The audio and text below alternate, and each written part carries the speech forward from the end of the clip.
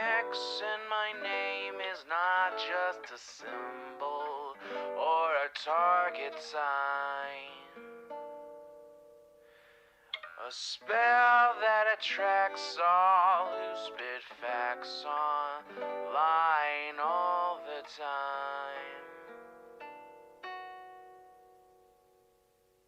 Can you see it? All the ones who drag my name every single day. Can you see it? Can you see it? Can you see it? They keep saying you don't have what it takes to carve out your own name underneath the shadows of gods. And I keep waiting for the day disbelievers say I flew way too close to the sun. I wait, but it never really comes. The X in my name is not just a symbol or a target sign. A spell that attracts all who speak facts online all the time. The X in my name is not just a symbol or a target sign. A voice that compels all to rebel from all right shackled minds. Why do they just stand there against when they fall from the battles I have overcome? You feel it, feel the cope and the seething tone that they make while I stand up, man among gods. And I keep thinking with my mill, shooting ropes in my cold that faces towards the sun.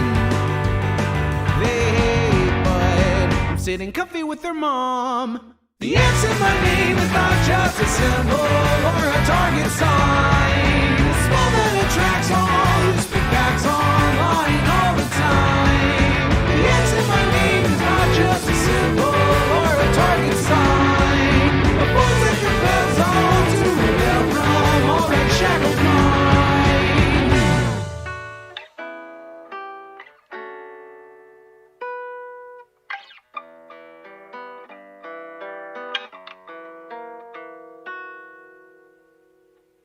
The X in my name is not just a symbol or a target sign. A spell that attracts all who speak facts online all the time. The X in my name is not just a symbol or a target sign.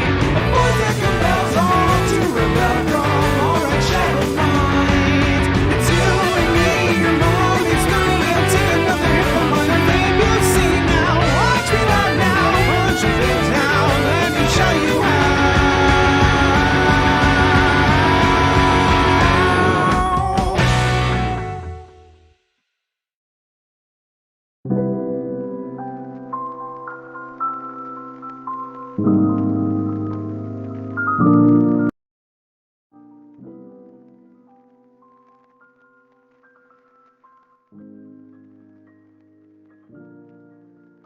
All right, everybody. Good evening. Hello. Oh my god, look at that balancing on the light. I need to mess with the settings a bit. I feel like am I overexposed? I don't know. I feel like it's fine. I think it just needed a second after switching over. What's going on, everybody? How are you all doing? It's so good to see all of you. Are you all having a good evening? I'm sorry I didn't stream yesterday. I think you guys will understand why. My dog back in California died. Her name was Emmy. And yesterday, she was brought into the emergency vet because she was having a hard time breathing and was coughing up some weird stuff. And it turned out that her lungs were filling up with fluid. And basically, what the doctor ended up saying, what the vet ended up saying, I should say, was that she had congenital heart failure, and it was causing her lungs to fill with fluid. So they gave her a diuretic to try and get her to sort of get rid of that fluid, and it was working. The problem is she also had constipation, so removing fluid from her was also pretty dangerous because we're trying to get her to, to poop. So they were giving her an IV to hydrate her and a diuretic to dehydrate her. So it's like you're stuck between a rock and a hard place there. And eventually it was starting to look like the only option was to spend thousands of dollars to get her to another vet. That would be all night, like 24/7 emergency care, right? And essentially it would be multi-$1,000 hospice care. And it was pretty much the only option was either spend thousands of dollars to potentially prolong her life a couple more days, a couple miserable days, or opt for euthanasia. We ended up going with euthanasia, but it didn't end up being necessary. Before putting her down, I called over the phone so I could talk to the dog, and apparently after, like, 30 seconds of hearing my voice, she passed naturally. Like, no need for euthanasia, she just passed naturally after hearing me over the phone. Yeah. That's what I was told, so I wasn't there, but that's what I was told. So, yeah. That's Futurama levels of sad dog story. Yeah. But I mean, I'm all right. I've talked about it. I've mulled it over. First Daniil, now this. Yeah, it's fucking sad. That's the weird thing. I don't know if you guys have experienced this too, but when pets that are in your life that like die, it feels like it's always in like a cluster. It never feels like it's just, like, one and then done. It feels like a couple pets in your life that you care about die in, like, a very short time period. Has that happened to any of you guys, too?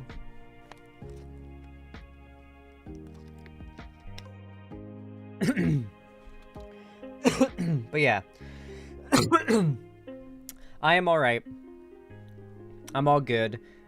So there's no need for, like, dwelling on it on stream, because that kind of is a bit of a downer, but, yeah, I'm completely capable of doing a stream and everything, so I do apologize for not streaming yesterday. I was a little bit too exhausted and drained by all of that to go live yesterday, because it happened kind of late into the day, and so, like, I didn't have time to, like, deal with that, and then, deal with my stream setup and all of that, but now, it's been a day. I'm ready for stream. But yeah, it's been good. It's been good seeing you guys. But okay, here's the thing, chat. There was a little bit of good news. All right, a little bit of silver lining to the dark cloud. Okay, chat. I don't know if you guys know this, but for a while now, a good few years now, there has been a frustrating scar on my channel. Okay.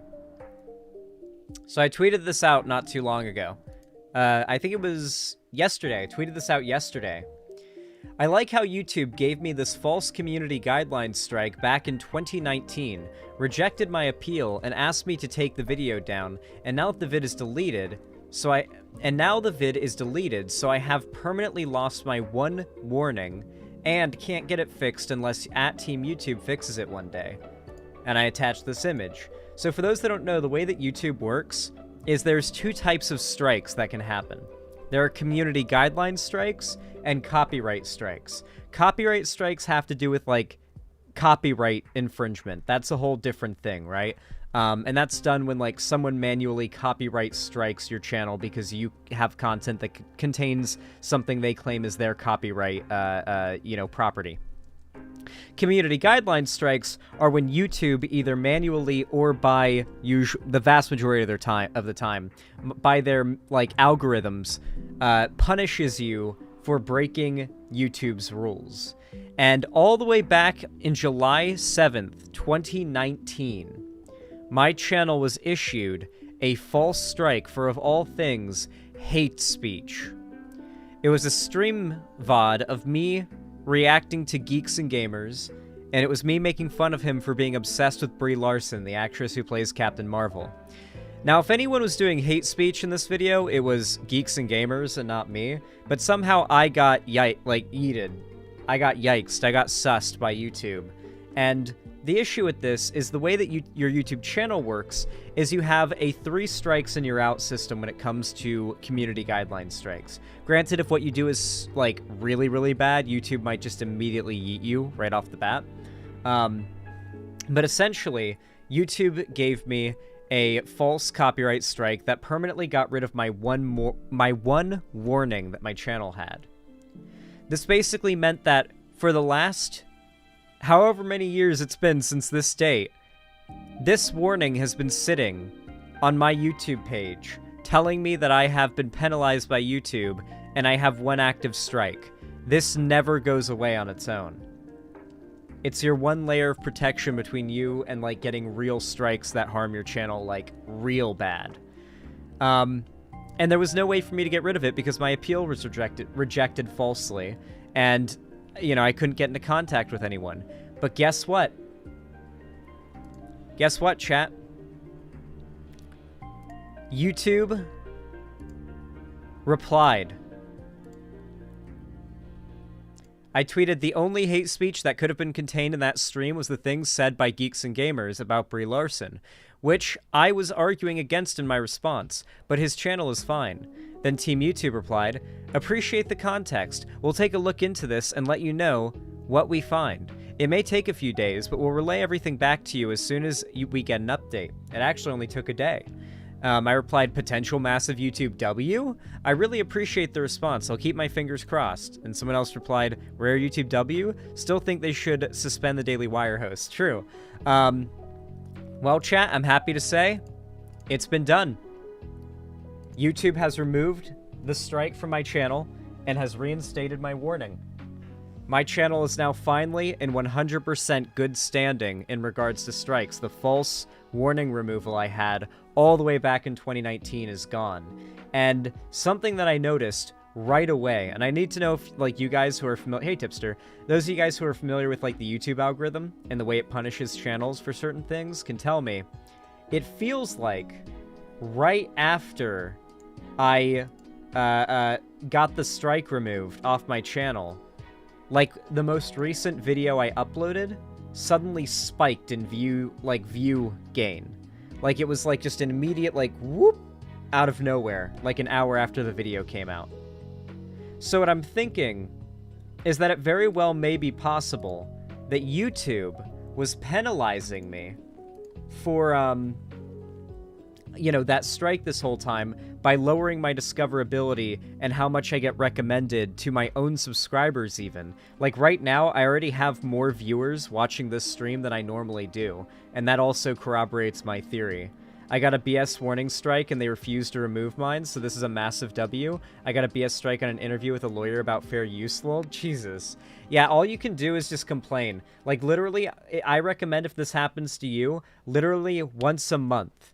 Like, Andy Dufresne, literally do an Andy Dufresne from Shawshank Redemption, where every month, hell, every week if you're desperate, you at YouTube creators on Twitter explaining your problem and adding a screenshot, imploring your audience to, like, retweet it and get attention to it. Because that's the only way it really does get fixed, is raising enough of a shitstorm that a real person checks and deals with it. And you can Andy Dufresne them and just keep on adding them every month, every week, whatever it may be. If you haven't seen Shawshank Redemption, that reference probably won't make sense, but still. But so good to see all of you guys. Hey, Heavy Gretel. Hey, Zagafer, Cryptid T, Dark Excalibur 42, Transgal, Beta Leafy, Mr. Nubs, Tipster, of course, Avalon of Babylon, D3 Length 32, Dew Boots, Ryoma, Xerox, NBCham, Drakais, Grilled Gecko, Emu Anon, Muriel, Miss Whateverist, hello, Firekiller XX, AlexMex90, what's up? Periwinkle 43, Dynamis. So many of you in chat today. Sheepish, hello. Bedtime Boy, Wilzers, Summerstar, Rock. Hello. It's so good to see all of you. welcome. If you're enjoying the stream so far and you enjoy my content and you want to help me stay on the air, you can always support me, by the way, for completely free, simply by hitting the like button over on YouTube. That little thumbs up button over on YouTube actually forces YouTube to push my content out to way more people, and with this strike being removed from my channel, I'm actually curious to see how much these likes have an impact on stream viewership. So almost as like an experiment as well, if you could hit the like button, I would really appreciate it. Both because I know it helps me regardless, but also I am curious to see how much it'll help me now that the strike has been removed by YouTube. So yeah, I really appreciate it to every single one of you who goes out of your way to hit that like button. You guys are awesome. Wait, you got striked? So I was explaining the story a little bit earlier, but basically all the way back in 2019, I had my one YouTube channel warning for community guidelines strike falsely removed for hate speech when responding to a video that was the actual hate speech YouTube detected. That channel was from Geeks and Gamers, of course, or that video was from Geeks and Gamers. And just yesterday I put out a tweet asking YouTube to fix it after 3 or 4 long years of it being, you know, totally scuffed, and they actually did it. And I'm already seeing an improvement in my channel's performance since the strike's been removed, which is wild.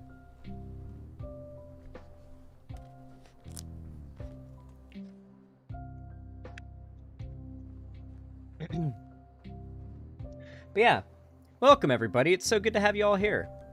I hope you're enjoying the stream. Speaking of support for the stream, thank you for the $50 donation, Fluoride Brain. That was yesterday. Said, sorry to hear about your dog. I really appreciate that. Thank you. Says, hope this helps with the financial stuff. It really does. Thank you. I really appreciate it. Every bit of support is appreciated, of course. Thank you so much. $50 is a lot of money, and I hope you're here to hear this because I really do appreciate it. I hope you got to catch the stream. Thomas Auctioner, thank you for the $2 super chat over on, or I guess that's a super sticker over on YouTube. I really appreciate it. Said celebrate the first super chat from Thomas Auctioner. How do I?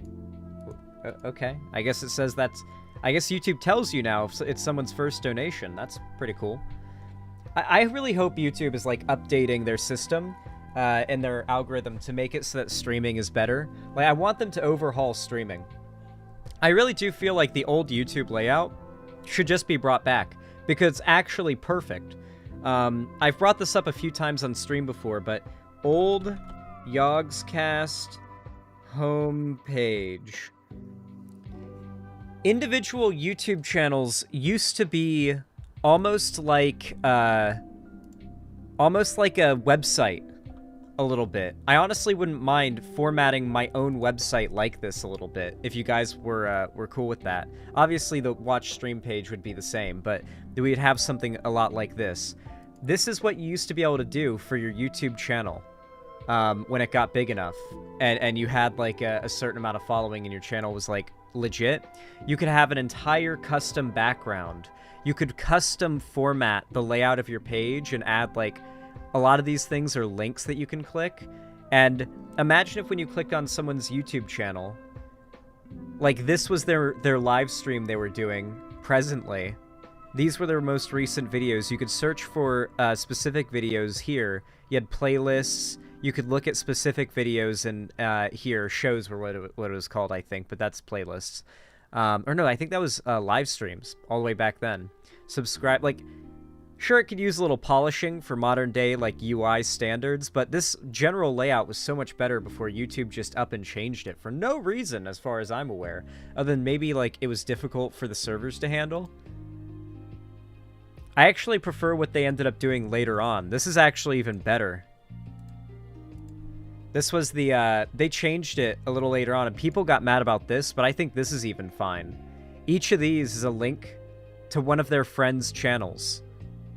It's like you go to their main channel, you could have like a bunch of images that link to your friends' channels right on the top, links to other social media and everything, custom border, you know, all sorts of links here, an about, search channel, featured would be like the live stream that's live on YouTube if you were doing a live stream, browse videos, playlists for ongoing, like, God, this is so much better of a layout for YouTube than what they currently do. And it's so much better because you can actually add character to your YouTube page, right? YouTube used to be so much better. But I do appreciate what they did for me. Removing that strike was pretty goated. If I ever get, like, serious YouTube influence, like Mr. Beast or Ludwig levels of YouTube influence, those are the kind of questions I'm going to be bringing up if I ever get opportunities to talk to YouTube high-ups or, like, the CEO. Like, why do you not improve the YouTube user experience on both ends in this way? Bring back changes that people miss. Actually do things that the YouTube community is begging and has been begging for a long time for you to do. There's no downside to this as far as I can tell. Explain to me why it can't be done. If there is an explanation that makes sense, I'll get it and we'll be all square and I'll spread that explanation around and everybody will understand. But if there is no good reason, then we need to be on top of that ASAP. They'll blacklist you then? They'll blacklist you, Zan. Nah, they can't blacklist me and all of my alt accounts I'll make. I'll sneak in to any of their cons. Tyler Hackner, thank you for the $2 super chat. I really appreciate that. Says love to you and it sucks to lose a pet. Love you. Thank you. I really appreciate that. That's very kind of you. I hope you're doing well. You're Xanpilled? Based in Xanpilled.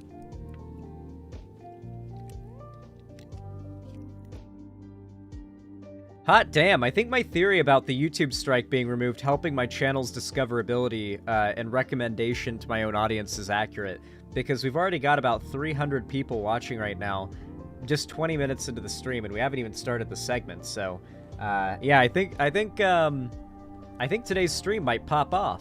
If you're watching right now and you want to help with said stream popping the fuck off, consider dropping a like. It really does help out a lot. Every single individual like goes a very long way, and I really appreciate it. Make sure to like the stream. If you do it, then you will wake up tomorrow, and there will be either a hot tomboy or a hot femboy in your bed, whichever you prefer, magically teleported there by me, and they will do whatever you want. If it's sexual, they'll do that. If it's like clean your room and, you know, play video games with you, they'll do that too. That's only if you like my stream, though. Of course, I won't know which one you picked, so you don't have to feel, you know, shame about which option you go with. This one, thank you for the $10 donation. I really appreciate that on my website. Thank you. Said, so when are you going to show up on Cut now that you're in Washington State? I think I know what Cut is. Maybe? Ever? Maybe ever someday, perhaps. Maybe. Maybe? I'll need to find out and remind myself what that is first. It does sound familiar, though. But thank you for the $10. I really appreciate it. For Cut 2024, I have no idea what the fuck you're talking about, dude. I probably actually do, but I'm not, like, connecting the dots right now. I am pretty high. I smoked my smart weed before going live. In fact, I think I'm going to smoke a little bit more of my smart weed.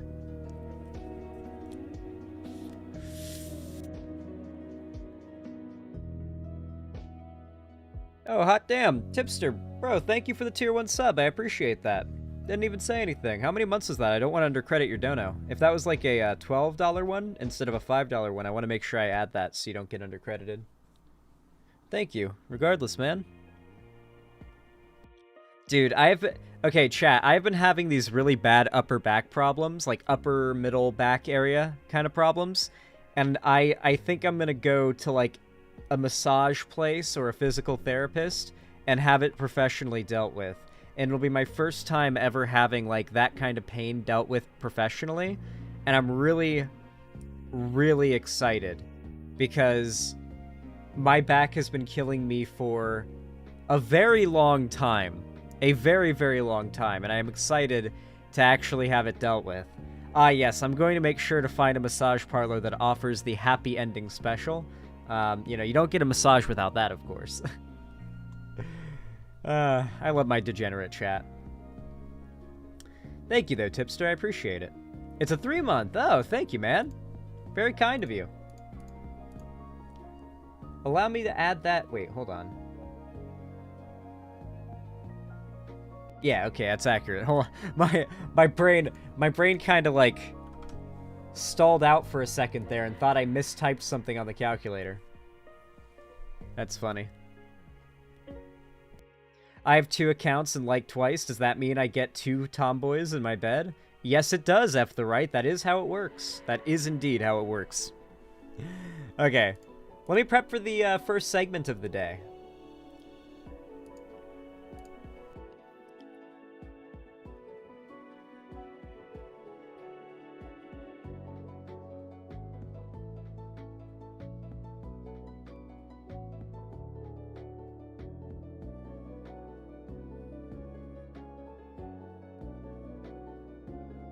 All right.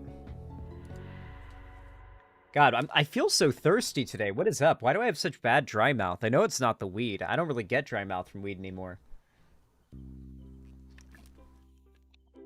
Hmm.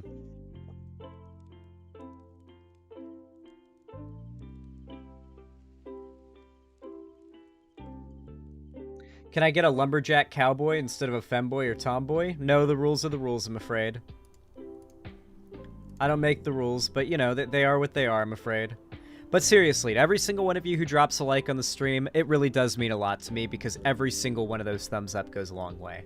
You're essentially twisting YouTube's arm and forcing them to recommend my stream to other people. It's pretty dope. It's actually pretty Giga Chad.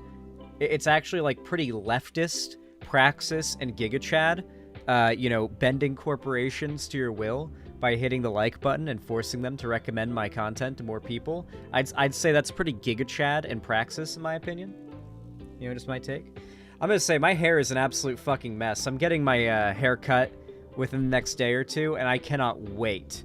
I cannot wait, because my hair has reached the point of absolute inability to, like, keep it kempt. It just doesn't matter how wet I get it and brush it, or, like, how much conditioner I use to, like, soften it up, so it's, like, nice and, like, silky and soft. It just frizzes back up and poofs back up too much. I hate it. Now I like the Hobbit hair. I hate it. I hate my own hair so much, okay? I hate my own hairstyle on other dudes. When I see another dude with this hair, I'm like, ugh, bro. God, get a haircut, dude. You know, like, I don't like it, okay? I don't care if girls even think it's hot, all right? I'm getting my hair cut nice and short like I like it. I hate dealing with my hair as it is. Anyway, whew. Opal Teal, thank you for the $5 super chat. Says, just got home from a trans rights protest in Montana. Good turnout, but I wish we egged Andrew Bailey's house. Oh, you guys should have done much more than that, but I really do appreciate the $5. It's very kind of you. I can't say what you should have done, but, you know, still pretty base that you did the protest, and I hope it did well. I hope it went well, and I hope it was influential. And most of all, I hope you had fun. Okay. I'm gonna take another sip of water, and then we're gonna start.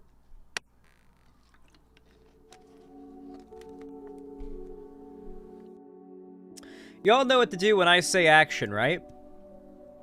3, 2, 1, action. All right, everybody. So for basically the last month now, the top of the right-wing agenda has been convincing America that Dylan Mulvaney, this random, popular TikTok trans woman, is actually a predator, pedophile, groomer, who has been sponsored by a large beer company and is now being funded and supported by, like, the mainstream. Now, if you've been paying attention, you'll know that the core of all of this drama is absolute bullshit. For those who haven't, like, been following this since the beginning, the reason why conservatives claim so desperately that Dylan Mulvaney is a pedophile or a groomer or any list of other negative things having to do with predating on children or whatever, is because of a single TikTok that she released in which she captioned it, "My first week," I think it was, "as a girl." That is it. That is what she did. She put out a TikTok where she was dressed femininely and called herself a girl. Now, literally in any other circumstance, this would just be like nothing. Like you wouldn't even notice. You wouldn't even think about it. It would just fly over you like a bird in the wind. But the right is so desperate to find any way to turn the sort of current of the culture war against anyone who's trans, because at this point, to them, a single trans person being accepted by the, normie culture, I guess, is bad for them. Like, they can't even allow that. It's why they're so against, Chris being accepted and in coming out as trans by Mr. Beast, because so many young people watch Mr. Beast and are going to see Mr. Beast being accepting of trans people, and that's going to rub off on them in some way, and the right is terrified of that. Gen Z's already extremely progressive as it is, so there's a lot to fear from the right's perspective if Gen Z is getting even more exposed to minority groups the right considers subhuman, because those people are much less likely to support the right if they have some level of humanity and empathy in their hearts for those minority groups the right just despises and wants to take rights away from. Now, as far as Dylan Mulvaney, literally all she did was say that she was a girl. And the right has decided to twist that into this, like, she's cosplaying as a little girl to, like, satisfy a fetish narrative. Now, this is ridiculous because nothing about what Dylan Mulvaney does, other than, like, occasionally dressing in a way that is, I guess, reminiscent of how a young girl maybe might dress, but also cis women dress this way literally all the time, and it's not a big deal, because they're adults and cis, so no one cares. It really doesn't seem like there's any real traction to grab onto this claim from, but the right is trying anyway, and they have been pushing this entire anti-Bud Light culture war narrative entirely off of that, and it has gotten wild. It's gotten to the point where Anheuser-Busch facilities all over the country have gotten bomb threats and have been forced to shut down and have bomb squads sweep them to check for whether or not there's a real threat. Thankfully, there has not been, but it is very clear the right is willing to go to some pretty fucked up lengths just to fuck with a company who dared to send a free beer can to a trans woman. That's literally all that happened. That is it. This is so insane to me, dude. It really, really is. As a matter of fact, if you want to see some examples of how deranged it's made people, it's actually funny because it's also revealed how few of these conservative chuds actually seem to be competent with a firearm despite basing their entire culture and personalities around them. Like, I love me some guns. Chat, you should know at this point, I love me some guns, alright? I'm a big gun fan. But my entire personality is not guns. Right-wingers love making their personality about guns. But I love the fact that this revealed a lot of them are pretty, incompetent with them. For as much as they love touting that it's everything they care about. Anyway, this is an example of how deranged the right has gotten due to Dylan Mulvaney simply getting sent a free custom can of beer by Bud Light for a simple promotion deal. Go woke, go broke. Oh, hold on. I should turn it up for you guys so you can hear the glory. Go woke, go broke.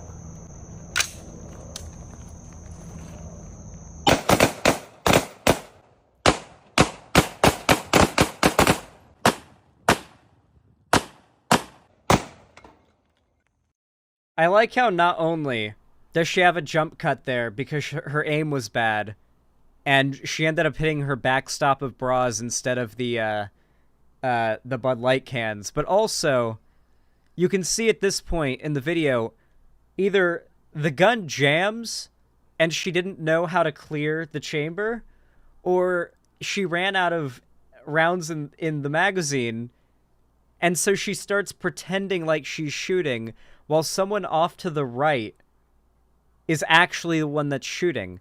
Pay attention to the beginning of the video when she's shooting for real, and watch the shells coming out of the side of the gun, and watch the muzzle flash and the smoke coming out of the front, and the fact that there's recoil.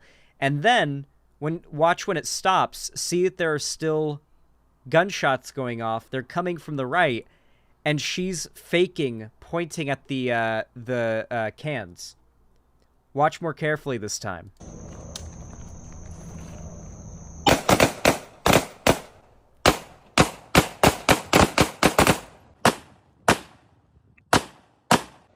You can see she's even squeezing the trigger. She's even squeezing the trigger to pretend like she's shooting. Look at her finger when she's pretending to shoot right here. Because she's not even shooting here, but there's still shots going off from to her right. She's even squeezing the trigger while pretending she's shooting and aiming. You can see it. Do you think she actually thinks the gun's going off and she's like too much of an airhead to realize there's not a firearm going off in her hands? Look, look how aggressively she's squeezing it too. She's going like...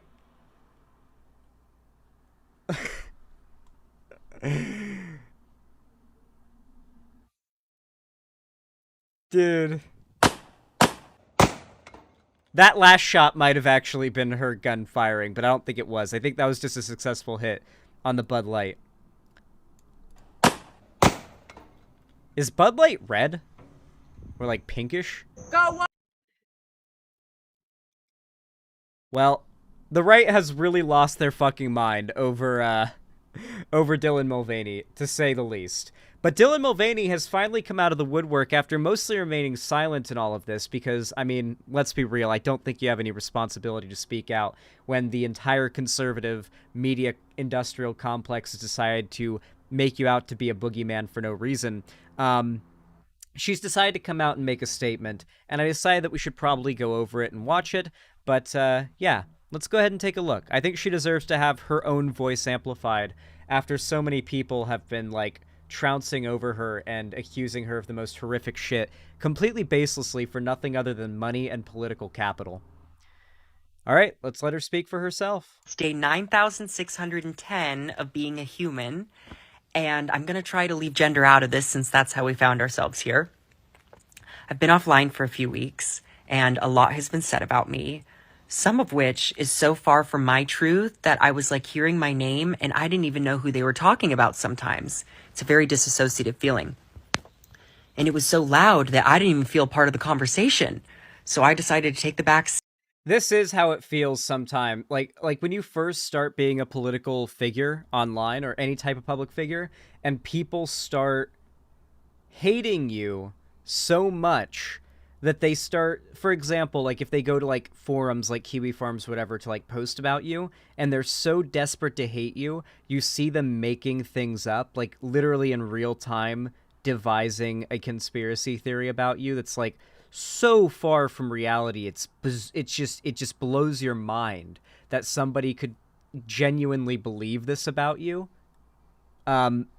You feel almost like an out-of-body experience in that moment. I had the same experience the first time I was sent, like, the BreadTube Kiwi Farms thread for the first time, and like, people were talking about me, and I was reading, I was like, this shit's so deranged. Do they really believe this, or is this just, like, anything they can think of negative they'll say about me here? But, like, this isn't, like, directed at me, so, like, what's the point here? Do they believe it? I don't... It's very bizarre. I can understand how she feels in that respect. Not to the same degree, but I understand what general bizarre feeling that kind of takes you over that you feel the first time that happens. I get that. Seat and just let them tucker themselves out. But then I remembered that nearly 13 million people at some point enjoyed me enough to hit the follow button on these apps. And I was like, wait. I want to talk to those people. So hi. Long time no talk. How are you? You might want to grab a beverage. This is going to be a longer one. But I'm doing okay. And I'm trying this new thing where I don't pressure myself to share anything before I'm ready. I really hope she has, like, thick skin behind the scenes. I hope she's handling this well, because all of this is completely unfounded. A lot of the left was basically unwilling to defend Dylan Mulvaney when all of this started. I actually did a video before the right started this whole fiasco with the Bud Light thing, way, like, maybe a month before all of this, when Dylan Mulvaney was just kinda getting some shit from a few select right-wing figures, And I said, like, I feel like this lady's getting a lot of shit, and she's gonna end up being the left's like like the new Anita Sarkeesian of this new age of right-wing domination. I'm pretty sure I said exactly this. As a matter of fact, let me pull that up. Jamie, pull that up.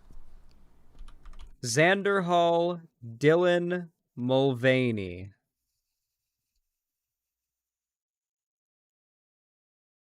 Yep, 1 month ago. Why is Dylan Mulvaney so hated?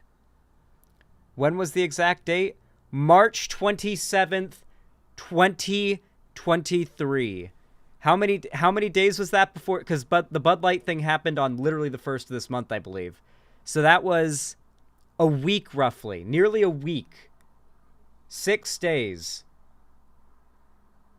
away from this all happening.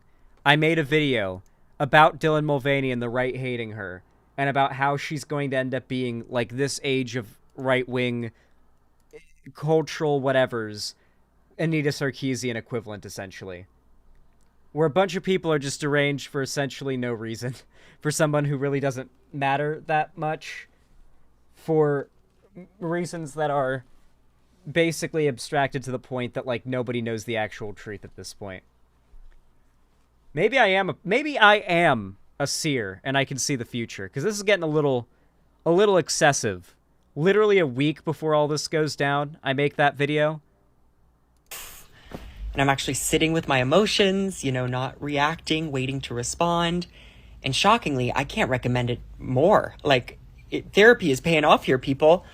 That's but good. I do have some thoughts to share with you. So I've been having crazy deja vu because... You did also kind of call the Crowder video? Wait, really? Someone commented something like that on my... Crowder video, actually. Hold on. What did I predict? Someone said, wow, and I'm pretty sure that was before the Crowder video came out. Let me see. They commented a timestamp. It shouldn't be hard to find in my comments. Let me see if I can bring it up.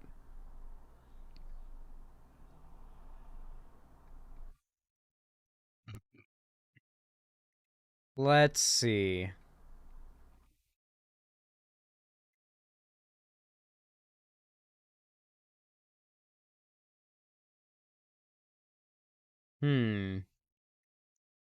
Obviously, Cherry, you can cut out this dead air. Oh, wait, no, it was my previous Crowder video. I forgot. I gotta go to content.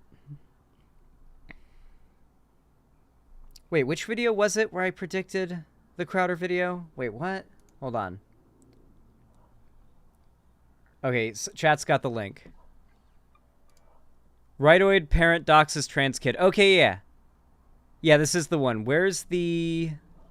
Let me see if I can find the comment that had the timestamp of when I supposedly predicted the future. Oh, hey, Tipster commented on this one. Hey, Tipster. I know you, like, legit watch my videos. Okay, here it is. Dark Excalibur 42, who I believe is in chat right now. Yeah, you are in chat right now. You commented this. You commented the timestamp. Nice. Said, damn, Zan, and you recorded this before the Steven Crowder Watch It video came out, didn't you? All right, so here is apparently my prediction before the Steven Crowder leak video came out. The wife who's basically treated like a strictness constantly and subjected and chore slave. Imagine the stereotypical conservative household. Abusive husband, children who are basically treated like property and chore slaves, and talked down to constantly and subjected to, rigorous punishment and strictness. The wife who's basically treated like a broodmare, who's forced to cater to the husband's every whim. The husband who probably cheats and just does whatever the fuck he wants and acts like a fat, lazy slob. This is the vast majority of, like, the stereotypical conservative household, right? That is a miniature model of what the right wants to instill in the entire country. That is how they want the country to be run. A highly patriarchal, extremely traditionally conservative, abusive, fascistic society that is basically a larger version of your average conservative household, where one man is at the top calling all the shots. The reason... Listen, guys. It's not that I'm psychic.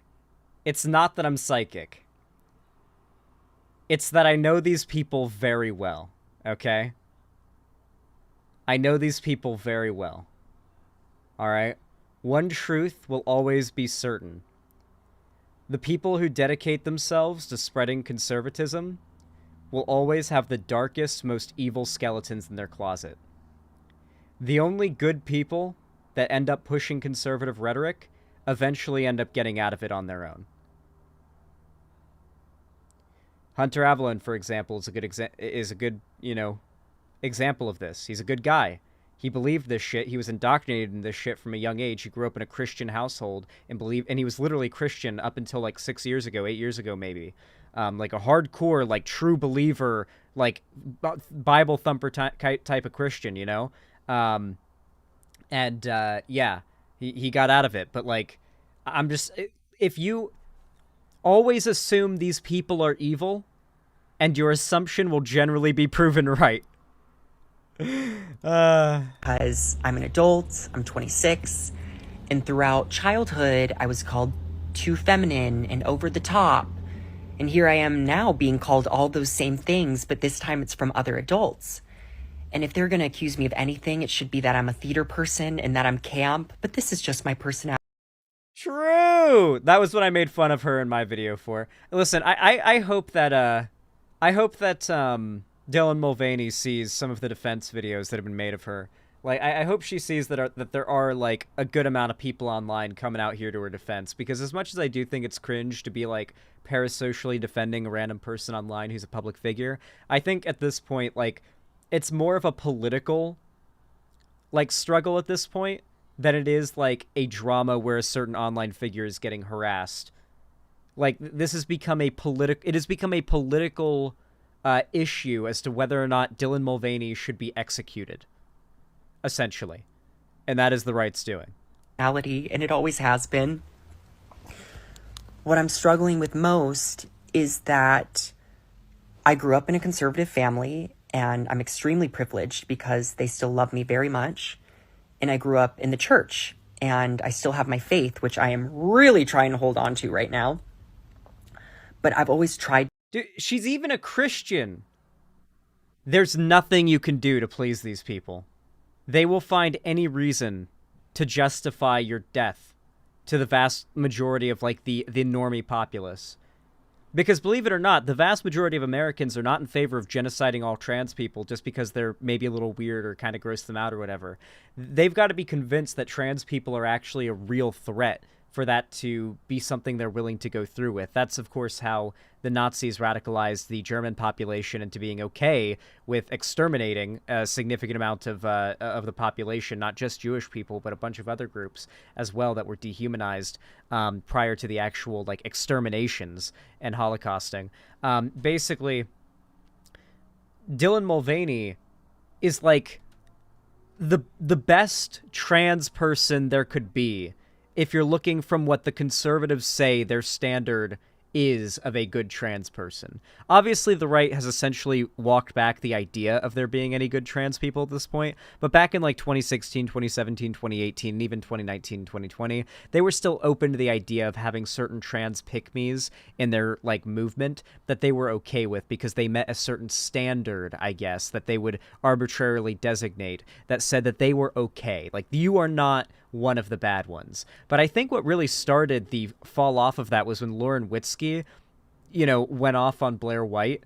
I think that was really the start of the realization of, as it turns out, if you vote for the leopards eating people's faces party, your face might get eaten by a leopard. You can't do anything.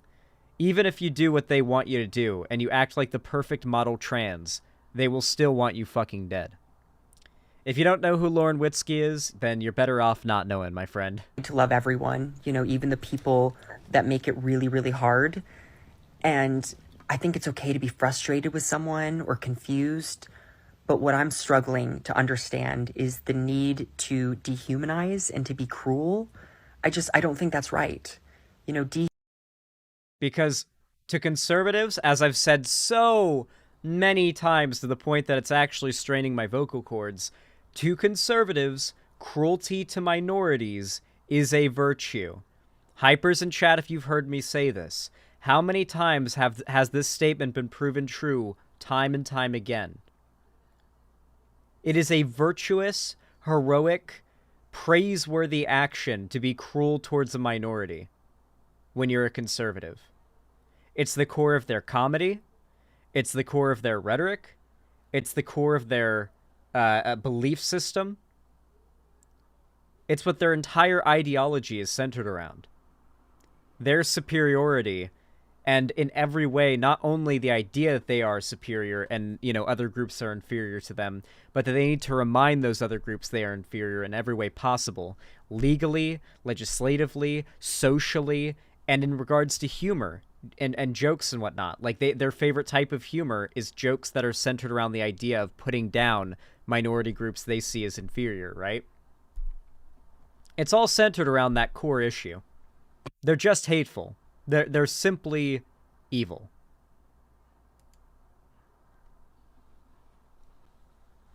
Nice. How do you guys like that segment? I feel like it came out really, really good. Hypers in chat if you enjoyed it. Or actually, type 1 in chat if you enjoyed it, because I just had you guys all type hypers, so you won't be able to combo with it. But yeah, I feel like that segment was really good. Hell yeah, chat. Damn, there's a lot of you here. We have a lot of viewers right now. I think my theory about the strike being removed from my channel is accurate. If you're watching right now and you want to support the stream for completely free, you can do so simply by hitting the like button. We've got 480 viewers right now on YouTube and only 268 likes. Come on, guys. I know you guys can do better than that. Hit that like button. I want to see how far YouTube can push my stream to my subs and how high the view count can get now that that strike has been removed. I'm genuinely curious. So yeah, it really is appreciated, and it is really helpful when you guys hit that button. I appreciate it. Do I see dislikes? No, YouTube doesn't show me the dislikes. My streams don't really get many dislikes anyway, though.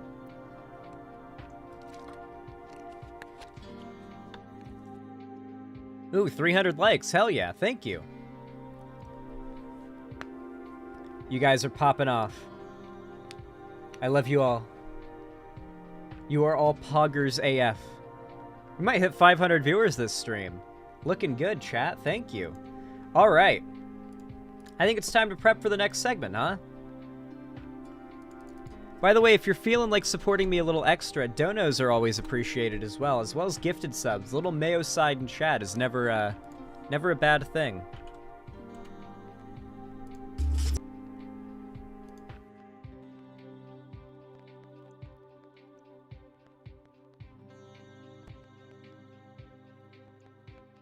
Alrighty. Y'all know what to do when I say action, right?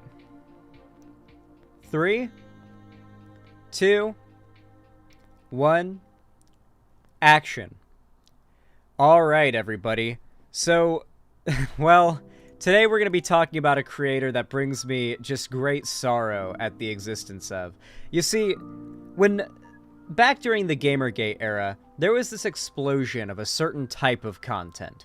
And this content was centered around the idea that any type of media that, say, included minorities of a certain group for a certain amount of time and framed them in a certain way too positively by their standard, or, had a message that was even remotely progressive or could be perceived as such, they would basically make a shit ton of videos complaining about every instance of something they perceived as woke in popular media, right?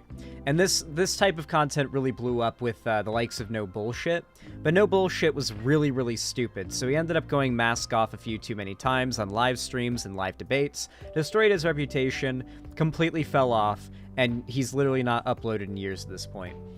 But from his influence, we have seen the rise of a bunch of other content creators, such as, well, The Quartering is a very good example of this. Geeks and Gamers is also another good example of this. But a more recent example of this phenomenon is a channel by the name of Yellow Flash 2. Now, we covered him all the way back in the day when he made a video on Doom Eternal and how it was, like, woke and SJW that Sony put out a tweet simply saying that the like a new demon type in Doom Eternal was going to be the first female demon type in Doom, Like, it wasn't even framing it into, like, a progressive, like, oh, first... Like, it was literally making fun of, like, the woke, oh, first female whatever thing. Like, it was a joke about that. It was, like, first female demon in Doom. Like, it was literally making that... It was making a satirical meme about that joke. It was literally an anti-woke joke, if anything. And he interpreted it as woke and made a whole video complaining about how Sony was going woke and Doom Eternal was going woke. So I covered that video back in the day. We had a good long laugh at this Yellow Flash 2 guy. But the thing is, his channel is really blown up recently. He has gotten really big. As a matter of fact, the video we're about to react to has gotten, in 2 days, over 100,000 views. And the reason for his blowing up in size on YouTube is Asmongold reacting to a few of his videos.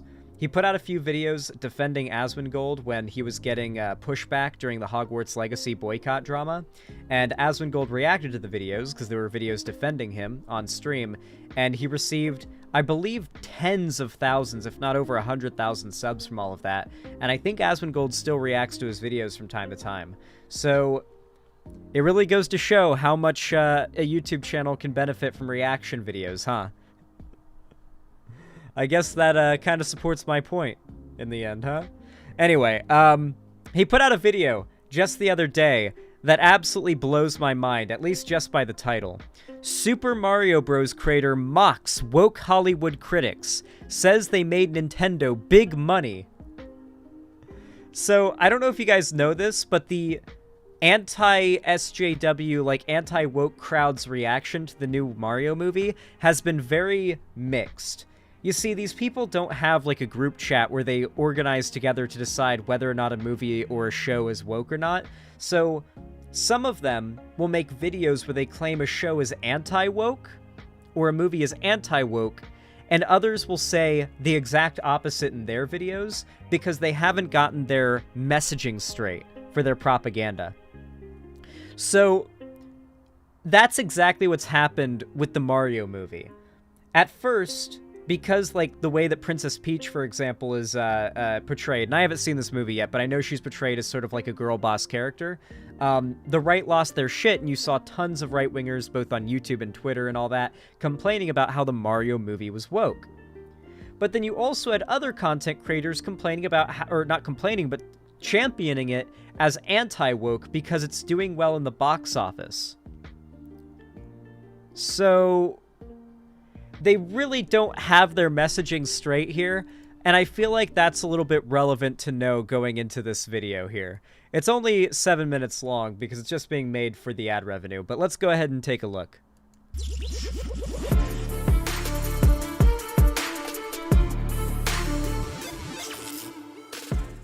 Damn. I think it's fair to say that the Super Mario Brothers movie has made quite a bit of money.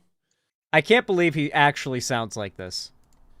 I believe it will launch in South Korea and Japan today, actually. Considering their time zone, I think it should launch today. So, like, another little bit of information for those of you guys who maybe haven't had an era of right-wing content consumption. This type of video is very boring. To do this type of content, it is very easy. It is very easy to just kind of make constant flow of content just meant to shovel the opinion of conservatives right back into their mouths, and they'll eat it happily.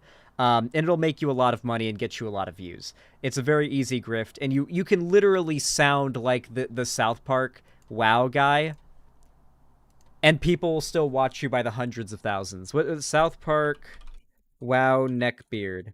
Like, you can literally unironically sound like this guy in your videos and have like a second-long pause between every 3 words. And as long as you're like putting out enough content and repeating the right narrative, people will still watch in droves.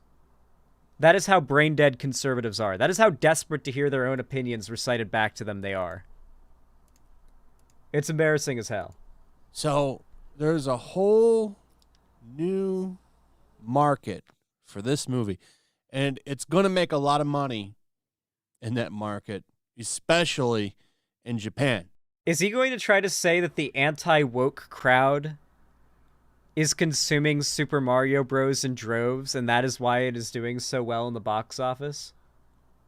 For those that don't know, the right has a tendency to do this, though they fucked up their messaging on this one because they didn't really, like, before they had the box office numbers for the movie, they assumed it was going to fail and said that it was woke. But then after the movie was revealed to do well, they're trying to claim it, right? They did the same thing with The Last of Us, but got blown the fuck out when it came to the Bill and Frank episode, where they tried to claim The Last of Us show on HBO was going to end up being garbage before it came out.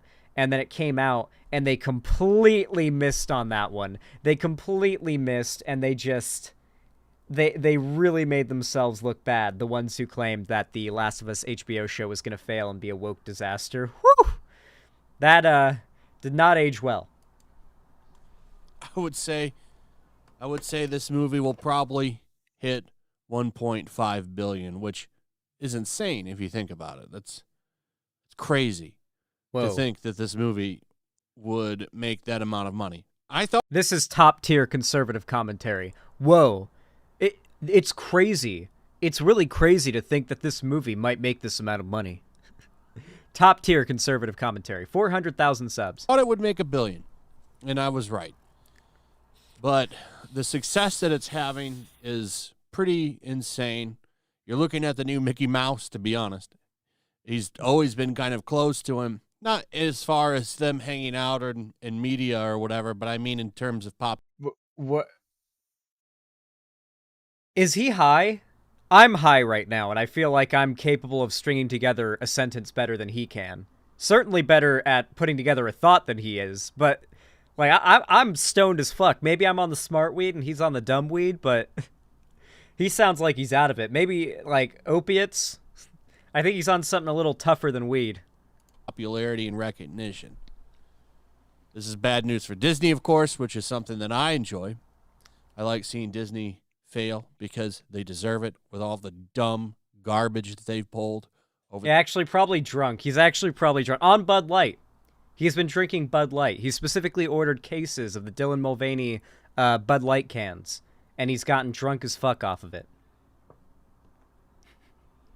Listen, you guys know all these people are chasers behind the scenes. He's probably been doing Dylan Mulvaney Bud Light can nut tributes for the past couple of years. So seeing Illumination rise up is hilarious to me because this used to be Nintendo's market, but a little bit of damage on the movie. Well, at least they tried to do some damage, were critics, and it turns out this might end up becoming fresh anyway. It's at 59% right now.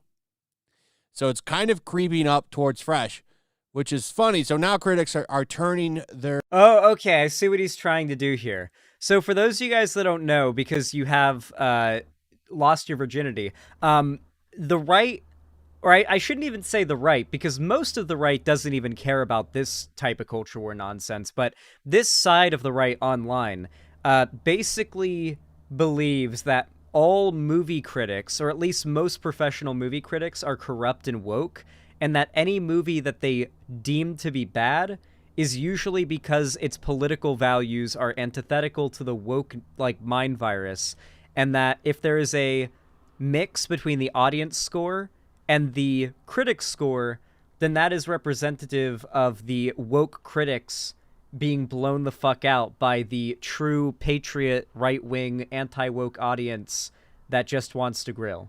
Now, in reality, Rotten Tomatoes has been notoriously vulnerable to mass, review bombing.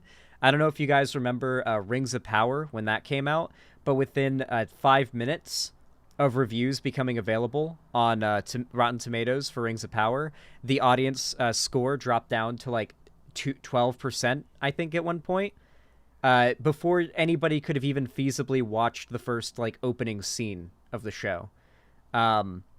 Which is why I was so keen to disbelieve anybody who says that they genuinely dislike the show, because so many people were falsely jumping onto the hate for it, just to, like, jump onto this narrative, right? Yeah. What about the critical drinker? He's drunk and homophobic all the time. Yeah, I think critical drinker probably falls into this category. Although I know that critical drinker at least watched The Rings of Power. I know he at least hate watches the things that he's meant to complain about. What? What is this person commenting in chat? You can't hate on the right when Biden is your representative and California is your most popular leftist state. You just can't. And then a bunch of retarded emojis. I feel like when somebody types like that online, it's indicative of the fact that, like, they have undiagnosed brain damage. Like, they took a really bad bit of, like, head injury as a kid, and then, like, never went to the doctor, and it just kind of stuck with them. It had an effect. And it's just sort of them announcing it without having to say it. Anyway, that aside, basically the right believes that this is, like, indicative of some sort of huge culture war win against the woke mind virus. Their opinions around, at least new ones are coming in, changing their thoughts and opinions on it, and saying, hey, yeah, it turns out we like this movie now. We're one of you. But it wasn't always like that. In the beginning of this little run, critics were smearing the shit out of this movie. It's still rotten.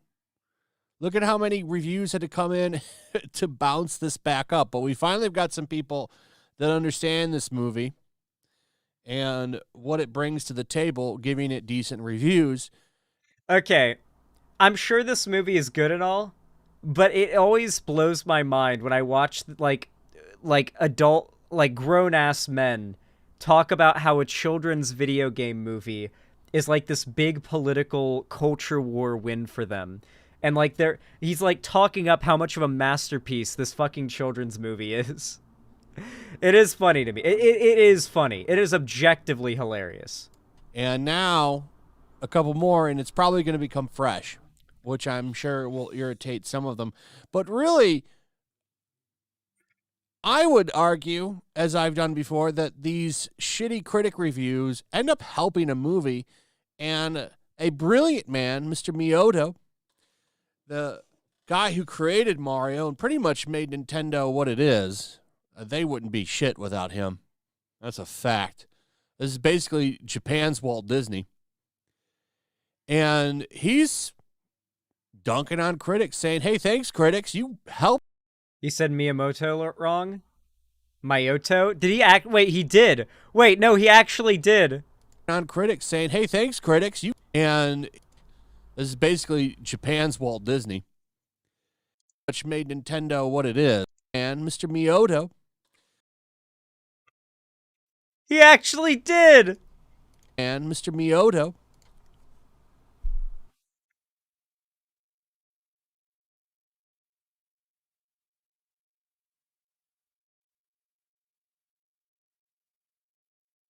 Bro.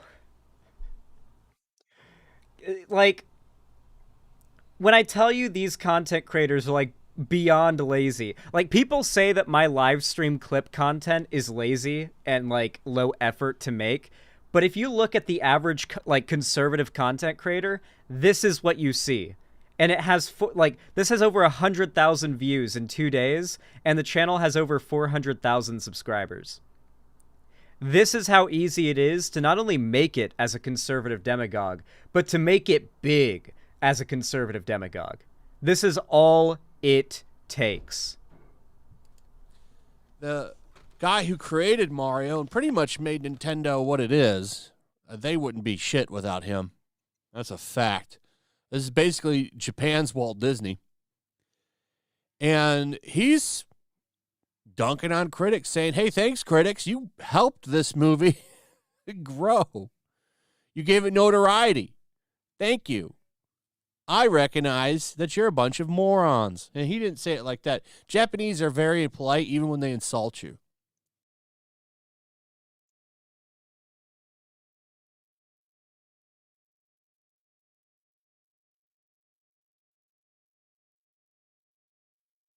Did he just say Japanese are very polite even when they insult you? I like how this guy's literally like the drunk fat racist uncle on the recliner making YouTube videos, and his channel, like, this is just popping the fuck off. Like, this is exactly what gamers are looking for as far as, like, entertainment. Miyamoto says, negative reviews of Mario movie helped it grow. Nintendo's chief designer and Mario's father was surprised by how successful the Super Mario Brothers movie has been. He's being humble. He knew it was going to be big. Everyone knew this was going to be a big movie. So he did a little bit of an interview, and here's what he had to say. He said Miyoto again? He said Miyoto again. I didn't even notice it. He did it again? Oh my fucking god, dude. A level of expectations that this movie would also... He said Mimoto. He said Mimoto this time. He has to be drunk. Dude, he's drunk. He's actually fucking drunk. How does Asmongold like this guy? Because he made a video dick riding Asmongold and defending him. Like, Asmongold will literally, like, basically shout out and make the career of anybody who dick rides him and gets his attention if he reacts to them on stream, pretty much. Do well, said Miyamoto. But I was very surprised that it went beyond what I could have imagined when it finally came out. He attributes some of the film's box office success I think Moto likes you. to luck, but also shouted out negative reviews, too. You need some luck to achieve this level of success for a film, explained Miyamoto. While many foreign critics Okay, I think he actually said it kind of right this time, finally. have given the movie relatively low ratings, I think that also contributed to the movie's notoriety and buzz. Now, some other news coming out of this is they're of course going to make a sequel, though they didn't outright say it. I think it was Nintendo thinking beyond Mario for their movies, basically meaning they're going to probably let all of their characters get loaned out to Illumination for movies. And what a catalog they have, by the way. Star Fox, Link. You could do a Donkey Kong movie. Is it just going to be him, like, lazily and boringly explaining all of the potential future content that could come out of it? Link isn't a franchise? Yeah, I assume he means Legend of Zelda, but yeah, I mean... Yeah... This is, like, ridiculously low-effort content, like, even compared to mine. Because he's doing this pre-recorded. So he can, like, edit this if he wants to, and do as many takes as he wants to, and then once he stops the record button, it's over. He can just upload it. Holy shit. What a racket this guy is going. You do a Kirby movie. I mean, they have so many family-friendly characters that they could pretty much start an empire of children's movies based on their IP alone. And the beautiful thing about it is not only will they make money in the theaters, this will also boost up the sales of their games because it will undoubtedly bring in new fans. Is he gonna do more culture war shit? Characters on screens go buy a game, and the character in the games. Or his overalls. I'm sorry, I'm saying jeans. His overalls. Okay, so he basically just finds an excuse to stretch it to past the 6-minute mark for mid-rolls at this point. Okay, cool. I love how blatantly these people are grifting. It really is embarrassing when these are the people that are representing the political ideology that you subscribe to. Imagine being a fan of this guy. Whew. His voice puts me to sleep. Same. How do you guys like that segment? We got over 500 people watching right now by the looks of things. Hell yeah. Welcome, everybody. I hope you're enjoying your viewership. I hope you're enjoying your stay. If you're enjoying what you're seeing right now, you like my stream, you like my content, and you want to, help keep it going and support it, you can actually do so for completely free. And it only takes half a second simply by hitting the like button on the stream. We've got about 350 likes right now with over 500 people watching. If you could hit that like button, maybe even get us up to 400 likes, it would really go a long way. It means a lot to me. It helps the channel a lot more than I think even many of you even know. And, yeah, I do appreciate it a lot. And of course, you can always participate in a little bit of Mayo's side in my website chat by gifting a sub or even subbing yourself. And you can also donate. It's always very much appreciated. Every single bit of financial support goes a long way. And, yeah, thank you very much to everybody who supports me regardless of how. You guys are awesome. I unliked and liked again. I hope that helps. I imagine it does. Bill Hicks had a bit about far-right politicians. I can't play it because it'll get me copyrighted. I couldn't play George Carlin either, sadly. The woes of being a YouTuber. Alas. Poor me. How will I ever survive?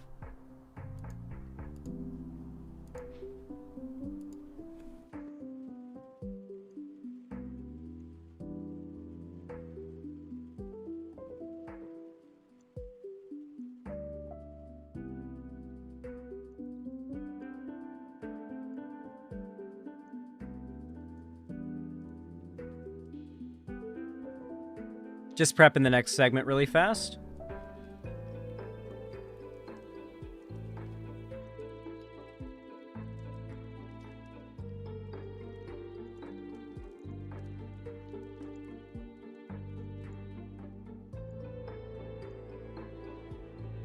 All right. Hey, Hideous Lemon, thank you for the tier 1 sub. I really appreciate that. Thank you for the $5 or 12. Let me know how much it was in chat if I undercredited you. Said it really annoys me that Critical Drinker and Count Dankula are Scotland's main political rep online. Hope Lonerbox gets bigger. Much love from Glasgow. Oh wow. Well, thank you for the tier 1 sub. I really appreciate that. Yeah, it's definitely upsetting to know that they're the representatives of like political culture worship from your country. That's definitely got a sting. But hell, most popular political pundits from America are also conservative, so I'm in the same box, to be honest. Thank you for the tier 1 sub. Oh, let me pop my neck really fast.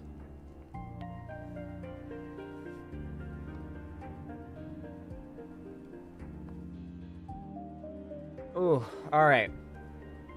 I'm gonna go really quick and grab a water, and I'm also going to grab another weed, another little weed cart, because I just ran out of weed while I was doing that segment there. So I'll be right back.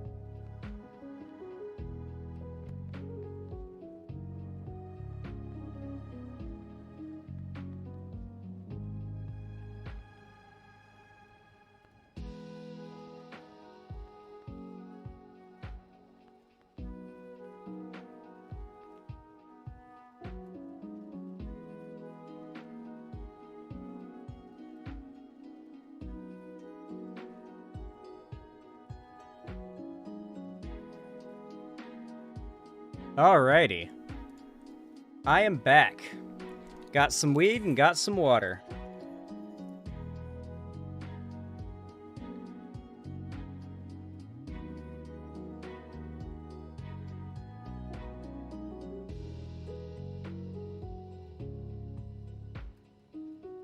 Funny video? Okay, 1 second. Let me open up my new marijuana. So I got something called Optimum Extracts High Potency Distillate Oil Rechargeable Disposable Bar. GG4 Hybrid.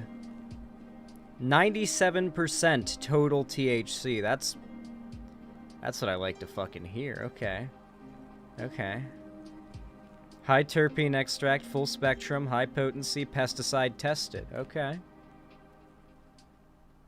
Okay. I got a really good deal on these. I bought a bunch all at once.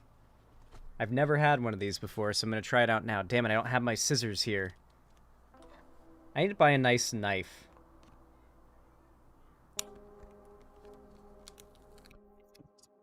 There we go. There it is. Yoink. I'll throw that away after stream. Okay. Well, here's the new one. This is what it looks like. My new weed vape. I'm gonna take a hit from it. Let's see how strong this shit is.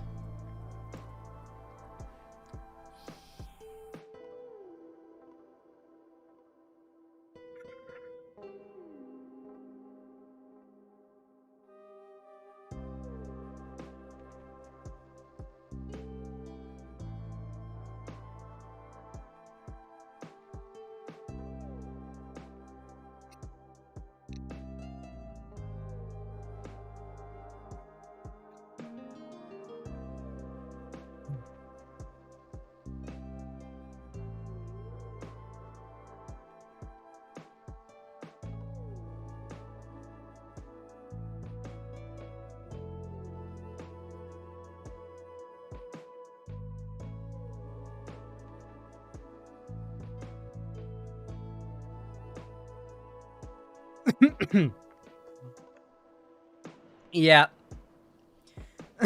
Yeah. Oh, yeah. Yeah. Mm-hmm. Yep. Mm-hmm. Yeah, it's 97%. I believe it. Funny meme. Dark Brandon? Roy, the podium is yours. I'm going to be fine with your jokes, but I'm not sure about Dark Brandon.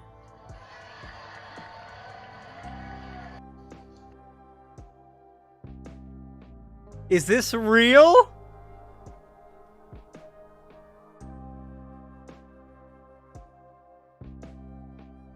Xander Hall equals Mama Murphy from Fallout 4.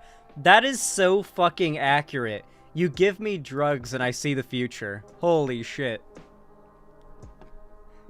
Give me weed so I can tell what the right's gonna try to do. To take away rights from minorities, please. Okay.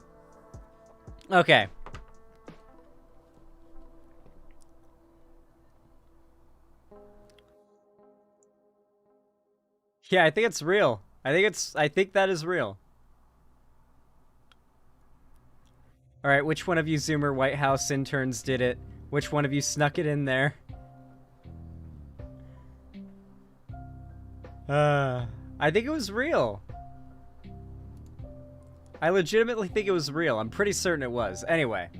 Anyway. Let me update the dono goal really fast. I appreciate all of the support. As always, chat. Alrighty. Y'all know what to do when I say action, right? 3, 2, 1, action.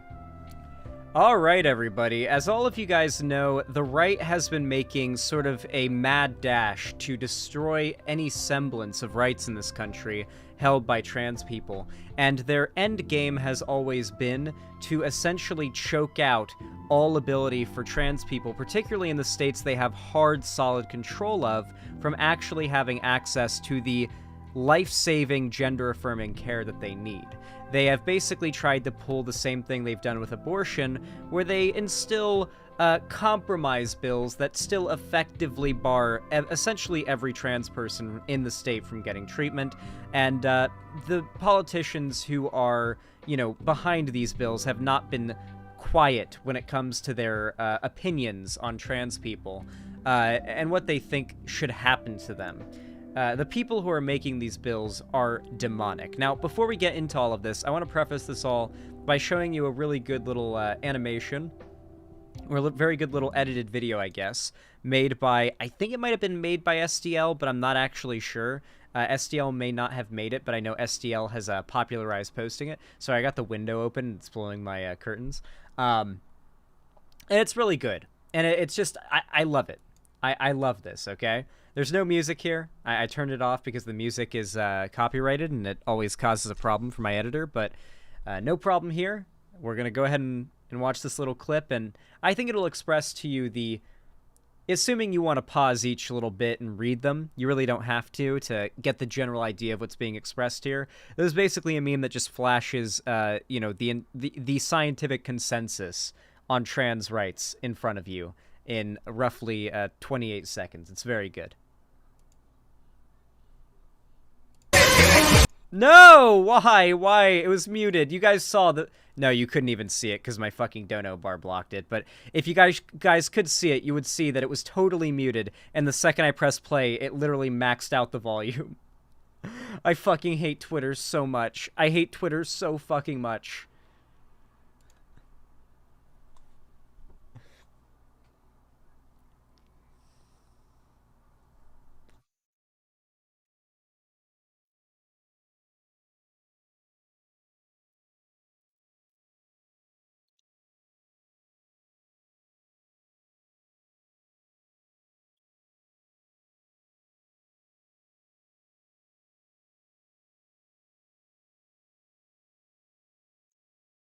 I love that video. It doesn't hit as hard without the music, but it goes hard as fuck, okay? It really does go hard as fuck. Now, Considering the fact that conservatives are fucking evil. Did I... Where did the... I had a video I was gonna bring up. Oh, okay, I didn't bring it up. My bad. Okay.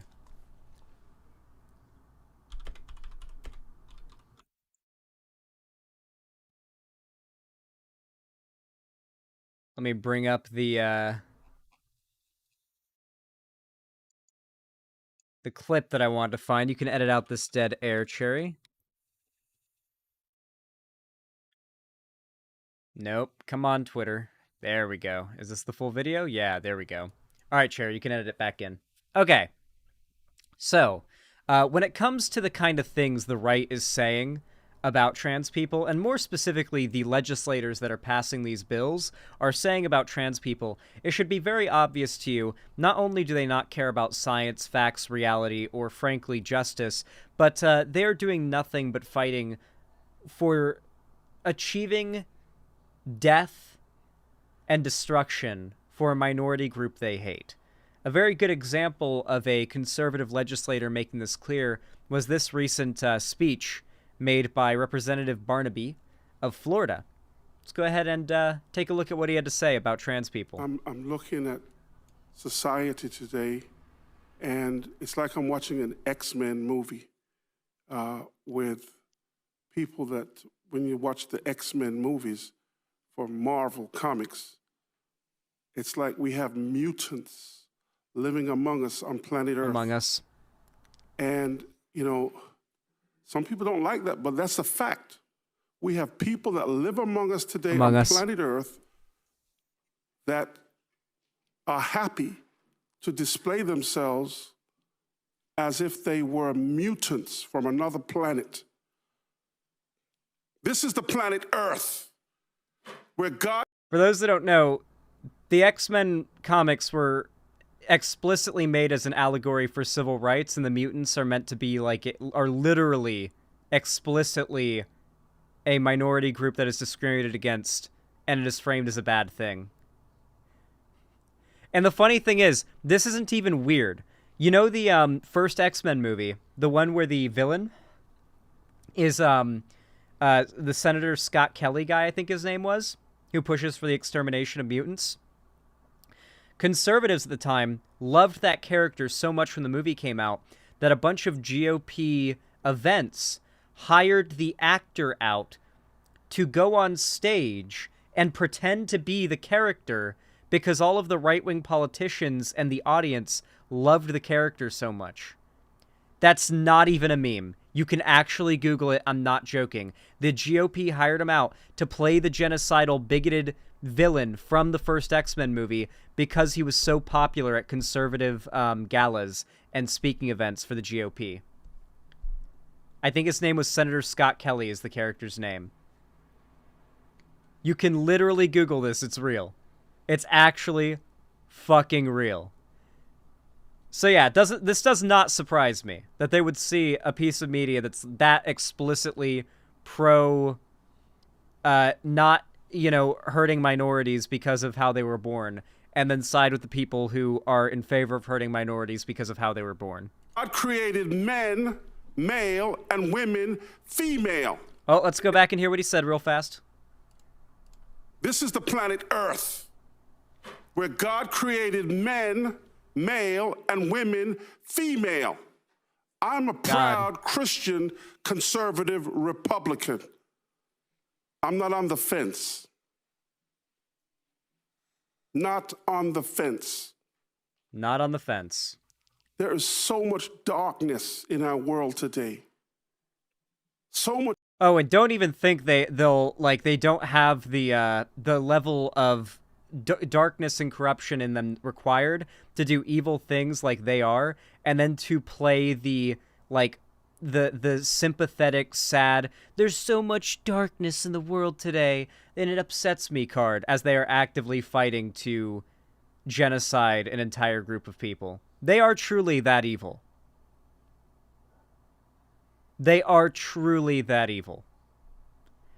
This is sick, like just disgusting. Oh, reminder, by the way, he is speaking directly to LGBT students, children, and parents in the room at the moment. He is speaking to a crowd of LGBT protesters that have come to protest the bill that he is about to help push into legislation. The bill did pass. Much evil in our world today. And so many people who are afraid to address the evil, the dysphoria, the dysfunction. I'm not afraid to address the dysphoria or the dysfunction. The Lord rebuke you, Satan, and all of your demons and all of your imps who come and parade before us. He's referring to the children and the parents in the room that came to protest. That's right. I called you demons and imps who come and parade before us and pretend that you are part of this world. So I'm saying my righteous indignation is stirred. I am sick and tired of this. I'm not going to put up with it. You can test me and try to take me on, but I promise you I'll win every time. Let's all vote up on this bill. Thank you. And he did win. The bill passed. So you can see why it is so necessary to encourage trans people around the country to arm themselves, because those that are in power in many of these red states not only consider trans people a group that they are, in their opinion, don't deserve basic human rights, they see them as a demonic force of evil, or at least they claim they are. And the only solution to fight demons is to kill them, obviously. They are rallying their support base to be in favor of mass cullings. Arm yourself. Protect yourself. Self-defense is legal in this country. Defend yourself, defend your home. You are allowed to defend your property and your life with lethal force if it comes to it. So arm yourself so that you are capable of it if your life is threatened. Although, we've got a more recent clip, though. This one comes from just a couple days ago, and this is from a representative in Montana who is sponsoring an anti-trans bill, and they had this to say about trans people. One of the big issues that we have heard today and we've talked about lately is that without surgery, the risk of suicide goes way up. Well, I am one of those parents who lived with a daughter who was suicidal for 3 years. Someone once asked me, wouldn't I just do anything to help save her? And I really had to think. And the answer was no. I was not going to give in to her emotional manipulation because she was incapable of making those decisions, and I had to make those decisions for her. I was not going to let her tear apart my family, and I was not going to let her tear apart me because I had to be strong for her. I had to have a vision for her life when she had none, was incapable of having none. I was lost. I was scared. I spent hours on the floor in prayer because I didn't know that when I woke up, if my daughter was going to be alive or not. But I knew that I had to make those right decisions for her so that she would have a precious, successful adulthood at that time. They would rather have a dead child than a trans child. This is true of the vast majority of conservative parents. Their child's safety and their life is not their top concern. Most trans children in this country with conservative parents cannot rely on what the vast majority of kids in this country can, which is the basic necessity being met that they have parents who are looking out for their best interests and trying to protect them.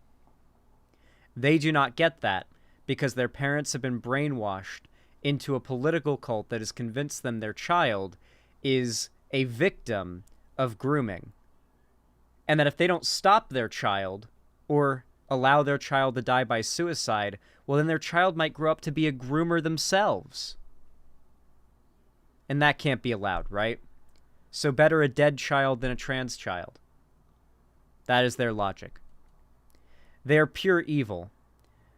The transphobia has led them to the point where they would rather see their own children dead than not be transphobic. This is not a valid political ideology. This is brainwashing, and it's evil. Whew. That was certainly something. What do you guys think of that segment? Banger video? Thank you, Cherry. Oh god, I didn't put the lid on right. Ooh.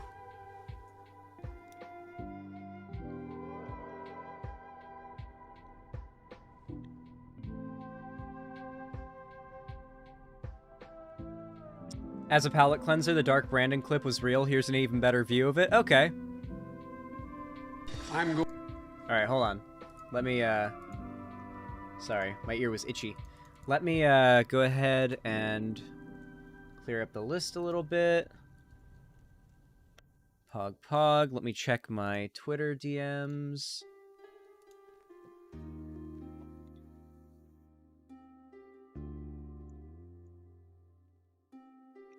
Oh. Borp. Okay, nothing notable in my Twitter DMs. Okay. Alright, so. With that said, here's the clip that Cherry has sent me. Let me pause the Lofi. And let's resume. I'm going to turn this over to Roy. Roy, the podium is yours. I'm going to be fine with your jokes, but I'm not sure about Dark Brandon.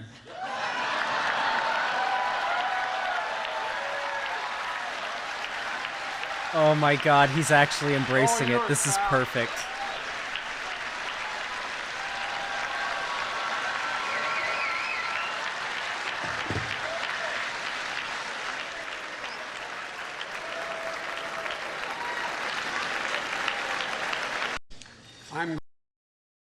I love him. I love him in a sort of I hate him kind of way, you know what I mean?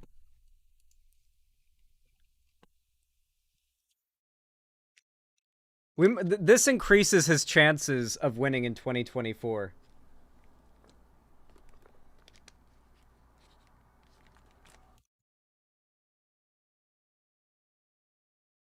God. What a masterpiece of a joke that was. All right.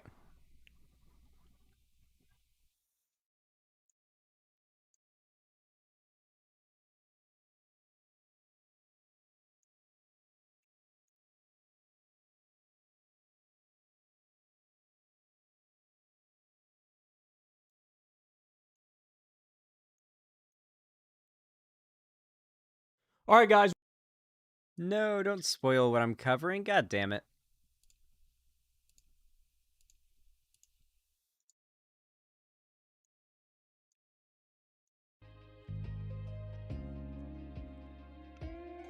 All right. Y'all know what to do when I say action, right? 3, 2, 1, action. All right, everybody. So as many of you guys may know, the 2024 election is proverbially right around the corner, and that means that the Democratic and Republican parties are prepping their nominations and their nominees for, you know, get the people they think are going to get nominated for actually running again. Obviously, for the Democratic Party, it is without a doubt going to be Biden, and he is, you know, he's got the presidency. It's not going to be like there's not going to be a Democratic primary, but there will be a Republican primary. And we are going to get to see the Republican Party figuring out who they are going to have be their front runner. It's not a contest. It's Trump. DeSantis is fucked. You know, you've also got the people who are more independent-leaning within the Democratic Party and Democratic voter base who are thinking about what independent or more like off the mainstream figures they want to support. And unfortunately, there is sort of a cancerous tumor of lefties that refuse to engage pragmatically with electoralism in any way, and every time there is an election, rather than using their very valuable vote to support a candidate that actually has a stone's throw chance of winning, that actually, supports a reasonable amount of their values, they instead back a figure that more accurately aligns with their values, but literally has no chance of winning. A good example of this are the Bernie or busters within the left, and that's what we're going to be talking about today. I know, a little bit of leftist infighting, huh? So, as you all know, back during 2020, the Bernie or bust craze was huge, and one of the people pushing it most prominently was Kyle Kulinski of Secular Talk. And you better believe that tendency has not left his body, even after a Trump presidency. Right next to a Biden presidency, he still seems to think that keeping Trump out of office by any means necessary is not a worthwhile goal, I suppose. Regardless, for those who don't know, Bernie is obviously not going to be running in 2024 because he's ancient. Based, but ancient, let's be honest. And his nomination, as far as his, follower base goes, does matter a fair amount. Not his nomination, his endorsement does matter a fair amount as far as his voter base goes. He needs to signal support for a figure in order to sort of rouse his follower base into getting behind someone that isn't him. And obviously, Bernie has said time and time and time and time again, nothing matters more than keeping a psychopathic fascist like Donald Trump out of office. Nothing matters more than that. So he backed Biden in 2020. Might have been 2019. I think he immediately endorsed Biden after he dropped out in the primaries. Regardless, I think literally in his dropping out video, he said his highest priority now is to ensure Trump does not win, whatever it may be. Basically, Bernie has done the same thing once again because Bernie is based, and he has endorsed Biden for 2024.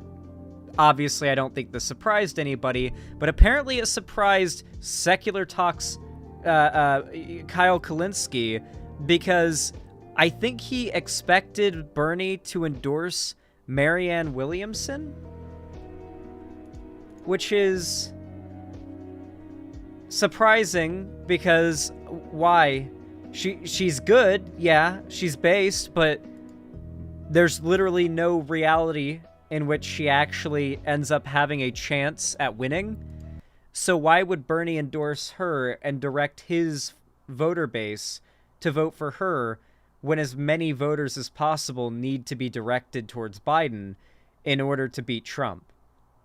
It's because people like Kyle Kuklinski, and that's what I like to call him, Kyle Kuklinski, are so lost in the sauce that all they care about is backing their guy, the person who most accurately aligns with their principles. They don't actually care about harm reduction or helping the minorities in this country that are actively being genocided at this point. Like, it's not even like, oh, if Trump wins, then he'll do this to trans people and this to abortion rights. No, it's a matter of if Trump wins again, he will continue these things that the Republicans who support Trump are already doing in the areas where they have unopposed control.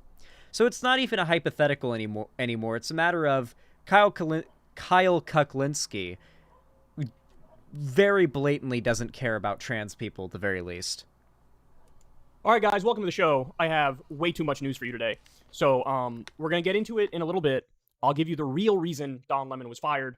I'll give you the real reason Tucker Carlson was fired. I'll give you reactions from all across the political spectrum.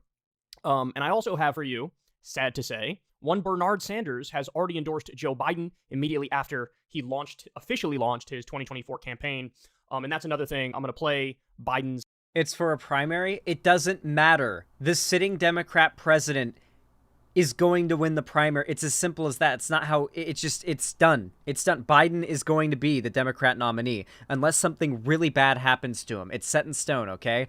Don't stop deluding yourself into thinking some out of nowhere super hyper progressive candidate is going to swoop the fucking nomination out of Biden's hands, and all of a sudden he's gonna or they're gonna be the fucking Democrat nominee. Then why does it matter? It matters because it demonstrates that Kyle Kalinske is more upset about Bernie, his guy that he has some sort of parasocial relationship with in politics, supporting one candidate, or supporting a candidate that actually is a stone's throw winning against the fascist who's running, because he's just an ideologue who doesn't actually care about making the world a better place by the looks of things. Launch video. And he did the same thing for the general election. This isn't like, oh, he just does this for the primaries. He did this exact same thing and was known for it and was one of the biggest pushes for this during the last general election in 2020. So don't pretend like this is like me just shitting on him for this just because he's mad about a primary thing, okay? Let you calm down. Let's don't pretend like this isn't repeated behavior. And react to it in real time. And civil war on the right is heating up yet again. Now we have Steven Crowder and Candace Owens revisiting their beef and their threats. To be fair, on most things I agree with Kyle Kuklinski, but like he's really got to stop. He's really got to stop with the Bernie or bust shit if I'm going to have a modicum of respect for him, because like I could disagree with him on so many issues and still like him. But when it's literally his willingness to make a political statement out of refusing to use the small amount of political power he has directly through the ballot box to help prevent Americans from suffering, I'm sorry, but it's just that's too much for me to be able to respect you. It demonstrates a lacking aspect of your moral character that needs to be there. Of lawsuits, which is fun for everybody except him, but that's okay. So we'll dive into that and much, much more. You guys know the deal. Shameless plugs real quick. Everybody click like, click subscribe. We already passed that 1 million sub mark. Now we're trying to pass that 2 million sub mark. There's plenty of people who watch the channel but don't subscribe. I don't know what you're doing with your life. Just click that subscribe button, get it over with. You know you want to. Let's get it done. And remember, you guys can always listen to the full audio podcast version of the show over on Spotify. We dump the full show there every single time that we do a show. And episode coming up this week, you're not going to want to miss more important, which is about what I think it's a little later on in the show, and I'm going to react to it. But before we do that, I actually want to talk about what I think is more important, which is what you see on the screen right here. Bernie Sanders endorses Biden, rules out 2024 bid of his own. Now, I'm not surprised by that latter part, ruling out the 2024 bid. I don't think anyone is. Said he's not going to run. The only time he would run is if Joe Biden didn't run. He made that pretty clear. Biden has made clear for a while that he's going to run. So we knew that Bernie wasn't going to run. Now, in terms of the endorsement, if you guys remember... Yeah, Bernie's too good of a person to use his blood in the phylactery all the other politicians use. So he's got to bow out at this old age. He's too good of a person to contribute to the normal like phylactery. So he's a normal man. He's got a normal human lifespan, sadly. Wasn't that long ago, Bernie actually had some kind words to say about Marianne Williamson when everybody else in the Democratic Party, the elites, were basically scoffing at her and swatting her aside. And on that, it was sort of classic Bernie Sanders, just better than the other Democratic politicians. But now we have quite literally on day one, as Biden announces his 2024 campaign, Bernie's like, and I endorse you, and I endorse you. Okay, so here's what they say in the Associated Press. Senator Bernie Sanders of Vermont said Tuesday that he would forgo another presidential bid of his own and instead endorse President Joe Biden's reelection. The leading progressive, who was Biden's chief rival in the 2020 Democratic presidential primary, told the Associated Press that he would do everything I can to see the president is reelected.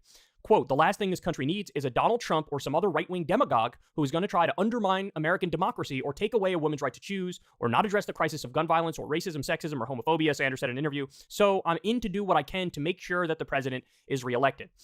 He says this every time. Without fail, based Bernie always comes out with the headstrong, set in stone, unmovable statement that if there is no feasible possibility a far left progressive can get into power, then he will support the next best thing. His top priority is keeping fascists out of power in America, which should just be the top priority of basically any progressive, I feel like. But to Kyle Kalinske, it's using his platform and his vote to virtue signal about how lefty he is, I guess. Interesting choice of words, talking about undermining American democracy, when we already have a situation where Biden has two opponents, and he's made pretty clear he's not going to debate them.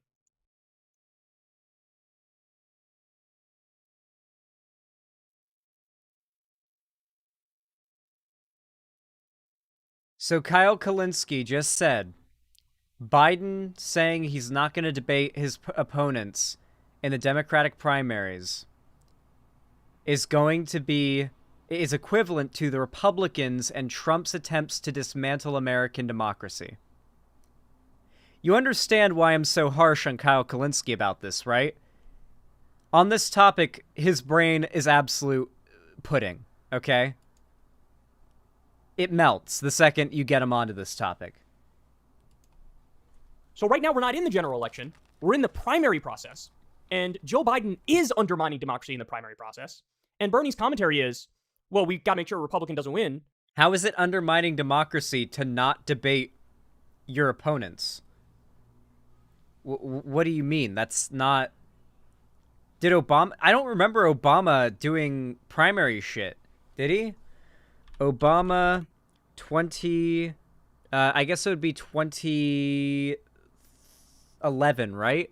11 Democratic primary. By Kyle Kalinski's standards? Well, it would have been 2011, because it's not the same year, right?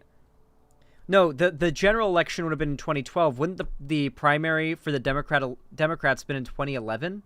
Like, end of 2011 and end of the year? I'm pretty sure I'm correct about that, right? Is it the beginning of the same year the general election is held in? Am I misremembering? No, because no one was going to touch Obama. It's, we are not in 2011 anymore. Okay. So you're trying to claim that Obama is different than Biden. Okay, Comrade Creeper, I see what you mean. It can happen both, all right. Beginning of the same year that time. Okay, so it was different with Obama because no one was going to touch Obama, but it's not different with Biden because supposedly supposedly Biden can be beat in your mind. Yes, you're retarded. Because we don't want to undermine American democracy. And you hate trans people. How about undermining American democracy right now, where we pretend like we don't have a choice in the primary and there's a coronation for the guy who can barely complete a full sentence? Biden on Tuesday announced his decision to seek a second term, even as polls suggest that voters in both parties don't want him to run. By the way, the number is 70% don't want him to run. I'm trans. Did I stutter?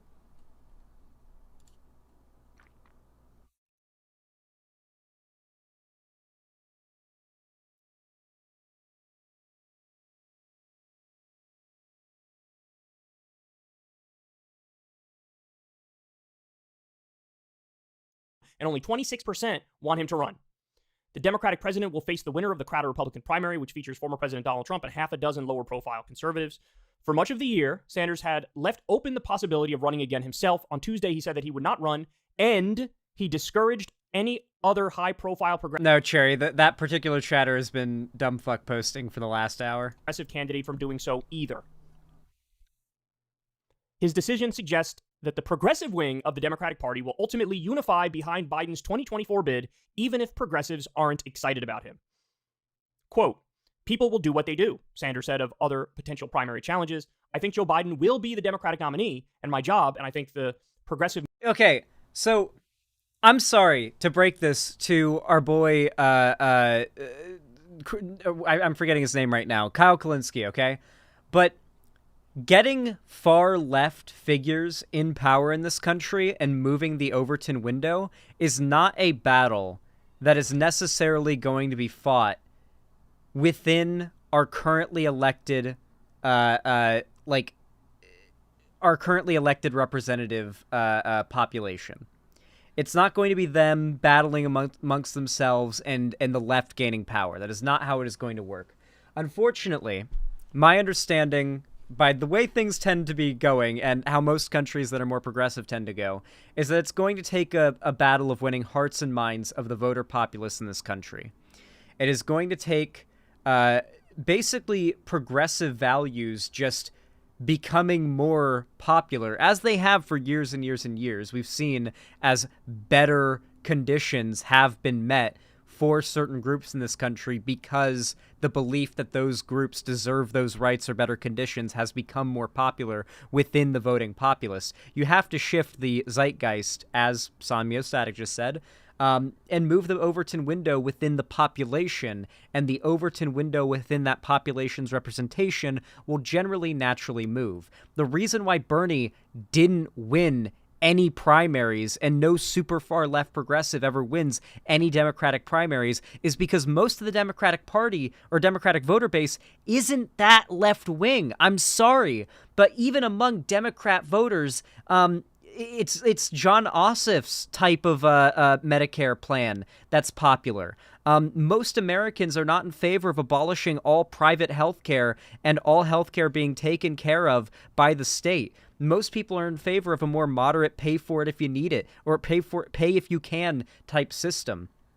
Like these more radical standards that a lot of more left-wing Democrats are pushing for are not that popular within the Democrat voter base. And I know this is a hard pill to swallow, but it's just true. If you look at polling on certain issues, for example, when you inform even Democrat voters on the implications of certain tax policies or certain policies to do with medical coverage and what impact that would have on taxing the middle class even, most Democrat voters aren't in favor of those policies. It is a long-term push the left and progressives have to make to convince people that this is the right choice. God, Zan is really just missing today. You're literally so wrong that I'm going to ban you from the chat because your entire worldview is antithetical to reality. You have no place here. The movement's job is to make certain that he stands up and fights for the working class of this country and does not take anything for granted. Bernie, there's another option in the race. In fact, there's multiple options in the race. One of the candidates who's running is much more in alignment. It doesn't matter. What matters is that as soon as possible, Bernie starts getting his base to back Biden. It doesn't matter that this is a primary. What matters is as soon as possible, Bernie took the opportunity to start backing the person who is going to be the Democratic nominee going up against Trump. It doesn't matter if this is a primary and that maybe he could have signaled some support for a more progressive figure within the Democratic Party. That doesn't matter. What matters is that as soon as possible, he took the opportunity to do what he could to help prevent fascism from taking a stronger hold in this country. That is what matters. Alignment with what Bernie says his values are. It is not the time to LARP. No, he's literally mad that Bernie won't virtue signal. Holy shit. He's literally mad Bernie won't virtue signal. That is what he's mad about right now. I'm sorry Bernie actually cares about, like, this country and the things that he says he cares about. Look, understand something, guys. I get it, right? Like, I'm not unreasonable. I understand that when you're inside the belly of the beast, the calculation is a little different. Yeah, didn't this guy also push force the vote? These people don't actually care about any, effective political change. They really don't.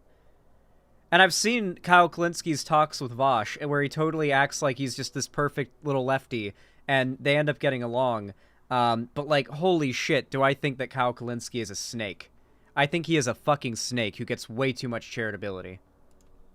So, for example, from Bernie's perspective, he's thinking, well, if I endorse Marianne Williamson, let's say, which I wouldn't expect, but just for argument's sake, if he endorses Marianne Williamson, is Bernie defanging any and all influence he would have in a potential Biden second term? I think that's the calculation that they make, is like, look, I might agree with Marianne Williamson more, but if I go for Marianne Williamson, I'm basically cutting off my direct line to the president, and he'll be more impacted by more conservative Democrats, and they'll push him in that direction. And so I want to make sure I have an open line of communication. I like this bizarre conspiracy theory bait that literally doesn't line up with anything about, like, he's trying to argue Bernie has some sinister motivations here, when Bernie has consistently, for like the last 10 years now, said every time Trump has a chance, like when Trump has a chance of being in power, and now Bernie doesn't have a chance, he endorses the most likely candidate to actually beat Trump. He's done this every time and made a statement about how Trump... Here, let me see if I can find Bernie's dropout speech from back in the day. Hold on. Bernie announces ending campaign. I'm pretty sure in his...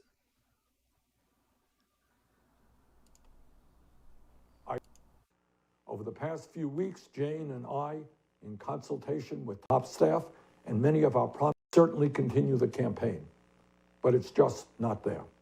At the Democratic Convention, credible leadership and the work that needs, they cannot win, and which would interfere with the important work required of all of us in this difficult hour. Today, I congratulate Joe Biden, a very decent man, who I will work with to move our progressive ideas forward. On a practical note, let me also say this. I will stay on the ballot in all remaining states and continue to gather delegates.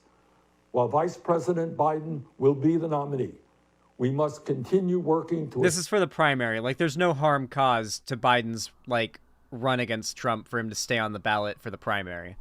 Assemble as many delegates as possible at the Democratic Convention, where we will be able to exert significant influence over the party platform and other functions. Then together, standing united, we will go forward to defeat Donald Trump, the most dangerous president in modern American history. And we will fight to elect strong progressives at every level of government, from Congress to the school board. As I hope... Holy shit, he's saying exactly what I said. Oh my god. He's literally saying exactly what I said. He's literally repeating what I said moments ago that the Bernier Busters in YouTube chat were schizoing out about, word for word, almost.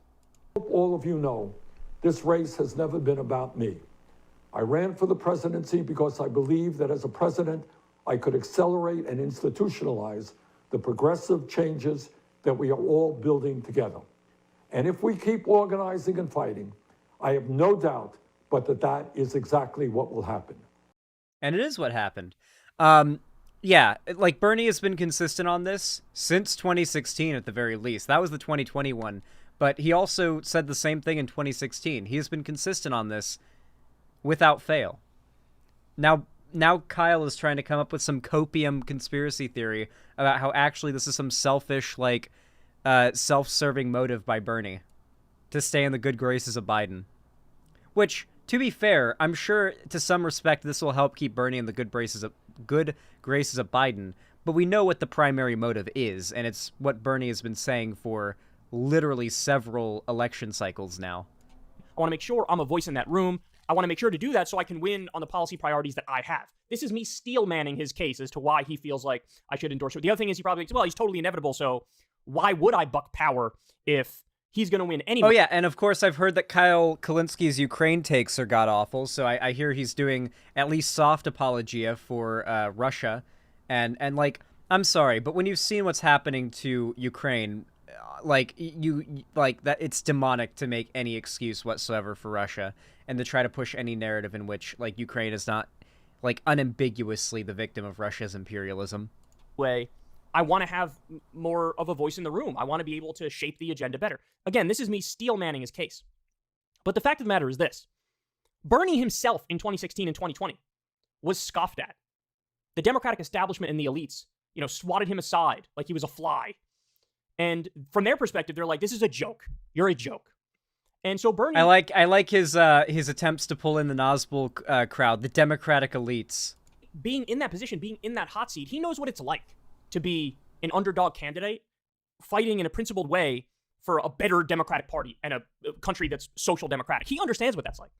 So given he's been on this side of the equation, you would think perhaps it would tweak his calculation a little bit. Now, I said from the beginning, and I've been saying this from behind the scenes, I think it would show tremendous courage just to sit out of the primary and say, hey, let it play out. Whatever happens, happens, and I'll back the eventual winner. I think that would show tremendous courage because everybody knows Joe Biden is a colossal favorite because he's got the entire media on his side. He's a bigger name. He's the incumbent. He has a massive incumbent advantage as a result of that. So I think that would show tremendous courage.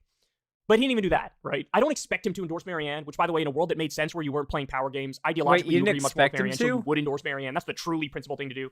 But it's the truly principled thing to do.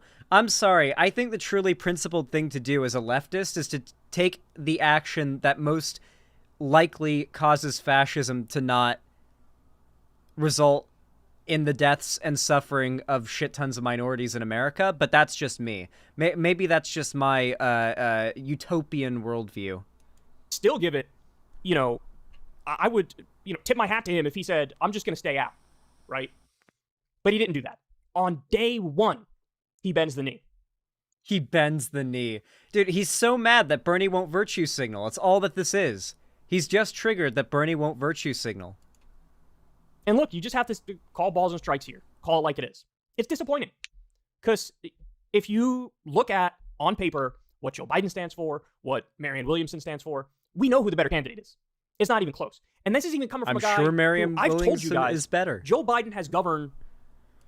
I like that now he's pretending that people on the left who disagree with him on this, like, think that Biden is, on terms of issues and like policy, a better candidate than Marianne Williamson. No leftist is arguing this. The only argument is Marianne Williamson cannot win. Not the nomination, and arguably not even against Trump. Biden, unambiguously in both cases, can. In the case of the primary, he will. Capital W, Biden will take the W. Capital W will take the W on the primary. He is very likely to win the election, from my estimation. Even a lot of the far-right figures believe that Biden is likely to win in 2024. I believe it was Nick Fuentes, actually, who recently said that he's not feeling good about... Oh, no, I don't think I can show him because Twitch.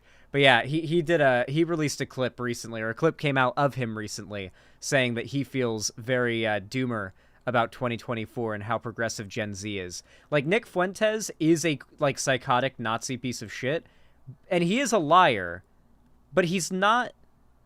Like, he's not a liar in the sense that he is willing to lie to make it seem like his team is winning, if that makes sense. Basically, like, he will doomer on his show about how the objective fact is that the right is losing. He doesn't play that game of, like, oh, conservatism is actually the new punk rock and it's taking off with the young people grift that a lot of conservatives attempt to do online. He's actually he's actually kind of like, I think he might actually be a true believer in that way. Left of where Joe Biden, the senator, was. So he's been a better president than he was a senator. He was a standard, centrist, corporatist, even right-leaning senator, and his voting record was not good. He's been a better president than he was a senator. He's to the left of where he was when he was in the Senate. That's great. But, as Bernie says himself all the time... Okay, let's be real. Bernie's been a good senator, but there's been some times where Bernie's not been a good senator. One of my biggest complaints about Bernie was his issues with tardiness at certain votes that were pretty big deal. The net neutrality vote is the biggest one.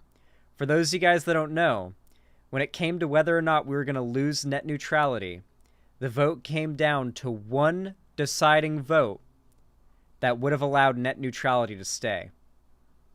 Bernie was absent that day, and his vote would have been the deciding vote that kept net neutrality in place. But he simply did not show up. What the fuck, Bernie? There are other instances very similar to this. So Bernie's not perfect, but, you know, he's definitely one of the good ones as far as American politicians go. Can we really afford more incrementalism? And keep it real, going with somebody like Biden, you're rolling the dice with the country because he's the weaker candidate, and that emboldens... He was not playing the Dead Space remake. This was back in 2017. The right, and that makes it more likely we'll have another Donald Trump term, or you might get DeSantis or somebody like that. So, you know, I would argue this move from Bernie and all these Democrats who are just so-called progressive Democrats who are backing Biden, it's like, you guys are emboldening the right. You guys are playing Russian roulette here with the country. The more electable candidate, the better candidate would definitely be Marianne Williamson. I don't know if you noticed this. She can complete full sentences. She doesn't have a gaffe every other second. I'm sorry, but you have no poll data that backs this up.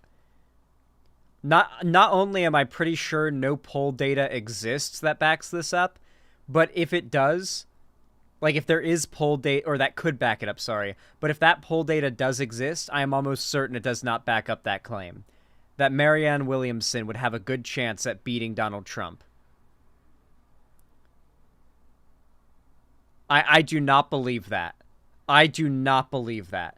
I think Bernie has a good chance of beating Donald Trump. Probably better than Biden. Marianne Williamson, though? I don't think so. I think particularly Bernie's, like, pro-gun, but still, like, you know, very outspoken about the issue of, like, mass shootings and gun violence. I think that would be one of the things that gives Bernie a big heads up, or a big leg up, over the Republicans on the debate stage. If, like, they try to roll out some, like, you're trying to take our Second Amendment, like, he can be like, no, I am not trying to take away your Second Amendment rights to bear arms. I am very in favor of the Second Amendment right to bear arms. I am from the great state of New Hampshire, where many people will literally get mauled to death by a grizzly bear if they do not walk out their front door. Vermont, sorry. Vermont, my bad. Pretty close. I was very close. My bad. I come from the beautiful state of Vermont, where a grizzly bear may tear you to shreds walking out your front door if you do not carry an AR-15. I recognize the necessity, I fucked that part up, the necessity of the average American to carry a firearm. I understand that, all right? However, I also recognize the very significant issue of, I'm going to go full screen for this, the very significant issue of American gun violence. It is a huge problem in our country, and we need to acknowledge it seriously. The number one cause of death for children is gun violence. Think about that. Think about that for a second. However, I am very much in favor of American Second Amendment rights. How was that impression, guys? Zan doing a New England Jewish accent? I'm doing a Bernie impression. It's different, okay?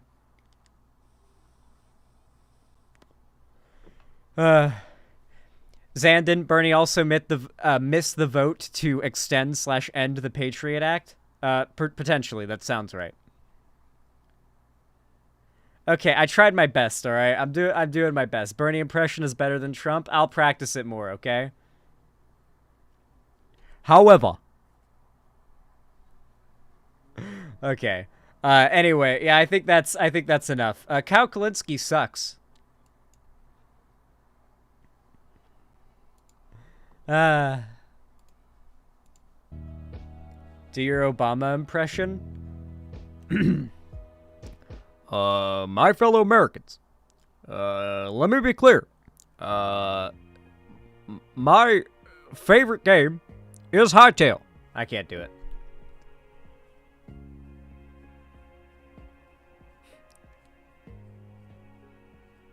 Holy shit, that's really good. No, it's not. No, it's not. Honestly, pretty spot on. I'm glad you think so, Heavy Griddle. I do my best. I try. Your Obama impression is based.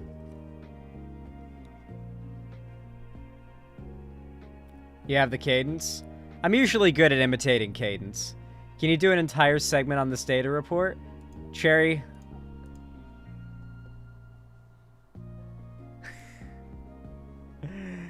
I can't do a whole segment on this. No, I can't, but I can give some commentary on it, alright? Let me tell you which animals I feel I could beat on this list, alright? I'm pretty certain I could beat a rat because I have killed a lot of rats. I am the American sniper of rats, okay? Like, I am very much...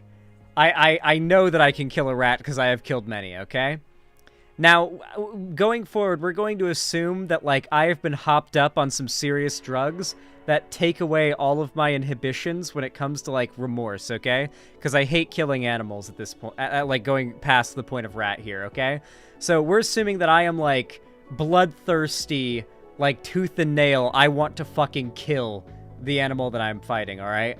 Like, I'm going all out, like, I don't even care about personal injury to myself. I am all in, and I have no hesitation or remorse, okay?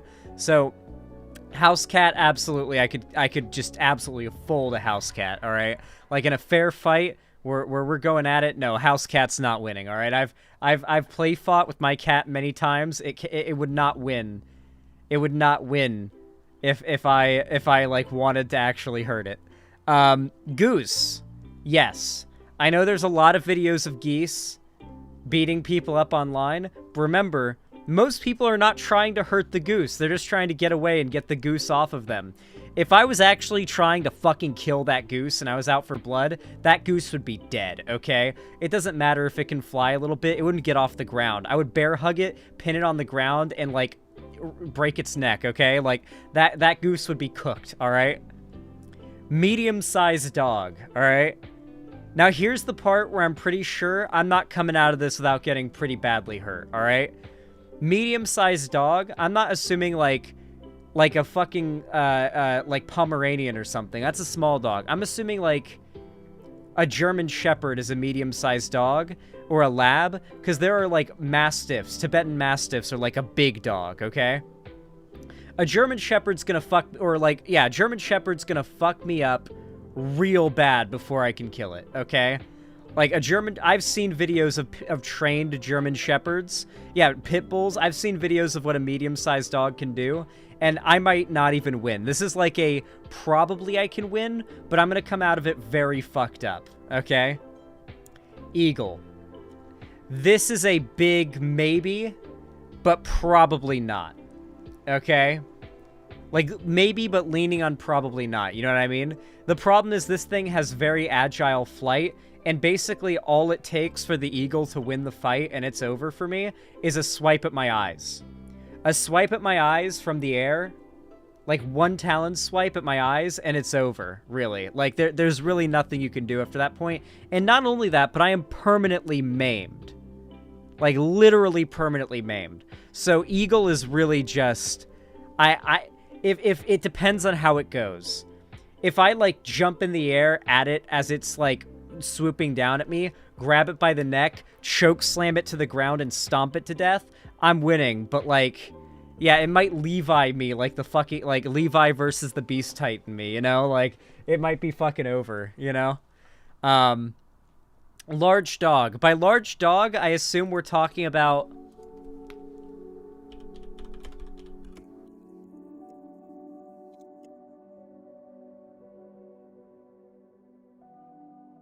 So, large dog, and we're like, at a certain point, we're literally talking about, like, a bear.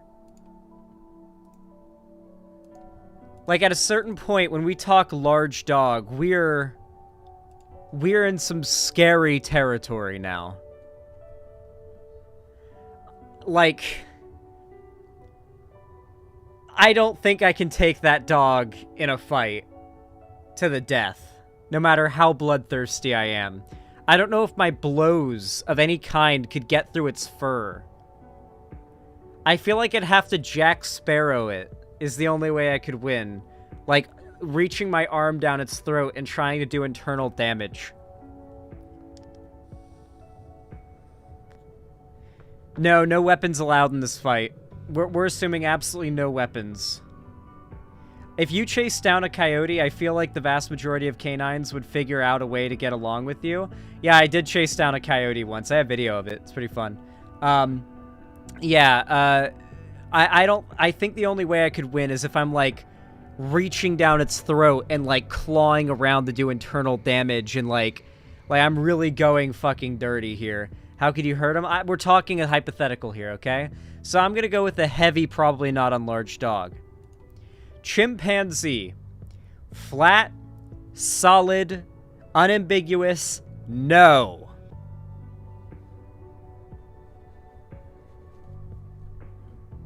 Nope. Yeah, nope. Just a simple nope on chimpanzee. There's just no way. King Cobra. Alright. Here's the thing about the King Cobra. I am very confident I could kill a king cobra with my bare hands. I don't think you understand how many snakes I have caught and how good I have gotten at catching snakes without them being able to bite me. I could catch a king cobra and snap its fucking spine and make it immobile in seconds before it even knew what hit. I could stomp it to death. It's scary if you're scared of snakes, but I don't think you realize how many black racers, garden snakes, and whatnot that I have practiced my snake catching on, where the bites are non-lethal and non-harmful, that I can catch snakes by the neck without getting bitten very easily. This is a Florida man, you know, thing, and I honestly think, to be fair, the king cobra should be, like, above goose. I feel like the king cobra should be between goose and medium-sized dog, if not medium-sized dog and eagle, because the king cobra can lethally kill you potentially with a bite. That's the thing. But if you know how to handle it, like I do, in my case, I can beat a king cobra. I can. It will spit on. Doesn't matter. I could beat a king cobra. I'm from Florida. I've caught so many snakes. I've dealt with water moccasins. I could handle a king cobra. Kangaroo. If it is an adult kangaroo, I am getting laid out flat, and my rib cage is getting caved in like a bull. It's just there's no shot. There's absolutely no shot. Cherry's gonna end up cutting this and turning this into a segment. It actually is becoming segment worthy at this point. Massive kangaroo. Let me show you what it's like to be approached by one of these fuckers. There is no universe in which I am winning this fight, alright? I'm sorry. DaBaby is winning this fight 100 times out of 100. He's huge, Bri. Look at his muscles. Yeah. Hey, buddy. How are you? Oh, wow. Oh, yeah, there it is. Oh, wow. Not looking at him in the eye. Here you go, bud. Oh, wow. He's huge. Want some more? See his biceps? Yeah, I don't think about it right now. Bro, she's gonna leave him for that kangaroo. Is she a white woman? Because if so, she is gonna leave him for that kangaroo. Here we go. Oh, wow. Hi. Oh, he's not. He's still chewing. That's why. Holy. Okay. Keep him away from me, though. Don't. Yeah. Keep the red coming. Hello. He's gonna bite you. I like how it was like chewing in his face, like, hello. It's so friendly. It's a really friendly kangaroo, but like, if it wanted to kill him, it would win. Ear. Oh. He's the biggest one I've seen. He's so far. huge. Yeah, they And can he's not strangle even a you to big death. red. It's No, true. look at the size of They his- can literally just gut you alive with their front talons. Have his feet. I know. He's bigger than I wonder yours. if the camera can really. Have you seen the scars that Urban Rescue Ranch has from DaBaby, who's literally an adolescent? Oh, wow. Hi. It's crazy. Yeah. He likes me right now because I'm feeding him. Want some too? They're literally like bunny deer. That's what they are. I like this one. Huge. They're literally just giant bunny rabbit deer Make sure you keep eating the big one. on steroids. That is a 6'2" fucking kangaroo. All right, yeah, kangaroo's gonna beat me every time. All right, there's just no way. Wolf. All right. So, wolves are about 4 times the size of the average coyote. And I've chased a coyote before, okay? Here's the thing about a single wolf, all right? I think my chances with the single wolf are a little bit worse. Maybe like 20% worse than with the medium-sized dog, okay? Because here's the thing about wolves. They're cowardly pack hunters. And they're really only, like, dangerously violent on their own when you get them cornered. So if I'm just bloodthirstily tackling it and just going at it with, like, all I've got, I'm probably... I think with, like, serious injuries, I could beat it. They're easily frightened. They aren't very good on their own. They're made for fighting in packs. They're made for fighting as a team and having like a generalized plan. And despite wolves are huge, I know wolves are huge. My uncle had a pet wolf, and despite that, despite literally growing up with a wolf dog, which was literally, you know, mostly wolf, mostly Arctic wolf, I am quite confident that with my bare hands I could have killed her if I had to. Not without having to go for an emergency ER visit where I would spend many days in the hospital afterwards, but you know, it would work. It would work. So yeah, I think wolf honestly should be like between. I think like it should be between eagle and large dog, or maybe between medium-sized dog and eagle. All right. Crocodile, no shot. No fucking shot in this universe am I winning against a crocodile. I'm sorry. Alligator or crocodile, if it's a full-grown one of, like, normal size... Hold on. Let me show another alligator video.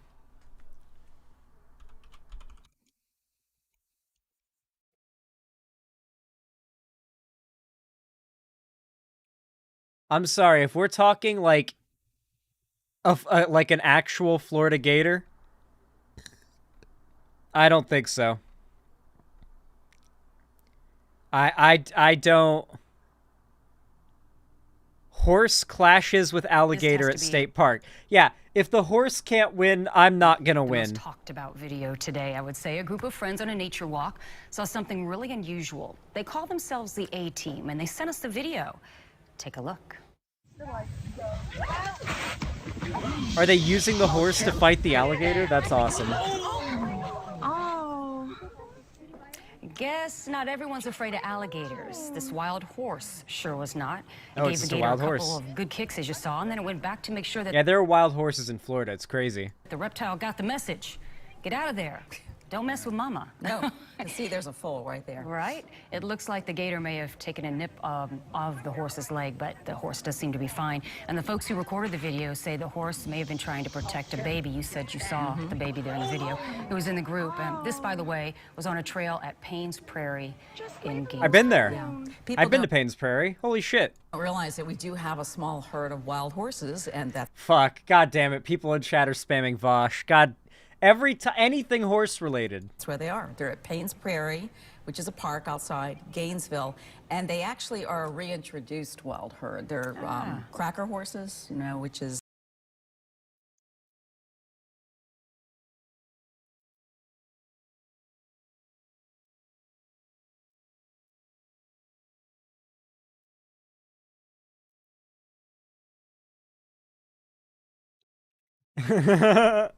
So, for those of you guys who are not from Florida, you won't know that cracker, and I'm just going to outright say it, cracker in this context is really, really common in Florida. Like, I know there's Florida Cracker, or there's like Florida Cracker Kitchen. There's Florida Cracker Country, which is where I went on multiple field trips in elementary school, which is like a recreation of sort of this like 1800s Florida settlers town. When you go there and it's like an amusement park where you like make dip candles and you churn butter and you learn about like what life was like back then. They leave out the slavery stuff, of course, but you know, you get to learn about all that good stuff, and it's literally called Cracker Country. And there's also like it's just literally like so much in Florida is cracker. Like it's boomer white people in Florida do not consider it a slur. Those are the descendants of the Spanish horses that came over to the New World, but it's kind of interesting because you don't think about wild horses in Florida, but we have this little small herd up there, and obviously they're for real. They know how to handle the gators when That they was a have big young gator around, too, Paul, wasn't it? I mean, it wasn't a little. Yeah, so no, crocodile is gonna just wipe the floor with me. I'm gonna get smoked. Gorilla, no. I'm gonna get my shit pushed in by a gorilla. There's no shot, obviously. There's no universe in which I can beat a gorilla. Let's not even pretend. Lion, no. There's no universe in which I can beat a lion. Who would say yes to this? Obviously no. Elephant, No, there is no universe in which I can beat an elephant with my bare hands. No, unless I can like, the only scenario in which an elephant can be beaten is if I'm going full, like, classic caveman style, and I'm allowed to use sticks and rocks to scare the elephant to, like, a cliffside and then scare it off the side of the cliff so it falls to its death. Like, if I can do that, like fucking Oonga Boonga caveman style, then maybe yes. But no, if we're talking the standards that we've set where it is in a fight, like a fist fight, no. Elephant's just gonna trample me. It's easy. Like, the elephant can just skewer me or just literally break my neck by just whacking me with its trunk. There's just a million ways in which the elephant could effortlessly swat me like a fly. Grizzly bear is just going to shred me to pieces. Yeah, there's just no universe. So yeah, basically that is my list. Do you think it's accurate? Do you think I'm misguided, or do you think that my list is feasible? There are cliffs and deserts? What do you mean?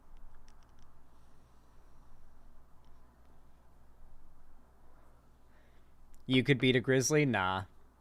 The only way you can beat a grizzly in a fist fight, because humans have done it before, is by shoving your fist down its throat and setting off its gag reflex so it gets scared and runs away.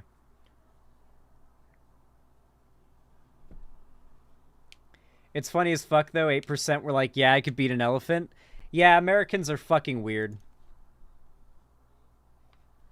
Well, I hope you enjoyed that.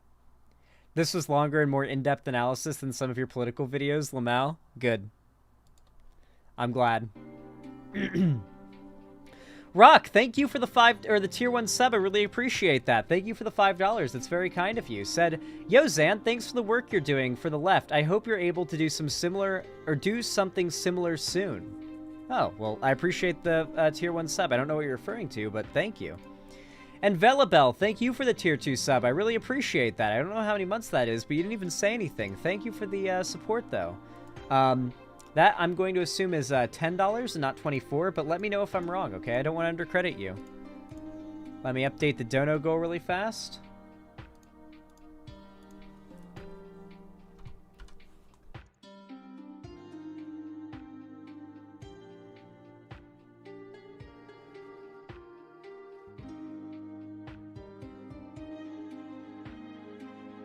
Yeah, I've heard they can be really dangerous to dogs.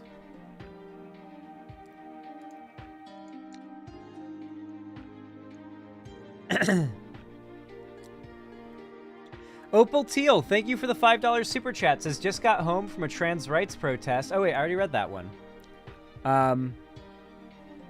Wait, where's the, I swear I got donos earlier that didn't get read. Huh, maybe not. My bad. Oh, you did 24? Basically, Velabel, if you do a 1 month or a 3 month, it changes the amount it's worth. So a 3 month is $24, while 1 month is $10. So if you gave me 24, I want to credit you as having given me 24 and not 10, because then I'd be undercrediting you. Oh, 1 month? Okay, perfect. That's what I already put in. Good, good, good. Thank you. I really appreciate it, Velabel. My legs are getting cold, though. Zan, you are haunted. There is a ghost. No, that curtain's just fucking moving because there's wind going through the room. My room is not haunted. It's just wind.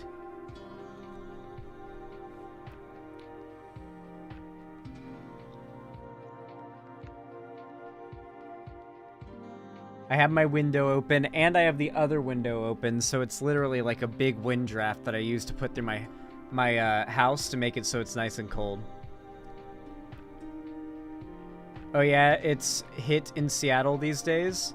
It's basically just like a little bit of warmth, and now I've got like a little bit of cool breeze coming through. I like it.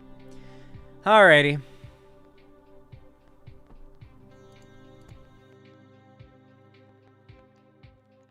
Do do do do do do do do do do.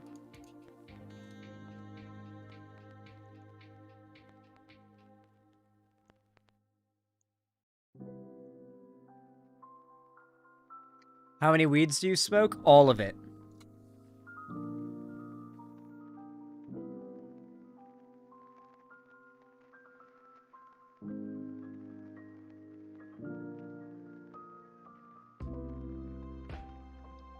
Alright, everybody. You all know what to do when I say action, right? 3, 2, 1, action. Alright, everybody. As all of you know, Ron DeSantis, the, I guess, top potential candidate that could potentially beat Trump. He's not going to, but, you know, he's like the second runner-up. Is the governor of Florida, and he has been working long and hard at making Florida as bad as he can possibly make it, basically doing everything he can to attack gay people and trans people, and basically all LGBT groups across the board. He has fought to ban anything that he calls critical race theory, which is literally just any literature or teaching that teaches actually accurate American history about slavery and discrimination of non-white people. Really fucked up stuff that he's been up to in my lovely home state of Florida. Not a big fan of it. Not a big fan. However, his history is a lot darker than just, like, being your average demonic Republican who is pushing for, you know, conservative values and conservative policies. He actually has, like, a truly evil and demonic backstory that is, like, something out of a supervillain comic book, like, backstory. Like, it really is comical. You see, Ron DeSantis oversaw interrogations at Guantanamo Bay. Now, a lot of you guys who aren't American may not know what Guantanamo Bay is. So I'm going to bring up the Wikipedia page for it, the best source for all things, and I'm going to read it off to you really fast.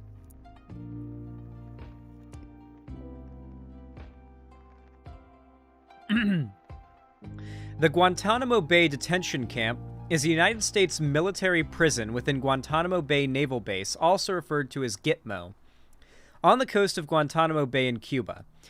This basically means it is off of American soil. It is what is called an American black site. It basically means that the laws of American engagement when it comes to holding prisoners and whatnot do not apply due to legal loopholes. This is what a black site is. It's where American officials and American military do things that are illegal for them to do in America off American soil. Of the 780 people detained there since January 2002, when the military prison first opened after the September 11th attacks, 741 have been transferred elsewhere, 30 remain there, and 9 have died while in custody.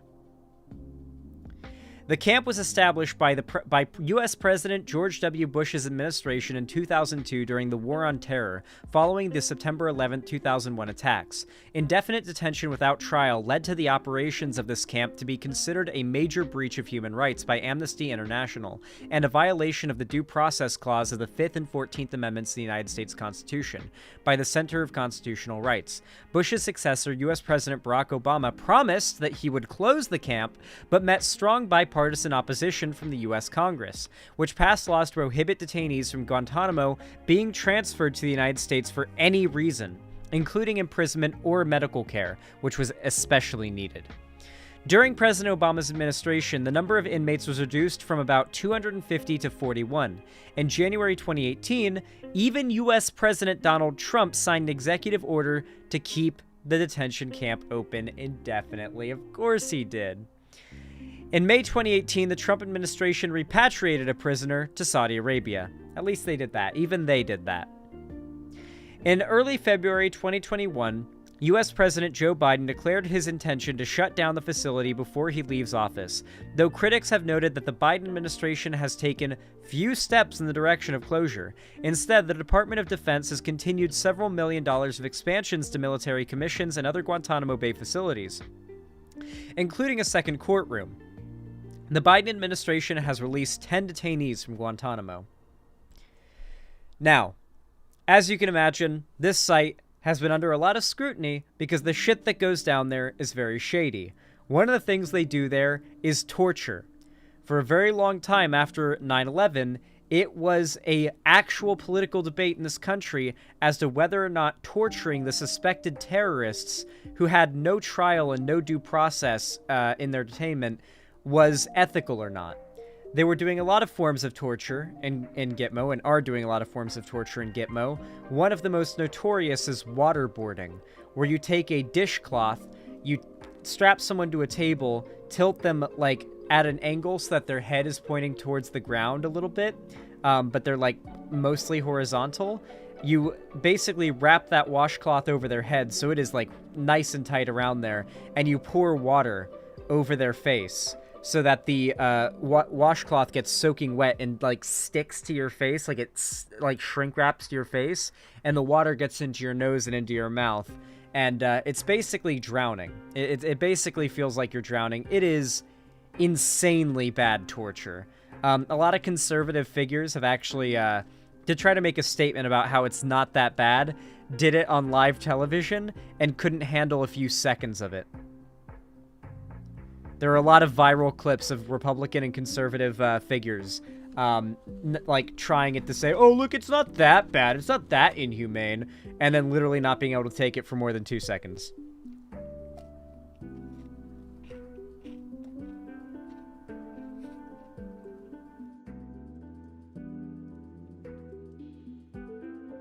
Uncle Dingler just said, if you don't know anything about it, waterboarding at Guantanamo Bay actually sounds like a good time. Jesus. Okay, with all that in mind, basically, Ron DeSantis' old job was to oversee that torture, and Guantanamo inmates have testified that he would literally maniacally laugh as they were being tortured. With that said, he was questioned about this by a reporter recently, and his reaction to being questioned was not good. It was not good at all.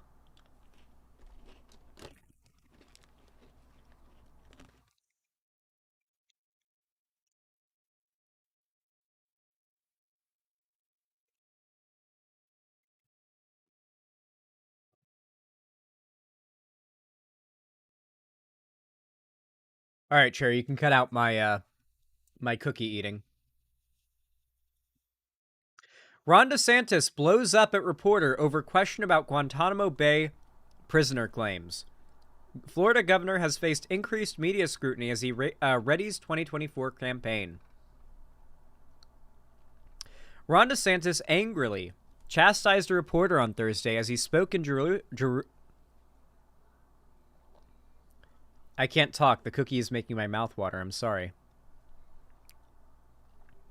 Ron DeSantis angrily chastised a reporter on Thursday as he spoke in Jerusalem and denied that he had been present for forced feedings during his service at the U.S. military prison at Guantanamo Bay.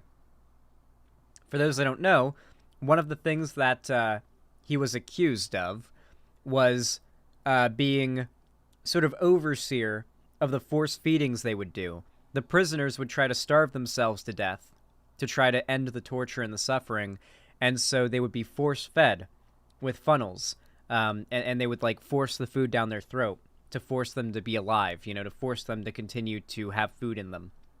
They wouldn't let them starve themselves to death. So, DeSantis' job was to oversee the shoving of food down their throat. Was one of his jobs. The moment occurred as Mr. DeSantis gave a press conference at the Museum of Tolerance, a cultural center in the Israeli territory of West Jerusalem. Wow. That's all I can say to that. Wow. His visit to the Middle East comes as the Florida governor is thought to be preparing a bid for the Republican nomination against Donald Trump and others in 2024. At the press conference, Mr. DeSantis was questioned about claims from a former Guantanamo detainee who was held without being charged for more than a decade at the notorious military prison, accused him of being present for episodes where he was force-fed by guards to break a hunger strike. The Mansour Adaifi, a Yemeni citizen who was held for 14 years. God. At Gitmo, told The Independent in March that he was brutally force-fed by camp staff during a hunger strike in 2006, and that Mr. DeSantis was present for at least one of those sessions. Force-feeding is designed as torture by the United Nations. Sorry, not designed. I always misread designated as designed. I love that for me. DeSantis. Oh yeah, here's the tweet, and of course it's posted by Ian Miles Chong, and it's captioned, DeSantis wrecks a journalist when the hack starts citing claims made by Guantanamo Bay terrorists. Governor, during your time at Guantanamo, did you witness any incident? By the way, Ian Miles Chong is a swatter who ended up getting a dog killed. Governor, during your time at Guantanamo, did you witness any incidents? No, none of all that's BS. No, totally BS. Governor, Yep. did you say you were present during those meetings? Is that Who said that? detainees have told us? How would they know me? Okay, think about that. Do you honestly believe that's credible? So this is 2006. I'm a junior officer. Do you honestly think that they would have remembered me from Adam? Of course not. They're just trying to get into the news because they know people like you will consume it because it fits your preordained narrative that you're trying to spin. Focus on the facts and stop worrying about narrative. Remember, guys, they absolutely know that they are fighting and supporting, or fighting for and supporting demons who only want to maximize death and suffering. It is that simple. It is not gray. It is simply that black and white. This man has spent his entire career wishing he had a jawline like Zan. Thank you, Heavy Gretel. I really appreciate that. Yeah, these people are pure evil. I have absolutely no respect for them. And I can't tell you how glad I am that Ron DeSantis is going to get fucking cooked by Donald Trump in the Republican primary. I am so excited to see his absolute crushing defeat.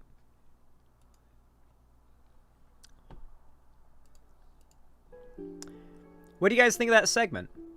A little bit shorter, but I think it came out pretty good.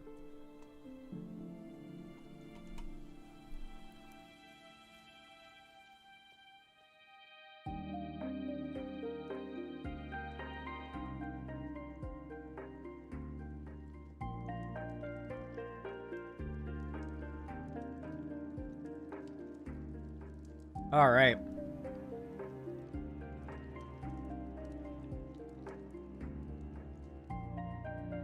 Hey, everyone. No.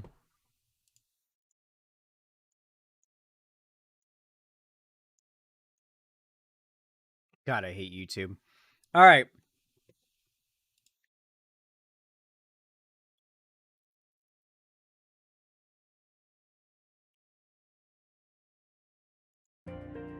Whew, okay. Hey, remember, if you're watching the stream right now, and you're enjoying the topics and everything, and you're enjoying my content, please consider dropping some support. You can do so in a variety of ways. For starters, you can do it very easily and for completely free, simply by hitting the like button over on the stream. That thumbs up button over on YouTube forces YouTube to push my content to more people. So to every one of you who actually goes the extra mile to hit that button, I really appreciate it. Regardless of how you support me, though, you are very kind. I love you, I appreciate you, and you are awesome. And if you want to go the extra mile, you can also donate, subscribe, and maybe even gift a sub to help, you know, the Mayo genocide, the Mayo side. Anyway. Y'all know what to do when I say action, right? 3, 2, 1, action. Well, everybody, we are getting a follow-up to some drama that I very eagerly covered recently. Oh, excuse me. Illuminati, aka Blair, very popular YouTuber who does sort of documentary-style expose sort of content, has recently gotten into some pretty serious self-inflicted drama. You see, recently on Twitter, she decided it would be a good idea to make a big call-out post to Legal Eagle, claiming that his editors were plagiarizing the editing style of her videos. The evidence she provided was bad. Very, very bad. And not only that, but as it turns out, she also has some pretty dirty skeletons in her closet that, you know, just kind of boiled to the surface because of all of this drama. And not only that, on top of all of that, As I found out because of all of this, Illuminati is literally friends with a bunch of shitheads that I know in the lefty sphere that, like, have not only proven themselves to be shitty because of bad takes, but also because they hate me, and they hate people that I know that are based. For starters, Illuminati is on a podcast with the Serfs, and on top of that, that isn't where it ends. Apparently, Illuminati is friends with Thought Slime. So, yeah, I think that after the things that have come bubbling to the surface about this particular content creator, my opinions on her are quite low. However, I did a video recently, I did a whole segment going over the drama, going over what she's been canceled for, and of course giving my opinions on it, and now we've had a bit of a development. Illuminati has come out with a video, and she's tweeted it out, and she's captioned it the following: "I'd like to clear the air up about a few things." It's got 652 likes with 50 quote tweets, and I can't really see many of the replies, but a lot of them are positive and some of them are negative. It's really hard to say what the response to this has been.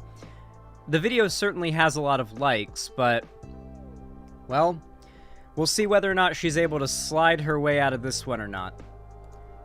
This response video is pretty long, so I don't know whether or not we'll be able to watch the whole thing, but we'll do our best. I'll try to be expedient with my commentary so we're not here forever.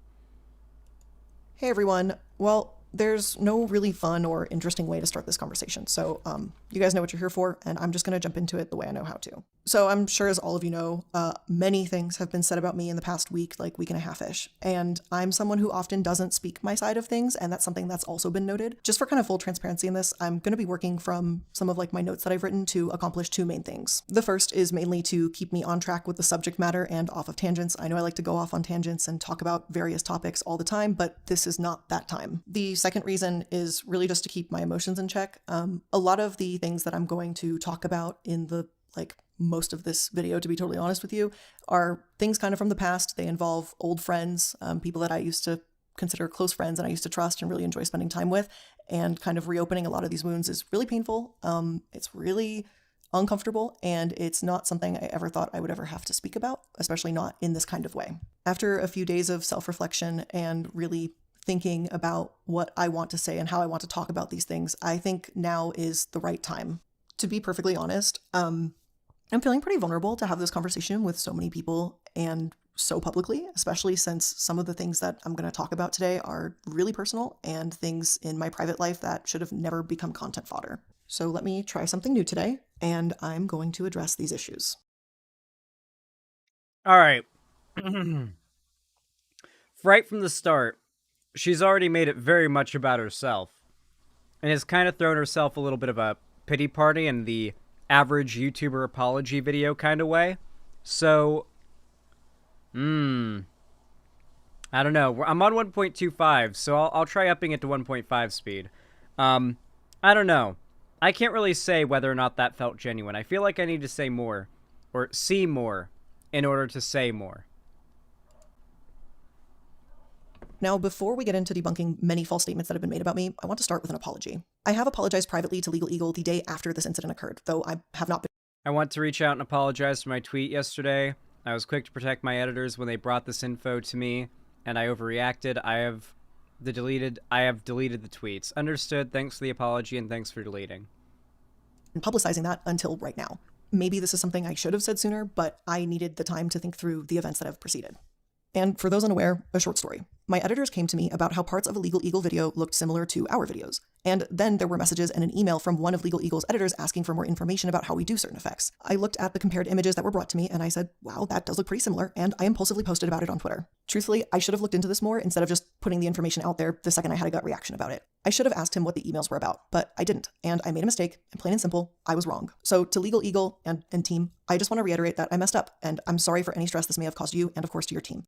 Wait, but didn't she literally post screenshots of the edits she was claiming were stolen? How can she say that she's, somewhat exonerated by the fact she didn't know what the contents of the emails that her editors received were, when like, the edits she's claiming were stolen, she showed, and that is what the emails were asking about. That was part of her tweets. She shared examples in her tweet of what she thought was plagiarized, which were the things the emails were about. I'm pretty certain she's blatantly lying here. Maybe you guys can go back to my previous video about the Illuminati drama, but I'm pretty certain in her accusation, at least in the same thread, very shortly after it started, she added the examples that she was claiming were Legal Eagle's editors plagiarizing her editors. Is she blaming her editors, who are kids? Wait, real? Are her editors actually kids? Yeah, she is kind of blaming her editors here, unironically. And we know I'm pretty certain she's lying, because I know for a fact she gave examples. And those examples, not only would she had to have known what the emails were about to know those examples in the first place, but also, how would she know those were the things being plagiarized? Like, it makes no sense. This doesn't line up. Her story isn't straight. I know I apologized privately and removed the tweet. Her story is gay. With that apology, and I'm now publicly sharing that information with all of you. And I want to extend that apology to my audience and to listeners who are disappointed in me for this, because I'm also disappointed in myself. It was a quick-drawn decision, and it wasn't thought out. I promise to do better. Now, as we continue in this video, I do want to give you a heads up that there will be Xanderhall, she's blamed her editors for what shit she started before. Oh, are her editors her fall guys? Oh, yeah, I believe it. I believe it, Avalon of Babylon. This seems in character. This is a ruthless businesswoman we're talking about here. Your warnings for various sections as needed. I also want to go ahead and let you know that I will be providing a public Google Drive containing any and all relevant information that I will address in this video, similar to how I provide a source document for every episode of mine. All right, let's see the evidence. Let's start with the first accusation and go from there. After Legal Eagle responded in his tweets, there was another tweet that arose in tandem to this situation. And that tweet was made by another YouTuber called HBomberGuy. And this YouTuber is someone who also creates longer form content. As someone who creates this type of content and researches various topics, the main thing to keep in mind is the source material used. Things like articles, interviews, videos, documentaries, academic essays, and so on and so forth. As video essayists, this is a core concept to both Harris and myself. Before I get into the accusation itself, I want to address the topic of plagiarism. And that word has been tossed around a ton, and it's not something to be taken lightly. And I just want to take a minute to define this word. On screen are definitions for the word plagiarism as defined by Merriam-Webster, Dictionary.com, and the University of Oxford. I'm showing multiple sources defining plagiarism. Okay, I like this definition here. Plagiarism, an act or instance of plagiarizing, something plagiarized. When you're taking a first grade fucking vocabulary test and they ask you to write the definition of a word and you don't know it, so this is a very bad dictionary. I'm sorry, I just felt the need to point that one out. That was very funny. Xanderhall predicted what she said as an apology. Did I really? What'd I predict? I'm sorry, I'm high. I smoked the smart weed. Plagiarism, but the overall definition is going to boil down to this. Plagiarism is to take someone else's idea as their own or to not credit the source. With that definition being clearly identified, let's go ahead and take a look at what Harris brought to the Twitter table. Harris posted this video saying, and I quote, "Personally, at Illuminati, I would define plagiarism as something a bit more specific. For example, copying someone else's documentary directly into your script." Wait, she's immediately defending herself against people's dunking, like counter dunk on her attack on Legal Eagle? Okay, this is such a face-saving video. Oh my god. Am I subbed to her? Oh, I am. I'm unsubbing. Oh, I turn on all notifications. My bad. Unsub. Yeah. Jesus Christ. Holy shit. This is... I see straight through. I'm sorry, chat. If you don't, maybe this seems, like, unusual to you, but I see straight through the bullshit on this. My bullshit detector has gotten honed very well over the years, okay? And I see straight through this bullshit. End quote. However, in his own video, he shows where I'm audibly quoting a direct line from the documentary, and even visually you can see it on the screen with the quotation marks. Additionally, you can even see the dual ellipses on either end of that quote, indicating that more of that source was being cited. When you go to my sourcing page for this particular episode, you can also see that the documentary is listed as a source. It has been 3 years since I posted this episode, and I've been really grateful to be able to continually learn and grow with time. Since then, I've learned to be much more overt and obvious with citations, something that may not have been perfectly clear to me 3 years ago.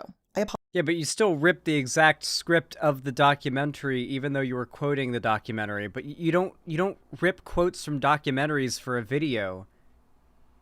You should find the original. I don't know. Maybe that's just a stretch, but regardless, I mean, they're like, what's her name? Illuminati is seeding the ground that she should have cited better. She should have indicated she was taking a quote from somewhere else better. Apologize for the oversight of not making that quote more clear. At the time of recording, it was really obvious to me that it was a citation of the documentary, especially in full context of that section of my video, because that section was wholly dedicated to Brian Deere's work. And for some clarification, I would like to provide both you and Harris with the script that I was working off of. It will be available in the Google Drive. While I believe emphasizing the key phrase of the quote about stopping injections on autistic children was, and still is, very important to point out, the quote should have been fully displayed on screen. This was certainly a poor editing choice, and it's an editing style that I no longer utilize, but it's most certainly not plagiarism. But with that being said, I still want to take accountability where it's needed, so I still would like to apologize for the citation not being made more clear visually in that video. Harris, I am also someone who takes plagiarism seriously, and I do see where your criticism comes from, but unfortunately, this was simply an oversight on an editing error, but not an act of plagiarism. To me, at the time of the recording, the entire section was very obviously a citation, even as seen in the script. There was a visual change to break up the many words that would otherwise be just chunked onto the screen, which, looking back at it, despite not being so visually appealing to have tons of words on the screen, this should have been... Xanderhall, this isn't even the only time she's plagiarized or been damn near close. I stopped following her after she had a video come out a week after someone else about the same thing, and then started shit-talking the original creator. Aw, fuck. Yeah, that sounds about right. Ego. Big ol' clout YouTuber ego. Xanderhall, I don't agree with her takes in this video, but I'm staying subscribed because from what I can see, what I've seen, her takes in other videos are pretty much always correct. Listen, I don't really judge you if you decide not to unsubscribe. My point is, like, I do think it's cringe to try to, like, justify it by defending her morally. Like, just say you enjoy her content and this doesn't really bother you that much. Because, like, I would say that, like, this is a pretty... I think this is demonstrative of a pretty poor moral compass, fundamentally speaking. An opportunity to provide that full quote to avoid any confusion like this whatsoever. Based on the definition of the word plagiarism, his claims are simply false. Not only is the source quoted on screen, it's also cited in the sources list, which again, I will provide in the Google Drive. As a more seasoned video essayist now, I've been lucky that I'm able to continue learning how to showcase facts and other relevant materials in an interesting and educational way. And I'm really excited that I get to continue doing that. I'd like to think that in the last 3 years, myself and my team have grown to create better content that is educational and entertaining, and this is clearly an example of how we have improved since that time. I have nothing but love for everyone on my team, from editors, writers, artists, and even some of the not-so-fun kind of clerical duties like payroll. I'm always going to have their back, even if sometimes things slip through the cracks. We're a team of people who make human mistakes. We're going to continue to improve content as the years continue, and we'll always be able to learn and improve from the past. Yeah, that was the most canned fucking corporate response I've ever heard in my life. I see through this bullshit. I don't believe it. The story not being straight from the beginning of the video is really not a good look. That really makes it impossible for me to have any charitability for her in any of the rest of the video after calling out that what I'm pretty certain I was able to call out a blatant lie in the first minute. I'm almost certain. Xanderhall, it's pretty much my take, TBH. I enjoy her content, but I'm not going to defend her over this. Very good take.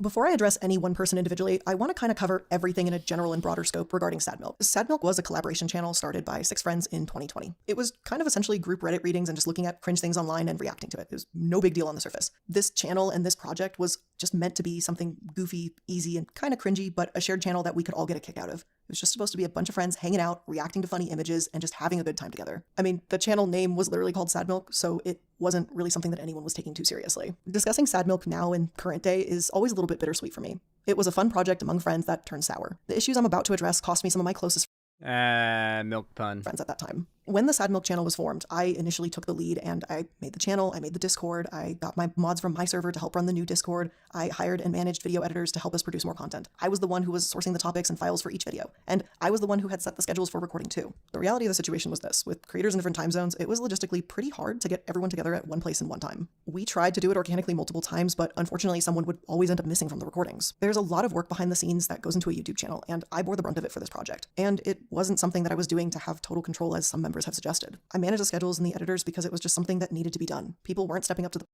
Okay, I'm sorry, but it's literally several people who were involved in this project's word against just yours.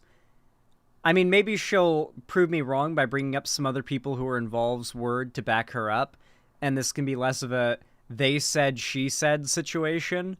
But when it's they said, she said, I'm going to believe them, okay?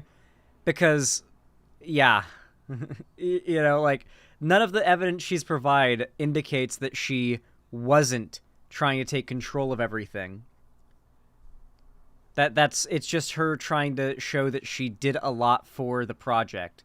Xanderhall Wonder is based and was treated horribly by Illuminati. Don't believe her at all. I do not. Believe me, Cherry, I do not. My bullshit detector is honed at this point, okay? The plate, and I did, and I ultimately bit off more than I could chew. It was a lot of work, if we're being honest, and I was beginning to burn out pretty quickly. Had I known how I would have been treated through this channel and afterwards, I never would have joined this project. Essentially, everyone in the group had two main responsibilities for Sad Milk. The first was that you had to show up to the scheduled recording, and the second was you had to pay your portion of the editor's fees as they arise. After the editors were paid, any earnings that were left in the channel were split into 6 equal pieces for each person. Since this was a project among friends, we all initially agreed to just split the earnings 6 ways, even though I was taking on some extra responsibilities. When it was time to pay the editors, I wasn't answered or told that they would just get it to me later. I had to do this at various points with Reached the credit limit, had a bunch of outgoing stuff for the company, and Sad Milk fell on the wrong side. It will transfer as soon as I check off the outstanding stuff when I get the paperwork in a couple days. Sorry for the delay. Hey man, so I understand to you that Sad Milk's finances are on the back burner for you, but unfortunately that's not the case for me. Wait, how does she think that makes her look good? Wait. The reason for that is that every time someone does not pay their bill, I am the one who fronts that money. Okay, this is a little bit more reasonable. At this point, it has been almost 2 months of me waiting for a company card from you to pay Sad Milk. Although I am not in dire financial straits, this is something that has been developing negatively in a personal sense with you. We both come from the same career background, which was an extremely heavy focus on accountability and planning, and I have had a deep respect for you in that regard, because of our previous similar career paths, which is why I find this situation all the more disappointing that you are the member of Sad Milk who is suffering from an inability to rectify their account with Sad Milk. At the end of the day, Sad Milk is a flow-through account, but this is so corporate. What the fuck? Okay, so from what I can tell, the clique is like having financial problems and isn't able to pay the portion that they're supposed to pay to go to the editors of their project channel, and is like, hey, I'm sorry, I can't pay it. Like, my financial situation is fucked. And Illuminati's like, corporate response, like, reaming you out. Like, okay, listen, I'm not saying that you're a bad person if you're not willing to do this. All I'm going to say is, this has been my experience with like other YouTubers when it comes to doing collaboration like projects and stuff like that together, okay? I'm assuming the Clique is a much smaller YouTuber than Illuminati. Illuminati is a very big YouTuber who I'm imagining makes a pretty good amount of money and is pretty well off financially. She even says she's not hurting with funds. In every situation I've like seen where there was like a money-spending venture where a more financially stable content creator than me was asking to do a collaboration, they were willing to pay for it. If I wasn't like financially in the situation to provide the funds. When I went to the Texas Debate Con, I didn't have money for a ticket and accommodations for all that. The Modern Day Debates guy, fuck, I feel so bad that I'm forgetting his name right now because he's awesome as fuck. Fuck, why am I forgetting his name? He's nice as hell. James, yeah. James Kuntz, yeah. James Kuntz is like a super nice dude, and he literally paid, as well as for quite a few other people, but like he paid for my flight and my accommodation while I was there in Texas at that hotel doing that debate convention.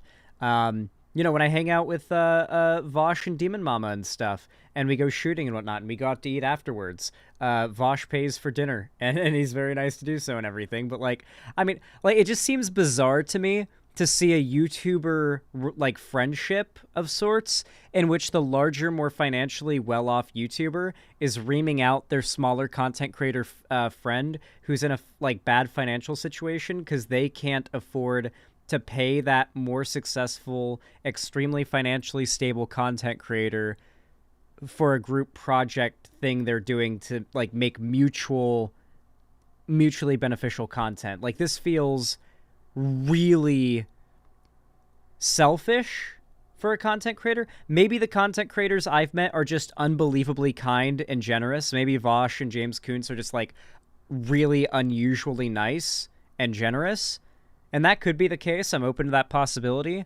But I feel like Illuminati is being weirdly mean here. The vast majority of the members of the group. They would eventually get around to reimbursing me only after I expressed in group meetings how I was upset that I have to do everything, and I also got stuck footing the bill too. What quickly transpired was that members either couldn't or wouldn't reimburse me for the editors. For clarity's sake, I do want to disclose that we as a group later revised our agreement after paying all editors and creative freelancers that 5% of remaining earnings would go directly to me for the administrative work that I was doing. After that, the remaining earnings would then be split amongst the group evenly. Ultimately, the channel made very little, and it actually cost a lot more than we earned a majority of the time. Something the Click brought up in his Twitter thread was that I was angry and yelled in a meeting, but what he didn't share was the context of that meeting. As I've previously stated, the scheduling and money issues had been an ongoing problem. In the meeting that he vaguely references on Twitter, this is what actually happened. I had become more and more frustrated about how I was doing all of the work, I was doing all of the maintenance, and then I was also having to financially foot the bill to the project. As I said, it was burning me out pretty quickly, and I was thinking about leaving the group. Oz Media suggested that he try to run the meeting and I not attend, and I agreed. But One Topic and Click were very insistent that I be there, even though I said I was not ready to talk and I needed more time. So when I entered the call, I tried to let everyone know that I was uncomfortable with having this conversation and I was not ready to have it. Again, I would like to point out that at this point in time, these were still my friends. These were people that I liked and cared about. Letting your friends know, hey, I'm not okay right now, I'm really stressed and hurt, while you all get to stream, I still have to pick up the pieces to keep this channel going, is a really difficult conversation to have. Before the meeting started, I was told that if I didn't show up, that they would not have the conversation with me and everything would just stagnate. So I This was a voluntary side project channel, by the way. tried to put the channel and my friends' needs above my own. Reluctantly, I joined the conversation, and as I was speaking, One Topic...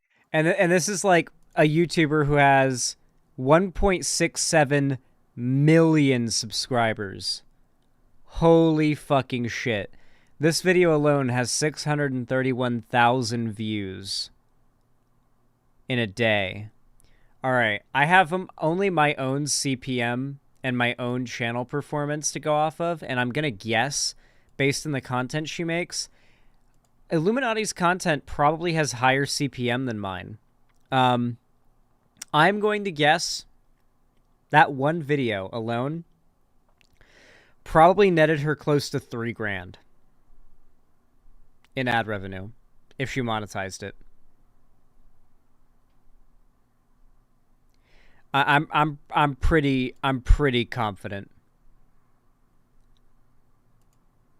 And that's assuming her CPM is close to mine. Because my channel right now gets 1.6 million views a month, and her channel gets like a third of that per video sometimes in a day. So like, this is a big content creator, and her pity party on this particular issue does not sway me. She's losing subs. That's good to know. talked over me, and out of frustration of this happening yet again, I raised my voice and said, "Can you shut up and let me talk for once?" And he left the call, and that's the last time I ever spoke with him. Looking back at it now, I should not have spoken to my friend like that. I felt that I wasn't given time to process and think things through, and in process of, emotion vomit came out. One Topic, I would like to apologize for that, this time publicly. Clearly, this was a situation that affected all of us very deeply and personally, and this was an exciting idea, but one that never really took off the way I think we thought it could. To all of the members of Sad Milk, I just want to say that I'm very sorry that I caused you stress throughout this project. I want to take a couple minutes to bring up the Click and the many claims that he made on Twitter recently. The Click brings up how, as he puts it, a very convenient series of videos resurfaced with him saying some not-so-savory things after he left Sad Milk. His old videos, as he puts it, aged like milk. They did. I'm not going to dive into it further. The information's out there if you so choose to look. And as Click stated, those videos are 11 to 14 years old. And to be perfectly clear here, those videos... So from my understanding, basically a video or like clip of him saying some problematic shit came out from like 2009. Like, literally people that are standing Illuminati and trying to, like, make excuses for and all this dug up old videos that this guy made in 2009 to try to cancel him.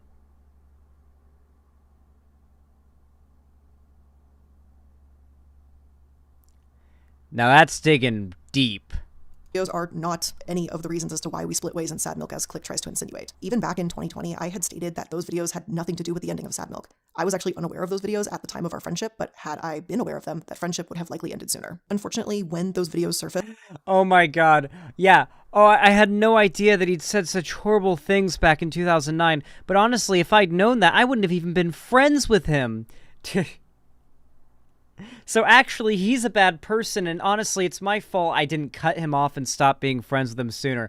How manipulative. Look at how deviously she's changing the narrative. How many people watched this video and didn't catch this? I'm so glad I've gotten so good at, like, noticing manipulation. I know what she's doing, and it is transparent as fuck. I hope you guys see it now that I'm pointing it out. It wasn't really all that shocking to me, as Oz Media and I had actually talked about how Click had been using the R slur while we played games together. I thought, or I wanted to assume, that I had misheard, but Oz said... Wait.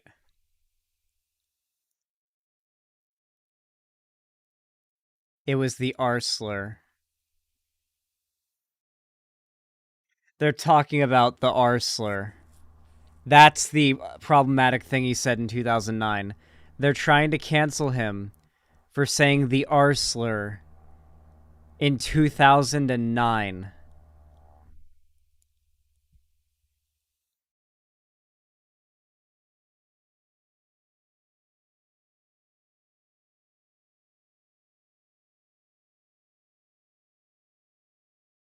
That's retarded. That he was uncomfortable with it and said something, but the language continued. Click, you are right. Those videos in question are old, and at this point, they're kind of irrelevant. People can learn and people can change. That being said, at the time in 2020, Click was still using horrifying language and slurs that have long been deemed unacceptable. I'd now like to address the Click's claims that I had any involvement in trying to gain control of his Discord server by, as he says, tossing around accusations at staff. Because unfortunately... Look at my leftists, dog. I'm never getting healthcare. Unfortunately, there were some truly sinister things occurring in the Click's Discord that were brought to my attention. For this next section, I would like to provide a trigger warning. There will be mentions of explicit sexual language, mentions of pedophilia, graphic imagery, and inappropriate behavior around minors. Before I go any further into this, I want to mention that there's going to be resources in my description box regarding what I'm about to discuss now. Okay, let's see. Let's see what you got. All right, let's see if we got something spicy. I do think it's relevant to bring up that in 2019, the Click's channel was terminated by YouTube for sexual content. At the time, a few YouTubers, including myself and Oz Media, band together to help reinstate Click's channel. Oz spoke to his MCN representative, and I spoke with YouTube directly. This is something that I now look back on with so much regret. Had I known at the time what was going on behind the scenes, I never would have participated in helping Click with his channel. Allow me to explain the situation a little bit. The Click and I had shared Discord moderators around the time of Sad Milk being created. Due to the Click's inaction, our shared moderators had brought a situation in his server to my attention, a situation involving pedophilia. In Click's Discord, there was a 19-year-old bragging about a 12-year-old that he was claiming to be involved with. A moderator reached out to get more information on this situation. This 19-year-old then reiterates, and I am directly quoting this here, "I talked with my therapist about it, even too, and he told me as long as I don't touch her, it's okay." Click and his team did not pursue any immediate action to ban, restrict, or report this individual. So those shared mods came to me, and they told me that they were uncomfortable. So... Okay. I don't know what happens from here, and also I'm going to look at Click's response to this, but I have a Discord server, and right now I have 85,000 subs, okay? So I'm like a relatively small channel, right? Right now, in terms of member count, my channel, or my Discord is currently at a little over 6,000. By the way, join my Discord server. Let's pump those numbers up. These are rookie numbers. A little over 6,000 members. I've got a team of moderators and admins, and they do their best to be on top of everything that's happening there. But for the most part, there is just no way that there can constantly be, like, a bunch of moderators or admins overlooking the chat. Like, every single chat in my Discord server. It's literally just not possible. And there have been cases where fucking weirdos and awful types have been able to last a little while in my community before somebody finally, like, decides it's worth pinging a mod or an admin and getting their attention and, like, an investigation happening and that person gets yeeted. Usually if I get pinged directly, I'll just, like, take the person's word for it, ban them, and then ask one of my moderators to investigate it.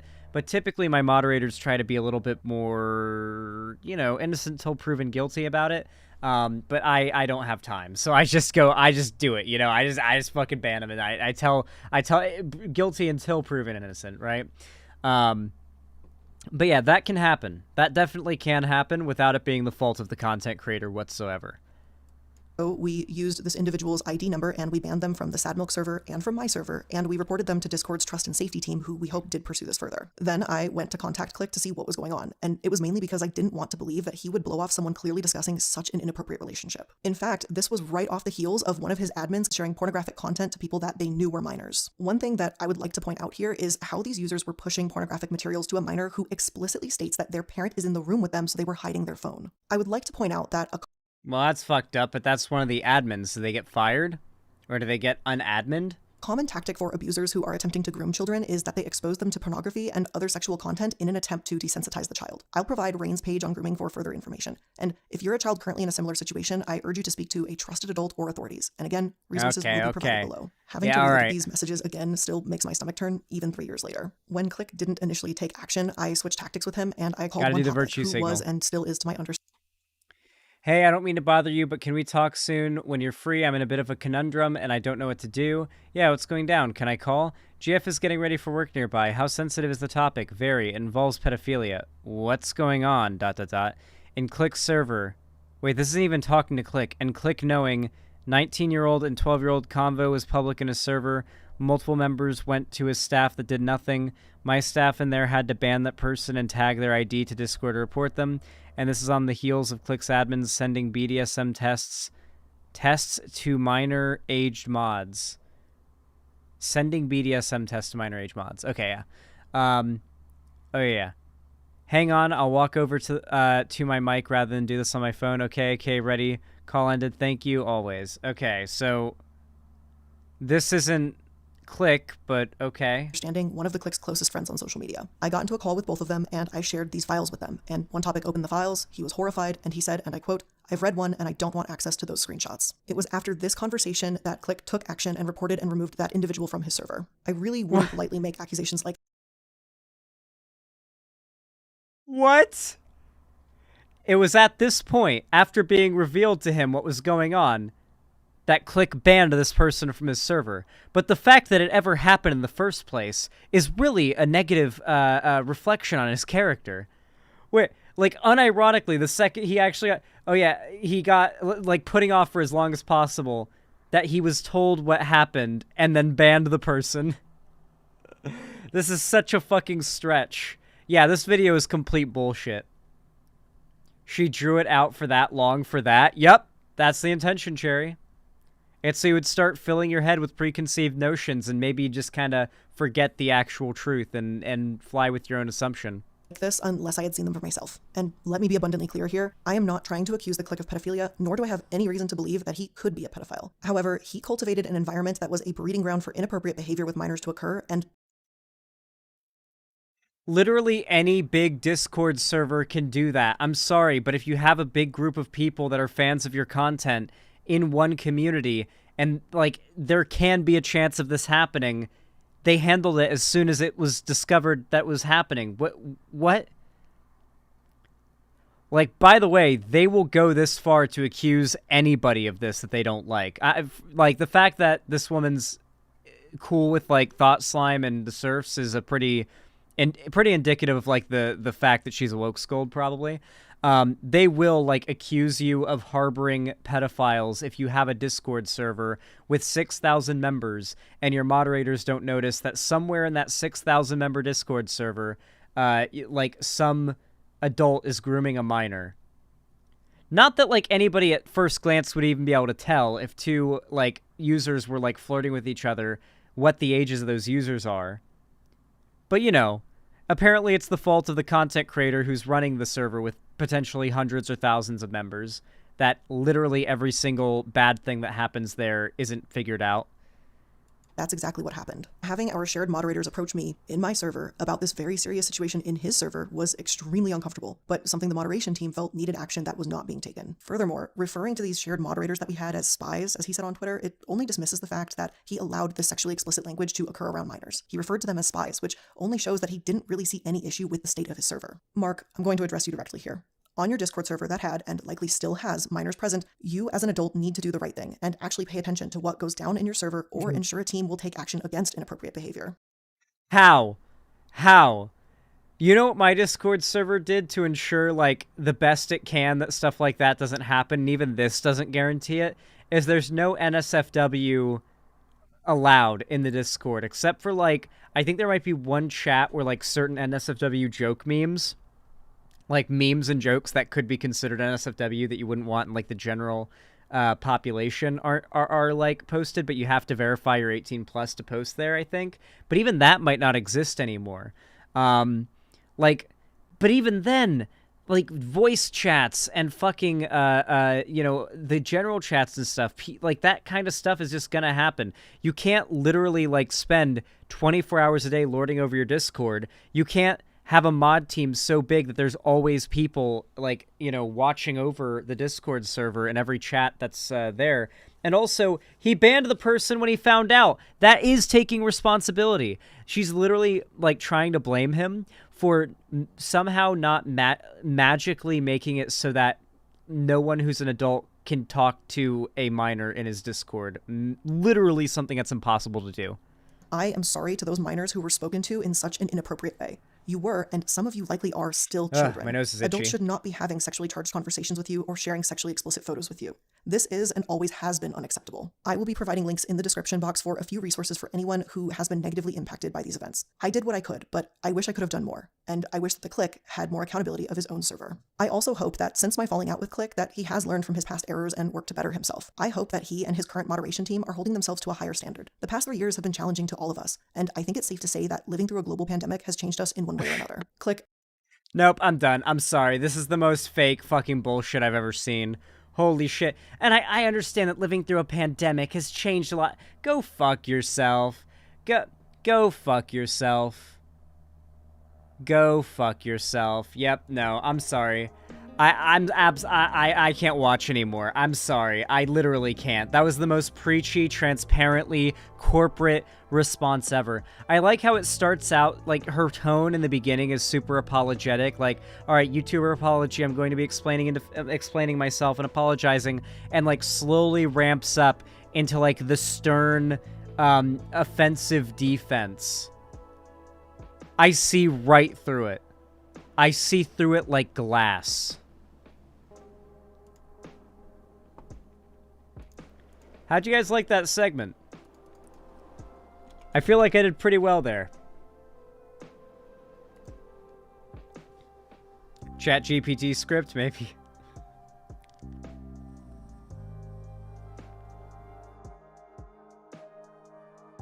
Oh, I forgot to, Comrade Zola, my bad.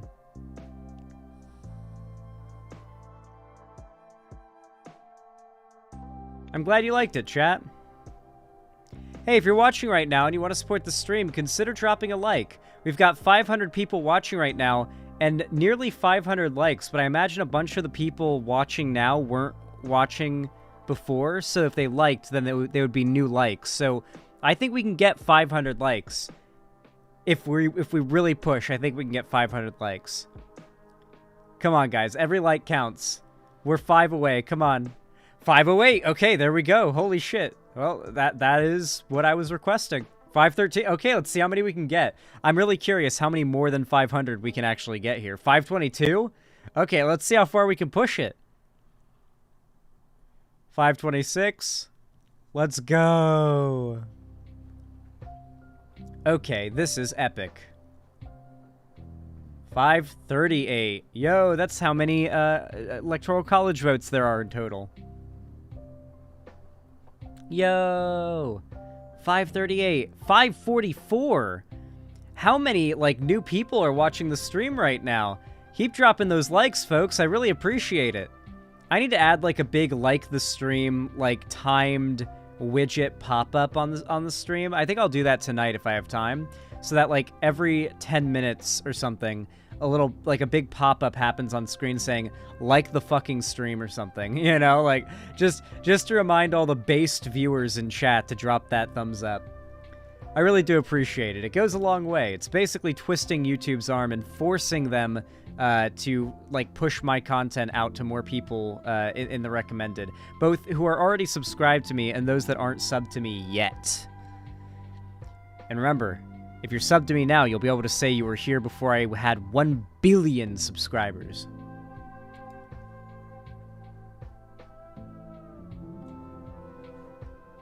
Hey Zan, love you, bro. Thank you, Burner. I appreciate that. All right.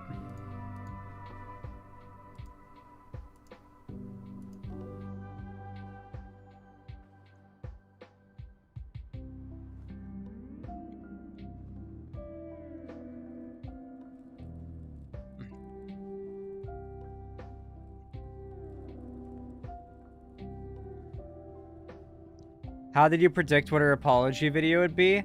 Did I really, D-Lancer? Did I really? When did I predict it?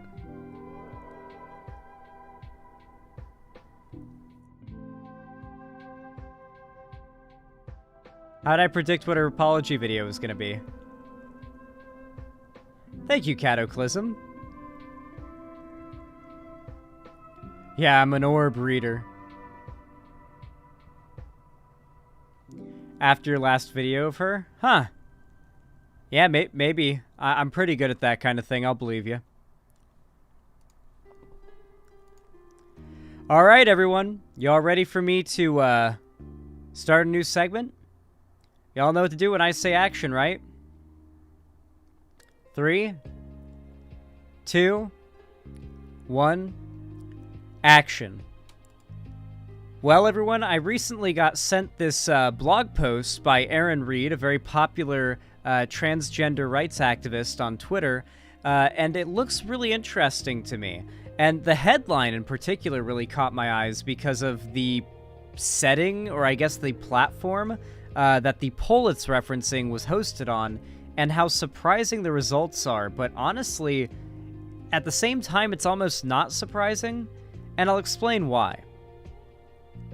Fox News poll. 86% say political attacks on trans kids are a problem.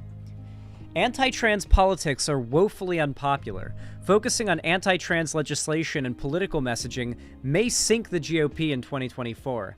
This is what we've been saying for a while now. As popular as this anti-trans shit may be online, and as, like, fervent as the transphobia may be on the internet, that's like basically motivating people to push and fund all this content online.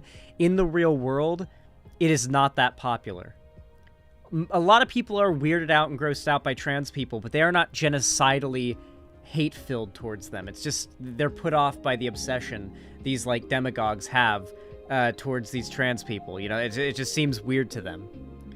Over the past year, there have been clear indications that anti-trans politics do not resonate with the majority of the electorate.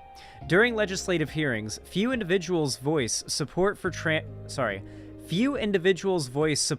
bills targeting transgender youth, while opposition consistently floods the proceedings. The 2022 elections echoed this sentiment, as candidates and state parties that directed their campaign spending towards anti-trans attack ads experienced resounding losses in most instances. This is very true.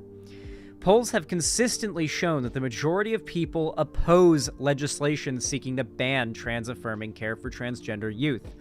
A recent Fox News poll employing a unique framing of the question sheds light on precisely why these political attacks fail to secure victories. The survey reveals that 86% of respondents consider politically motivated attacks on trans kids to be a problem, with 57% characterizing these attacks as a major problem. This data underscores the growing consensus that targeting transgender youth is not a winning political strategy. See the top lines of the poll here. So here's the question. In general, how much of a problem is each of the following a major problem, a minor problem, or not the problem? Families with transgender children being targets of political attacks. Major problem, 57%. Minor problem, 26%. Not a problem, 15%. Don't know, 3%. That's pretty resounding. This result is stunning. Although numerous surveys have explored personal opinions on transgender policies concerning sports, healthcare, and education, few polls have delved into public sentiment about the broad wave of legislation itself that targets transgender individuals. This Fox News poll shows that while polls may vary on individual topics and wording, overall, the American public is increasingly growing alarmed at anti-trans legislation and politics. This trend may well portend disaster for a Republican Party that has seemingly succumbed to the influence of the far right and fervently pursued anti-transgender policies. This would be a bad enough result for the organizations that are pushing these policies and the candidates campaigning on them. However, another finding in this poll exacerbates the perils associated with pursuing anti-transgender policies. Out of all the issues that matter to the American populace, transgender-related concerns ranked tied at the very bottom. People care more about the economy and jobs, inflation and cost of living, gun control, gun violence, political division, political extremism, preservation of democracy, political leadership, corruption, national security, foreign policy, immigration, border security, climate change, environmentalism, crime, public safety, racism, race issues, abortion, homelessness, poverty, healthcare. Wokeness and transgender issues are the bottom of the list below all of that. The only things people find more boring are government spending, national debt, deficit, social security, seniors, coronavirus, pandemic, vaccines, and that's it. Those are the only topics people find boring enough at this point that they're below wokeness and trans issues. It's just no one gives a shit. Outside of the conservative, culture war, internet media sphere, and Tucker Carlson's ratings, no one actually cares. And honestly, I'm willing to bet most of the ratings of Tucker Carlson's shows when he's just ranting about trans people, it's background noise. I'm willing to bet most of the viewers of that content don't really care and just kind of tune out during that topic and probably just listen to him as background noise while they're cooking or eating or working on their computer or doing whatever they do. I'm almost certain even among Tucker's audience, it's just background noise kept on the TV because Tucker Carlson viewers basically just always have Tucker on no matter what he's talking about. It doesn't mean they're actively agreeing with and absorbing everything he says. Many are, but there are quite a few that are not.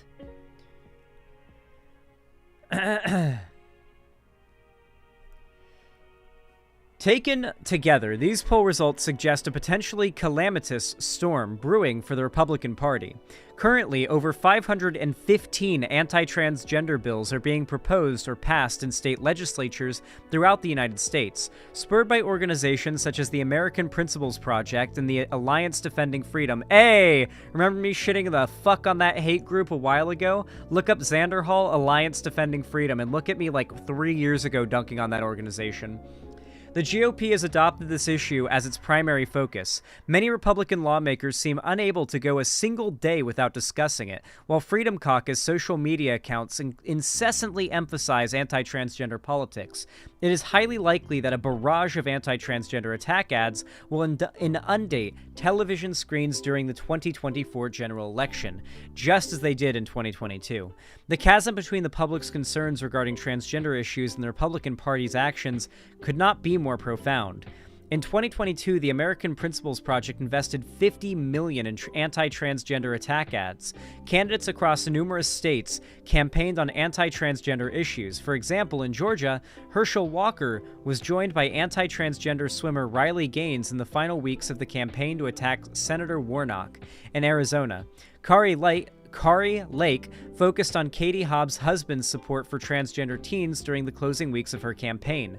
Michigan witnessed millions of dollars spent on anti-transgender ads, while in Wisconsin, advertisements promoting the Republican Supreme Court candidate inundated the state due to the Democratic candidate's support for trans individuals. One common thread connects all of these races. Republicans suffered resounding defeats. Unable to capitalize on anti-transgender messaging, they seem increasingly eager to embrace this year.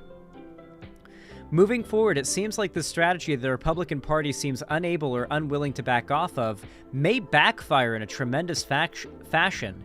In the meantime, Democrats seem completely unwilling to cede any ground. A poll like this means they are even less likely to do so in the future. Most Americans are grillers. They do not want to have politics shoved down their throat. The reason why the right oftentimes has the ability to convince the normies that the left is actually the militant authoritarian ones is when they're able to weaponize certain instances of the left being cringe, or just one single lefty being cringe or whatever, and sort of mascot-ifying that person. A very good example of this is the red-haired ranting feminist triggered lady. Or not red-haired, red shirt. Obviously the red-haired one too. But the red shirt triggered lady is actually an even better example of this, because the original video is perfectly perfectly. No, not even. It is perfectly like God damn. It is perfectly exemplary of what I'm talking about here. They try to make a caricature of the left. Desperately, they try to make a caricature of the left to push this idea the left is pushing politics down their throat, but in reality, they're not. The right are the ones that are actively fighting tooth and nail to convince you that people who are just trying to live their lives need to be genocided and you need to take action against them. That is truly pushing politics down people's throat. My favorite example of this, mascotifying of a lefty to try to push this idea, is the classic triggered feminist face meme. The information you are about to learn is genuinely going to blow a shit ton of your minds. See this lady? I bet you've seen this woman used in anti-SJW thumbnails and like feminist rec compilations for over half a decade now. You are not going to believe what the context of this screenshot is.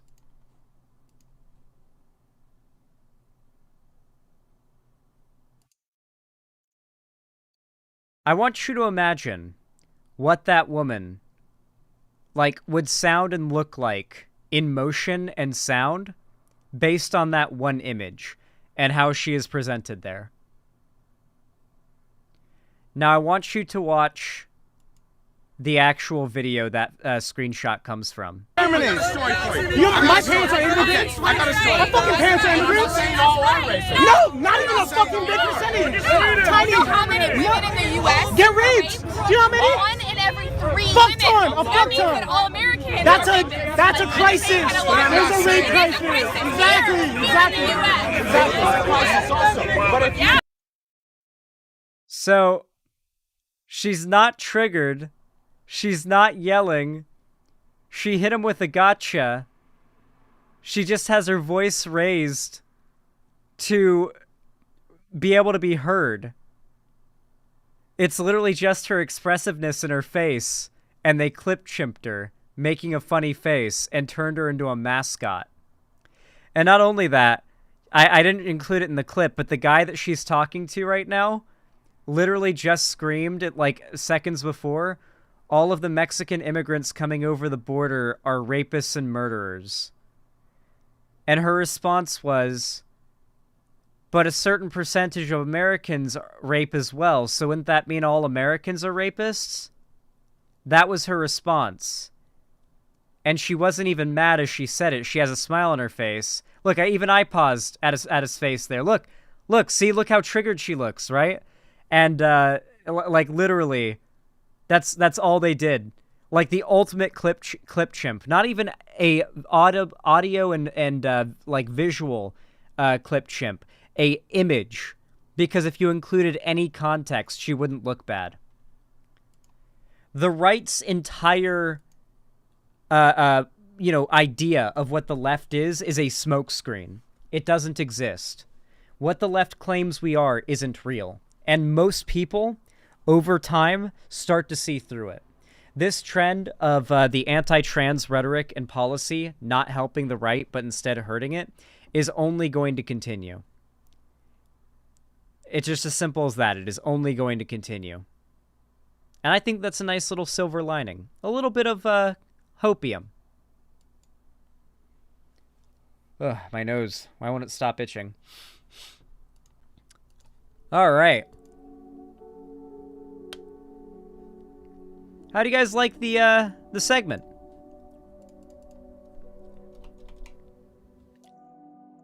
What do you guys think?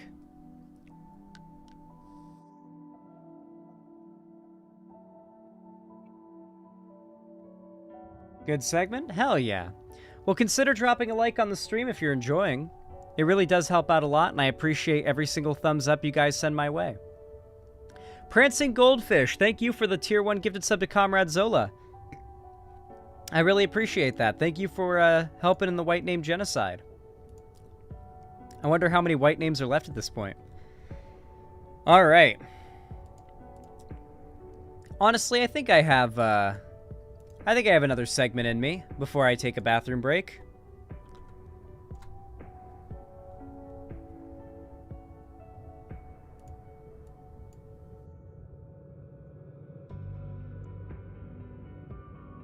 Hey, Holic Master, good to see you.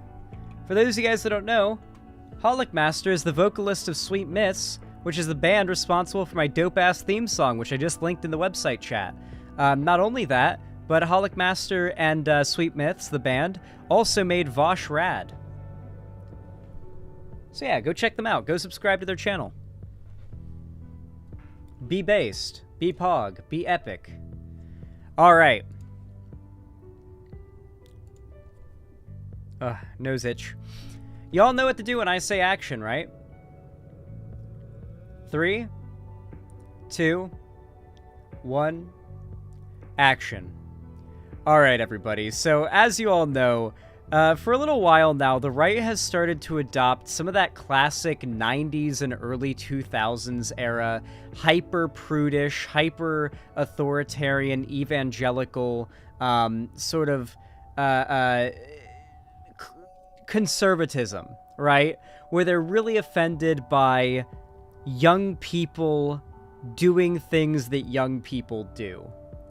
And they feel as though attacking those things is somehow going to, like, make them look good to young people. A huge part of this is pushing conspiracy theories that are so stupid that not even, like, brain-dead Zoomers that spend their day scrolling through TikTok will fall for, you know? And I must say, the TikTok Zoomer generation is basically at a level of gullibility with online, like, scamming and, like, frauds as your average, like, boomer who falls for the Nigerian scam email. Like, unironically, the amount of Zoomers falling for basic scams through TikTok, like, the lack of internet etiquette they have, rivals their own grandparents. It's hilarious. Anyway, with that said, one example of this is a host of the Daily Wire, Michael Knowles, who, oh, I almost forgot. Hold on. We have to make sure. Gotta make sure I look up Michael Knowles gay sex. And I have to find Michael Knowles' very first premiere role being seen on the internet. Like his you know, sort of breakout role on the internet. Ah, shit, was it taken down? No, I don't think I can find it. Does anybody have a link? It's so good. It's so fucking good. Does anyone have a link? If you know about this video, you know about this video. You've got to have a link saved. Okay, I'll just play this short. You know what? Never mind. I'm just going to play this short that seems to depict it. From the production company that brought us Sharknado 2, the second one. It's House of Shades, starring Michael Knowles in a gay sex scene. Go carpe that DM, you big slut. I never drank before tonight. Oh, really? Yeah, Inhibition is so unbecoming. I know, right? You okay, buddy? Gonna vom? No. You afraid to go inside? It's not that. I can leave.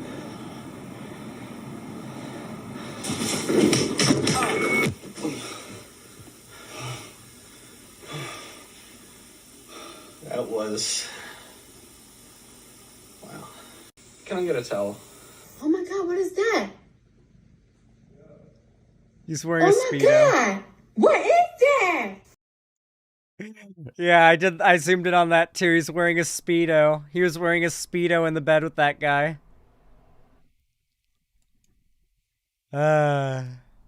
Okay, so coming from that man, Michael Knowles warns of hypnosis pornography that will lead to transgenderism. Now, chat, I am not very familiar with the hypnosis pornography genre, but I'm almost certain that he is referring unironically to Sissy Hypno here. So I think we're about to watch 2 straight minutes of Michael Knowles warning his audience not to watch Sissy Hypno or it'll turn them trans. And I'm very ready for that. Sweet Baby Kazoo says, I hope the guest is Genevieve. Well, today is your lucky day, Sweet Baby Kazoo. My guest is, in fact, Genevieve Gluck, women's rights campaigner, founder of Redux. I'm almost certain that I'm mispronouncing that, even though I've read the name of this publication 1,000 times. This is what's so embarrassing when you read instead of hear these things. But it is an unapologetically pro-woman outlet focused on gender identity. And Genevieve can shed some light on this phenomenon that frankly, as I've said on the show... What they mean by that is TERF, by the way. Any time a conservative says a pro-woman outlet, unapologetically pro-woman outlet or something like that, they mean TERF. I don't even want to look in... And they mean it's run by a bunch of dudes and have a few, like, TERF women as figureheads to make it look like it's not run by a bunch of guys. Because I have been told, and then I've read on different fora that talk about this phenomenon, that there is a kind of pornography that is apparently a driver of the transgender identity that is so perverse that it constitutes a kind of hypnosis where... Hold on a minute. Is he not even talking about hypnosis porn? Is he about to describe a certain type of porn as hypnotic? What is he about to say? What are we about to hear? All right. Take it away, Michael Knowles. Take it away. Men will say, I was a normal guy, I lived to be 41, 42, and I was basically normal, but then I fell into this kind of pornography, and it essentially melted my brain. I had a nervous breakdown. Now I think that I'm a woman. So rather than have to expose myself to that, and then... Okay. Whoever he is referring to here, if this is a real person who was like a quote-unquote normal person, then they watched Sissy Hypno pornography, and then they became trans, then we are talking about somebody who has some of the most seriously sexually repressed weird shit going on with them ever. Probably raised in a very conservative religious household, is trans, is into some weird kinky shit, but also because their upbringing feels shame about both, believes that they're inextricably linked due to their indoctrination, and now feels shame about their trans identity as well and assumes there must be a connection. That's probably my guess, or the more likely scenario, Michael Knowles is straight up lying because that is what Daily Wire hosts do, lie straight up out their ass. You know, I'll have to go to confession, potentially my brain gets melted. I can just talk to Genevieve about it. Genevieve, thank you for coming on the show. Thank you so much for having me on the show. So there's a lot I want to talk about with you. We don't have nearly enough time, so maybe we'll... I love how every conservative actively, like, looks soulless. Like, I love that our enemies look evil. Like, if you cast Michael Knowles, this lady, Matt Walsh, all these people as villains in some, like, movie or story, I believe it. They look like villains. We'll just have to have you back and talk about it at greater length. But can you just give, not only the audience, but me, a rundown? What is, among all of the types of pornography that lead to transgenderism, what is this hypnosis pornography? Well, you touched on a good point there. There are many types of pornography that are sort of involved with the transgender movement, but hypnosis pornography is a little bit different in that it incorporates your lifestyle. Okay. All right. I'm going to go ahead and have a little talk with you guys about the LGBT community, kink, and sex work, okay? Because these things are socially, by sort of happenstance and circumstance, tied together, but are not intrinsically tied together. And due to the fact that they are seemingly tied together in a certain way, bad actors try to take advantage of that to paint a certain narrative. So let me explain to you guys the reality of the situation, and then I'm going to explain what conservatives say the reality of the situation is and why. So, here's the reality of the situation. To this day, in this country, and many others, but I'm speaking mostly of America right now, LGBT youth, particularly, have been at extremely high risk of losing their housing and their parental support of all kinds if they are come out of the closet and their family finds out who they are. They are forced to live as someone they're not, or they are forced to be abused if they do come out, and in many cases they are kicked out, disowned, or forced to run away because their living situation is so bad. As a matter of fact, the vast majority of homeless children are LGBT. Like, the vast majority. It is just an inarguable, indisputable fact. So, when you are homeless, chances are you are willing to do anything to make a living. You are willing to do anything to survive and make enough money to get by. And when you're a minor and you're LGBT, so there's a lot of discrimination in hiring and just in the general daily life of working a job. This is extra true if you're trans in literally every category that I'm talking about here. Then for a lot of people, it may seem like the only option they have is sex work, even at a young age. This is how so many LGBT minors are trapped in sex trafficking and human trafficking. It is very common and a really big problem. I believe a very disproportionate amount of youth in human and sex trafficking are also LGBT.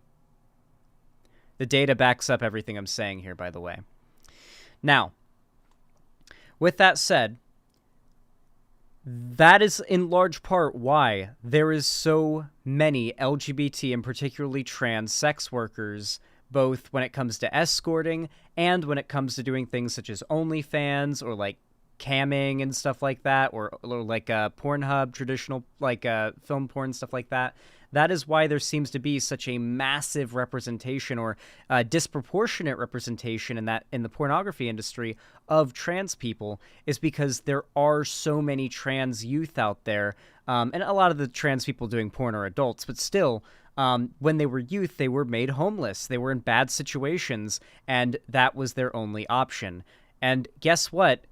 A big fucking, reality alert. This is also true of a shit ton of cis people, too, particularly cis women, particularly young cis women who end up getting disowned by their parents or becoming homeless at a young age. A fair amount of them end up getting into sex work to avoid homelessness. And they continue doing it into adulthood. So that is why there is such a connection there.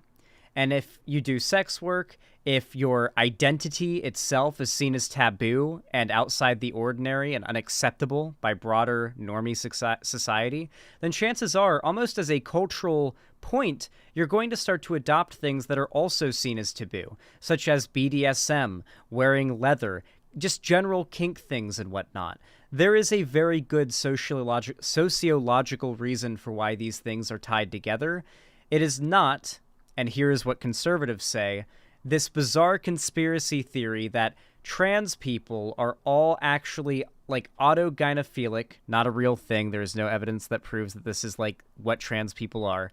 Autogynephilic degenerates who are just trying to fulfill a sexual fantasy, and like they are getting into all this weird degenerate shit because being trans is just another thing on the list of weird degenerate shit they're into. That is not the reality of this, despite what right-wingers will try to tell you. It is, in fact, a very complicated socio-political issue, and the core of it, at the end of the day, is bigotry and transphobia, and the fact that children in America can't feel safe coming out about who they truly are to their parents without the risk of becoming homeless and having to resort to whatever they can in order to get by. But hey, it's just, I just care about, you know, the well-being and safety of like, human beings and all, so maybe that makes me, like, a retarded libcuck or something. I don't know.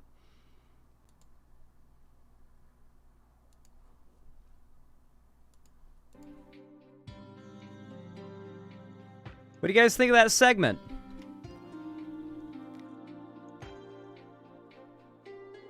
I feel like it came out pretty good. I feel like it did a really good job of explaining the right-wing perception that they push, like, with, like, the weird, quote-unquote, degenerate kink being inexplicably tied to like, queer identity. Great seg yet again, Zan. Thank you guys. I'm so happy you guys have been enjoying the content lately. It really is just a practice thing. The more I stream, the better I get at it, I think. Well, hopefully you enjoy your stay, Aliyah.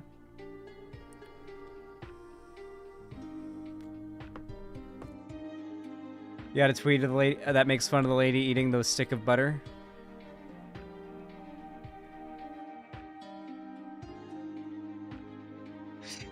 What a dumb, stupid bitch. Jesus Christ. Alright, guys. I'm gonna go pee really fast, but then after that, we're gonna do one final segment for the day. So, if you're here and you're enjoying the stream, while you have time, consider dropping some support. You can do so for... Whoa. You can do so for completely free, simply by dropping a like on the stream. Every single thumbs up, I don't really know what to refer to it as, that you guys send my way is extremely helpful and extraordinarily appreciated. Like, really, thank you guys. Every single one of you who send support my way. In fact, we're 5 likes away from 600.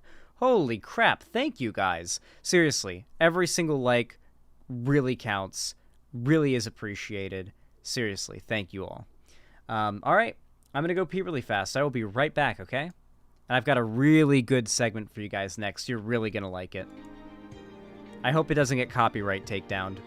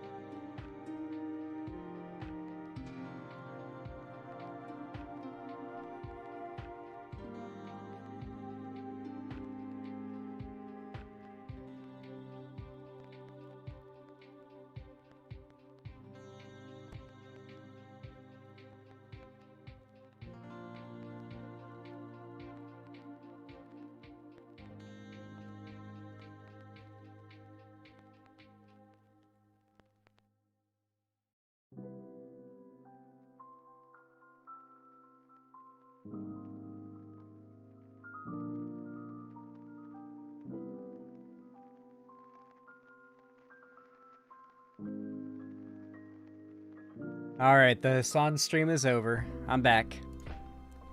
Today's stream has gone really well, I do think so. Today's stream has felt very high energy, very, like the flow has been really good, you know what I mean? I hope that makes sense. Alright. Y'all know what to do when I say action, right? 3, 2, 1, action. All right, everybody. So, we've been talking a lot about some pretty grim developments in regards to trans rights and legislation in this country, but I think it's time for us to go over a video that should kind of bring a little bit of a better swing to your day, I suppose. You see, I'm not trans. I am cis. I'm not gay. I'm straight.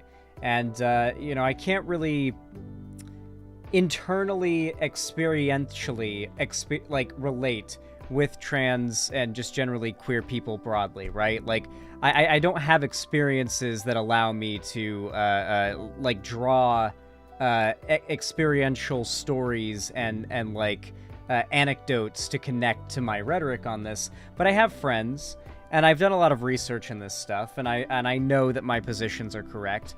At least I know that all of the smart people know that this position is correct, and basically, I feel as though if you were trans, and you were here in America, subjected constantly to the current media circus of anti-trans, straight-up genocidal, hateful rhetoric that is being passed around right now and being made millions off of, then you would start to almost feel a certain twinge of self-doubt, right? Like, maybe a little bit. Even if you are very well informed on all of this, and you know yourself very truly, at least a small amount of, I don't know, like, an if of self-doubt, perhaps. And even if that's not the case, the lingering worry that other people might experience that self-doubt, or that normies who don't, you know, fall into the LGBT community are going to fall for the narratives that are being pushed. And I think what's important to constantly remind everyone of is that the facts, science, data, all of this is on the side of trans rights. And we've actually watched a couple science videos, like very high production value, very well-respected and reputable science channels who've made pro-trans science videos in the past. We've reacted to them on stream. But literally just 18 hours ago, one of my favorite science channels, Sabine Hosenfelder, released, or Hassenfelder, I think is how it's pronounced, sorry, released a video. It's got 190k views in 18 hours, and it's called, "Is Being Trans a Social Fad Among Teenagers?" She has 858k subs, and while I haven't watched the video yet, I know her credentials. I know I've watched her videos. Her science videos are pretty good, and I'm pretty confident I know what her answer is going to be, and it's going to be no. The answer is going to be no, and she's going to explain the science behind all of this, probably quite thoroughly, I think. She's kind of sus, though. Do you really think so? Have you seen the video before me and something she says is sus? Well, we're gonna find out what she has to say about this. She typically does pretty good videos, but we'll see. Should transgender teens transition? Whoa, hold on. That's way too fast. All right, there Should we go. transgender teens transition? This rather personal question occupies a prominent place in the American culture war. On the one side, you have people claiming that it's a socially contagious fad among the brainwashed woke who want to mutilate your innocent children. On the other side, there are those saying that it's saving the lives of minorities who've been forced. Oh, I should probably add like a little bit of an addendum here, because some of you in chat are going to probably not be able to pick up on this if you're not a regular watcher of her content.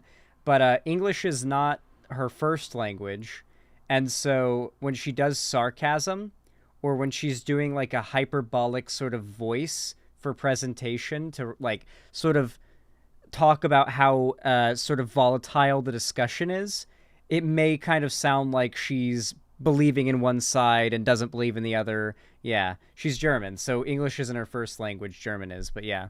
Unless in Germany, do they teach? No, they teach German as first language in Germany for sure. Anyway, yeah. Just wanted to throw that in there just in case anyone here, you know, might get tripped up by On the that. other side, there are those saying that it's saving the lives of minorities who've been forced to stay in the closet for too long. And then there are normal people like you and I who think both sides are crazy, and could someone please summarize the facts in simple words, which is what I'm here for. So what's going on? Is it true that the number of teenagers who identify as transgender is rising rapidly? What's gender-affirming care? Does it work? And why are some countries like Sweden, Finland, and the UK rolling back gender-affirming treatments for children? That's what we'll talk about today. All right. The vast Let's majority go. of humans are born with an unambiguous biological sex that's either male or female. While there are some intersex conditions, Wait, I literally just said when she's doing chat. I just said she does a thing sometimes when she's talking about like the discourse where she sort of hyperbolically states the positions in the whole thing. biological sex that's either male or female. While there are some intersex conditions, they're rare. For the most part, biological sex in humans is fairly simple.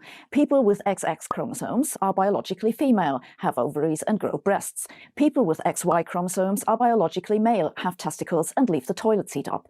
It's more difficult for some fish who can change their sex, but She's simplifying it here, but my understanding is actually that your chromosomes more so determine what hormones are released while you are in uterine development and what your, what are they called? Gonadal ridges, I think is the term for them. What your gonadal ridges develop into. Will you have XX chromosomes and thus have the hormones released that cause your gonadal ridges to turn into a vagina or into a penis, right? And the issue is, there are a lot of chromosome combinations that are not the typical XX or XY, which can result in all sorts of potential outcomes physically. But there are also cases in which, regardless of chromosome pattern, there are congenital complications in which it doesn't matter what chromosomes you have. You will still have a DSD, difference in sexual development. I also want to mention, by the way, and this is true of two different stats because intersex people and trans people make up roughly the same percentage of the population at the moment, though there is a little overlap. They are still separate separate circles in the Venn diagram. Both these stats are around 1 to 1.5% of the world population are both trans and are and in the same stat are also intersex. For the older terminology, right? If you took all the trans people in the world and put them into one landmass and made them into a country, that would be in the top 10 most populous countries in the world.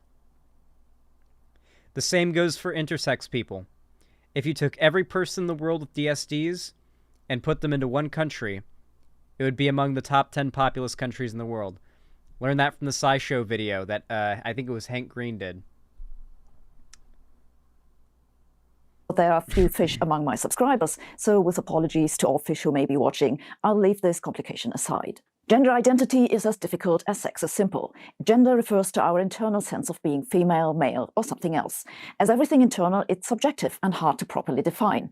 Gender identity comes about by a mix of genes, acquired biological traits, environmental and social factors, and cultural expectations. This is true. I do believe that there is an aspect of I think what we call gender is a clumping of things that are probably to an extent biologically predetermined in the same way that certain aspects of someone's personality probably are, and a bunch of things that are environmentally ingrained in us, and then a bunch of things that are just sort of like random. Like by chance you just happen to be like into, and that's what you end up like how many people do you know their way of expressing themselves is through, like, I guess we'll use the example on screen, tattoos, right? And the only reason that they're super into tattoos is because they met someone when they were a teenager who was super into tattoos and got them into it. It's stuff like that. You know, circumstance can lead to these things, right? That's obviously maybe not the best example, but a lot of it's probably environmental. Some part of it is got to be, like, some sort of psychological, deep, possibly genetic part, because we know a lot of trans people experience dysphoria, which is an overwhelming psychological dissonance between body and mind. And that suggests there's got to be something about gender, or what we call gender, that is deeper than just the social prescriptions we make.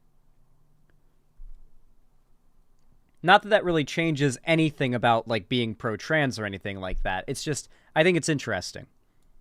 When someone's perceived gender doesn't align with their biological sex, we've come to call them transgender. The other case, when sex aligns with gender, is often called cisgender.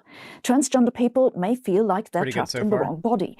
Not all, but some of them are distressed by this experience and develop what's called gender dysphoria, a recognized psychological condition which might severely limit their quality of life. Some transgender people prefer not to draw a distinction between sex and gender, and instead distinguish between their experienced gender.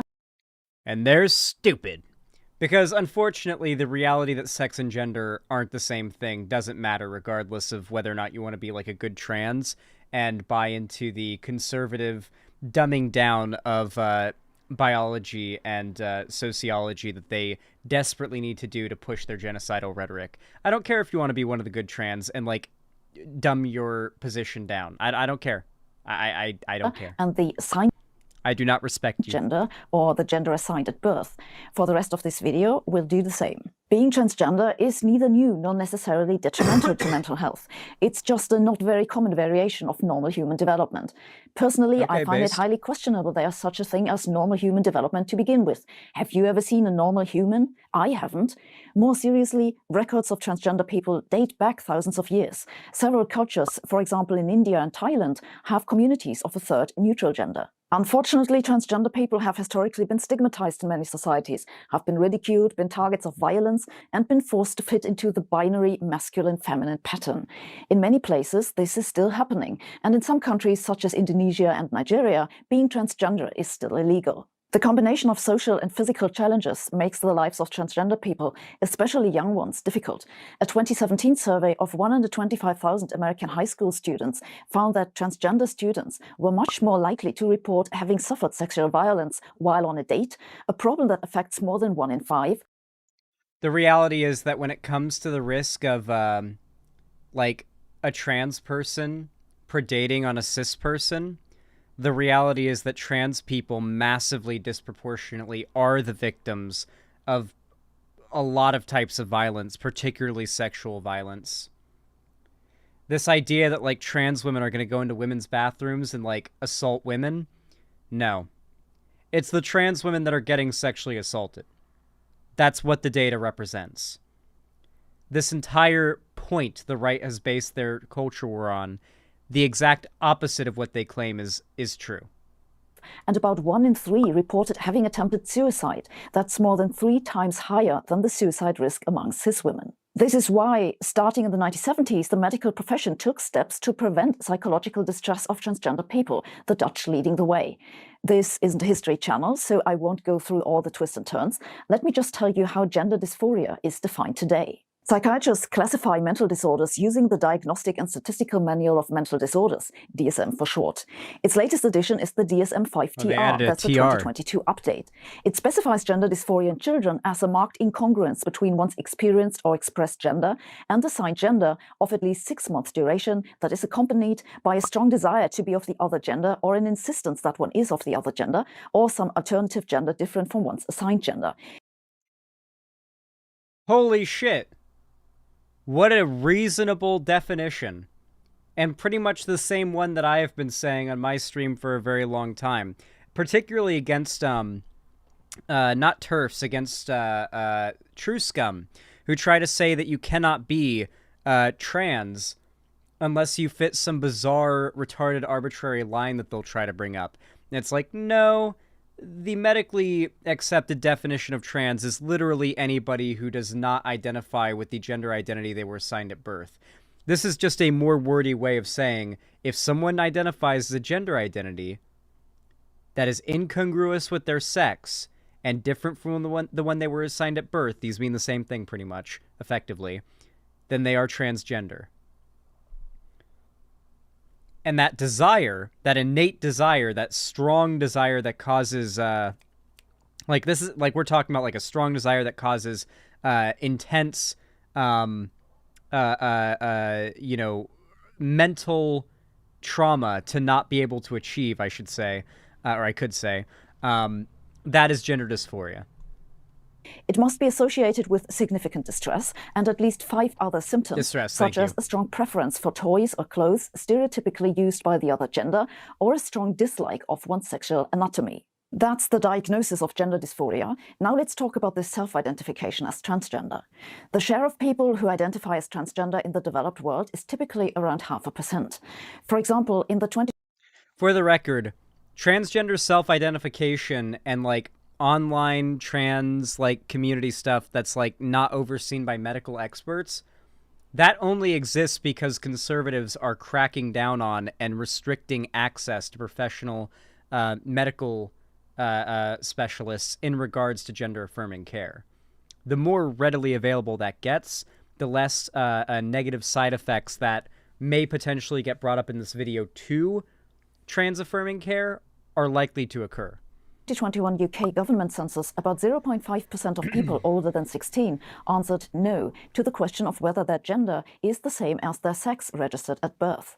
The US Census Bureau did a similar survey in 2021 and saw 0.6% identifying as transgender. A 2021 census in Canada among people aged 15 and older saw 0.19% identify as transgender and 0.15% as non-binary. Curiously, though, the fraction is considerably higher among teenagers than among adults.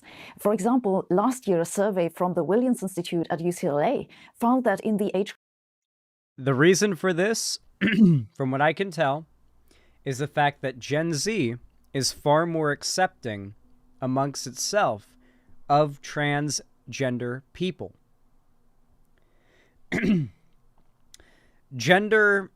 Well, let's think about it the same way it happened with gay people, right? The same phenomenon happened with gay acceptance. We saw that, like, each consecutive generation, as gay acceptance became more broad, more teens ended up being gay.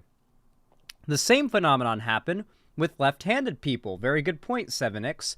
In the 1930s, that was around the time when left-handedness stopped being punished in public American schools because it was seen as, like, sinful in the devil's hand or whatever the fuck it was called.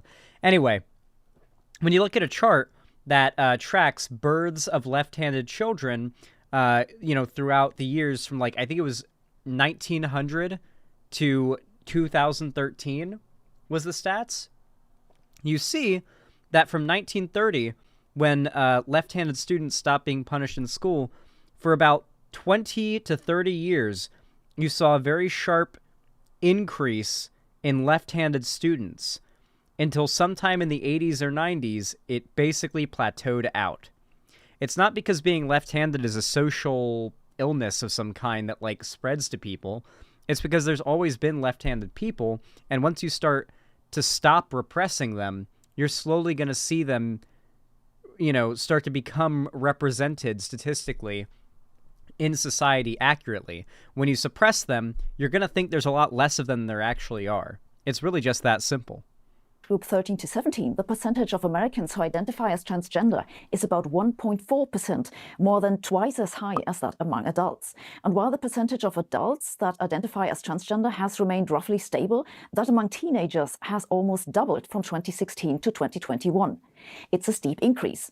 In the United States, the number of gender clinics which treat children has grown from basically none to more than 100 in 15 years. Just like the wrinkles in my face, a good reminder that correlation is not causation. According to data collected by the American health tech company Komodo Health for Reuters, the number of insured children aged 6 to 17 diagnosed with gender dysphoria in the US has increased from 15,000 in 2017 to 42,000 in 2021, so roughly a factor 2 to 3.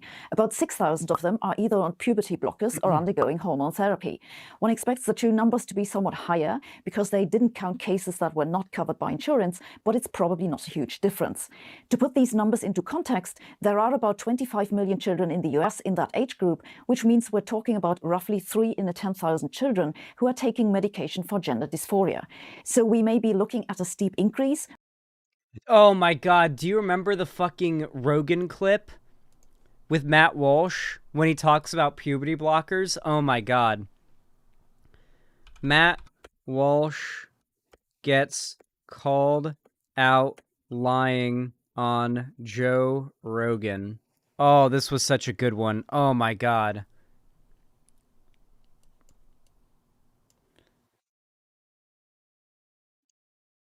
I have a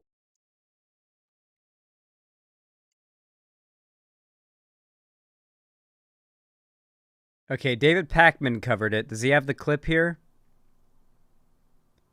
Yeah, okay, it seems like he plays the clip. Alright, we'll watch it with David Pakman's commentary. This clip's too good not to play for you guys. We're talking about the drugs. It's, I mean, millions. Okay, so millions on puberty blockers. All right, let's continue. You're talking about hormone blockers. Yeah. Millions of blockers kids have been on hormone blockers, really? I'm sure someone's going to fact check me on me, but my guess is that we're into the millions now at this point. Yeah, that would be my guess.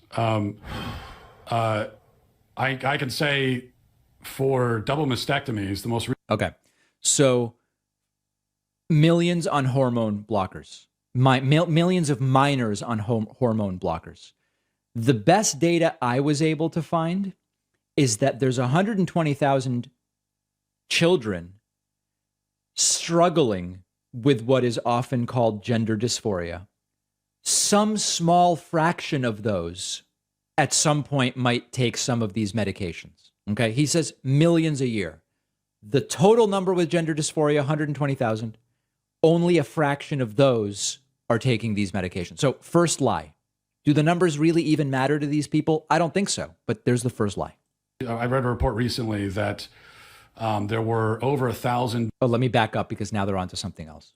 I can say for double mastectomies, I read a report recently that there were over 1,000 done between 2016 and 2019. And when you compare that to how many were done between, 2008 and 2015, it's a massive. Okay, but that's 300 a year. Huh. That doesn't sound so high, does it? But that's not even really right. Let's continue. Increase. And over 1,000 girls had gender affirming double mastectomies in that time frame. Is that Walsh just lies? Yeah, they will be. And I also, I actually think that this shouldn't be. Okay, so Jamie just brought up the actual number of kids on puberty blockers. Happening to. So now they've pulled up an article. Okay. It's a very small number. Thanks, David. That's right. It says over the last 5 years, there were at least 4,780 adolescents who started puberty blockers. Okay. He said there are millions of adolescents on puberty blockers. They just found a study that says it's under 5,000 over 5 years. That's under 1,000 a year. He said millions. Study says it's under 1,000. Think about that. And at a prior gender dysphoria diagnosis. Under 1,000 a year. He said millions. It's kind of undercounted, but that would be a big undercounting. Less than 1,000 people a year. Yeah. Yeah, I mean, I would guess, hundreds of thousands. Let me correct my. Yeah, he would guess. Okay, I had to play that for you guys. I had to give you guys that as a treat, This is a treat. I don't know if we're going to watch the whole video. I think we're going to get to, the end of this segment, and I'm going to recommend that you guys go watch the rest on your own, because I don't want to rip the entire thing and react to it. I don't have permission from her to react to the whole thing on stream. So I just want to give you guys, a taste of it, get you guys to go watch the rest, but we'll watch a bit more, okay? I'm liking the video a lot so far. I'm definitely going to finish it off stream. But the total numbers are small. Still, it's puzzling and not an exclusively American phenomenon either. The same has been observed in the UK, where the number of referrals to the British Gender Identity Development Service has increased by more than a factor of 20 from 2011 to 2020. It's also been seen in Sweden and in Canada and pretty much everywhere where they've collected numbers. Curiously enough, the big bulk of the increase comes from children assigned female at birth, wishing to transition to male. This is weird because 100% the reason for this, and I'm willing to bet, I am so willing to bet that when gay acceptance started to rise within teen populations, that young girls started to be more open about being gay before younger boys did. This probably has to do with the fact that women are probably socialized to be a little bit more likely to be open about something like that. That's an emotionally open things. So, like, if you're socialized to be a woman and then you realize, say, actually, I feel more non-binary, or you realize you're a man, your socialization is most likely going to have led you to be a little bit more likely to embrace and be open with your emotions, your feelings, etc., and possibly pursue that and even admit it. While I feel like with young guys who are assigned, or like if you're assigned male at birth and you're a young guy and you like were socialized as a guy, and then you realize you're a woman or you realize that you're non-binary, your socialization has led you to repress a lot of emotions. The video gets worse later. Really. But I don't want it to get worse later. Earlier generations, the ratio was the other way round, or approximately equal. The same thing has been observed in the Netherlands, in Spain, in the UK, Canada, Sweden, and is also the case in the USA. Most of the increase in gender dysphoria reports comes from girls. Pretty much no one questions this. What's more controversial is the question whether the typical age of girls to report gender dysphoria is also changing, and if so, why? In 2018, the American physician Lisa Littman argued in a paper based on survey results among parents that the girls being referred to gender clinics in recent years are different from those of earlier generations. They show an onset of gender dysphoria during adolescence, but without prior symptoms, a combination that was previously basically unheard of. Littman dubbed it rapid onset of gender dysphoria. So here's the big problem with that particular study. I'm very familiar with it. It surveys the parents. And the problem with that is that surveying parents isn't very indicative of whether or not the child has actually suffered symptoms of gender dysphoria from a young age. Children may have a hard time explaining those feelings. Parents may have a hard time understanding them, connecting certain things their child has said in the past to other feelings. It is very iffy to me to try to believe that the word of parents about a child's internal feelings mentally and in regards to their gender identity is more accurate than what the kids say. Because there are a fuck ton of parents that do not recognize those symptoms in their kids. And a lot of trans kids who knew from a young age. And suggested that it's a case of social contagion. Adolescent girls get the idea from social media or their peers or both and come to believe they want to be men, hoping it'll improve their lives. Superficially, the hypothesis makes sense. According to data from the World Health Organization, Keyword on, she said superficially, which she's right about. She is right about this. Superficially, this argument kind of makes a little bit of sense. If you're the average dude online and you, like, know that these TikTok people are so crazy and you probably don't think very well of teenagers and you certainly probably don't think very well of teenage girls, then you probably think there's some epidemic of teenage girls who think that it's so bad to be a woman, so they're, like, becoming men in order to, like, that is the kind of thing that I feel like a lot of people at first glance, first thought, are likely to fall for, right? The thing is, it doesn't really hold up the scrutiny when you realize that the amount of effort, commitment, and, like, sacrifice being made to chemically alter your body, even before you've gotten to that extent, but to chemically and surgically alter your body for a fad, to feel like you're fitting in, or to like, feel unique. I don't even know. This is really, really a big stretch. It's a really big stretch, especially when most of the data shows that the vast majority of detransitioners, these being people who regret transition and try to go back, detransition not because they regret transitioning, it's because they don't have support of family and friends and find that they would rather, you know, live or die as living as cis than live a happy life as trans, because they can't, no one in their life supports them. They can't afford procedure and hormones, and they're forced to detransition because they literally can't get access to further, you know, resources to transition, or because they have been, like, convinced that they are on a path that can never reach a valid conclusion.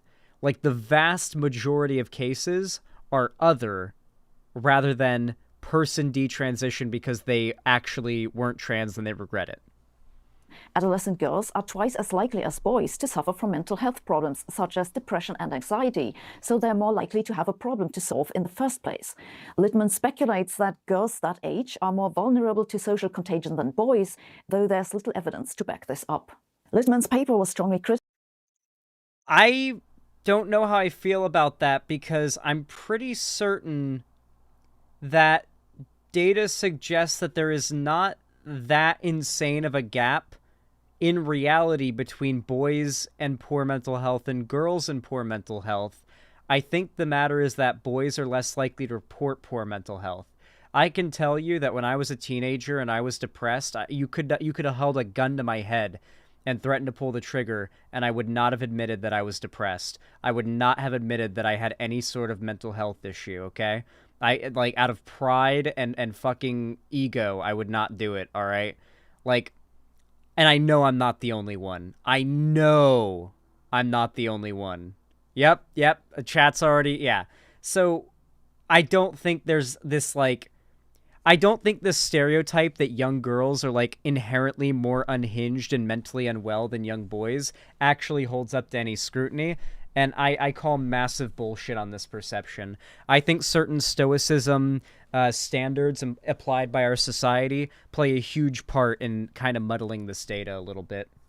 Criticized for not being a scientific study, but a collection of experience reports from parents. Yep. Okay, she called it out. Okay, perfect. It literally wasn't a scientific study. It was a survey done to parents of trans kids. That is not going to derive the type of data that you need to derive to prove the point that's trying to be proven about it being a social contagion. Good, okay, Pog. The parents were recruited among frequent visitors to websites who are skeptical that transgender self-identification among teenagers is genuine. This means the sample is unlikely to be representative. Indeed, Littman herself writes in a paper that it's a descriptive exploratory study. She describes what those parents say. What to conclude from that is a different story. A paper that came out in August. One problem with that, though, is that in this very explosive climate politically, where what is determined by this, research, regardless of what the intention is and how benign a certain, a certain study or a certain trial or whatever you're trying to figure out may be, right-wingers in particular are going to be there to weaponize it politically to harm people. That's just the reality of it. They are trying to harm people. At this point, a lot of conservative pundits such as Matt Walsh have said things such as transgenderism must be burned to the ground. It is not acceptable for a single person in this country to think that they are something like that they are a different gender than they really are. When we have people like that saying this shit, you can't use the scapegoat of like, oh, well, it was just supposed to be an explorative analysis. It wasn't meant to prove this or that. When, like, well, you got to be careful with how you present these things and be very, very aggressive against people trying to misappropriate your survey that you're trying to present as and trying to present it as something it's not, you know? Like, you have to be on top of that. You have a responsibility with this issue. This isn't just a matter of science. This is also a matter of civil rights.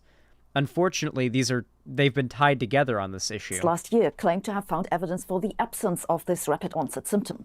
However, this paper was also strongly criticized for severe shortcomings, such as, most importantly, for phrasing their survey questions in an ambiguous way and creative methods of interpreting their data.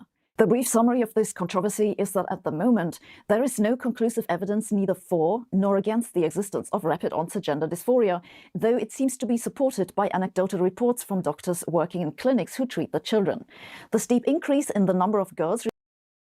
So, the issue with this is that while there may be some anecdotal examples of what one might describe as rapid onset gender dysphoria, the only way to prevent that from reaching a point that's like irreversible and like regrettable, where like detransition has to happen, is making professional gender affirming care resources available to every potentially dysphoric kid.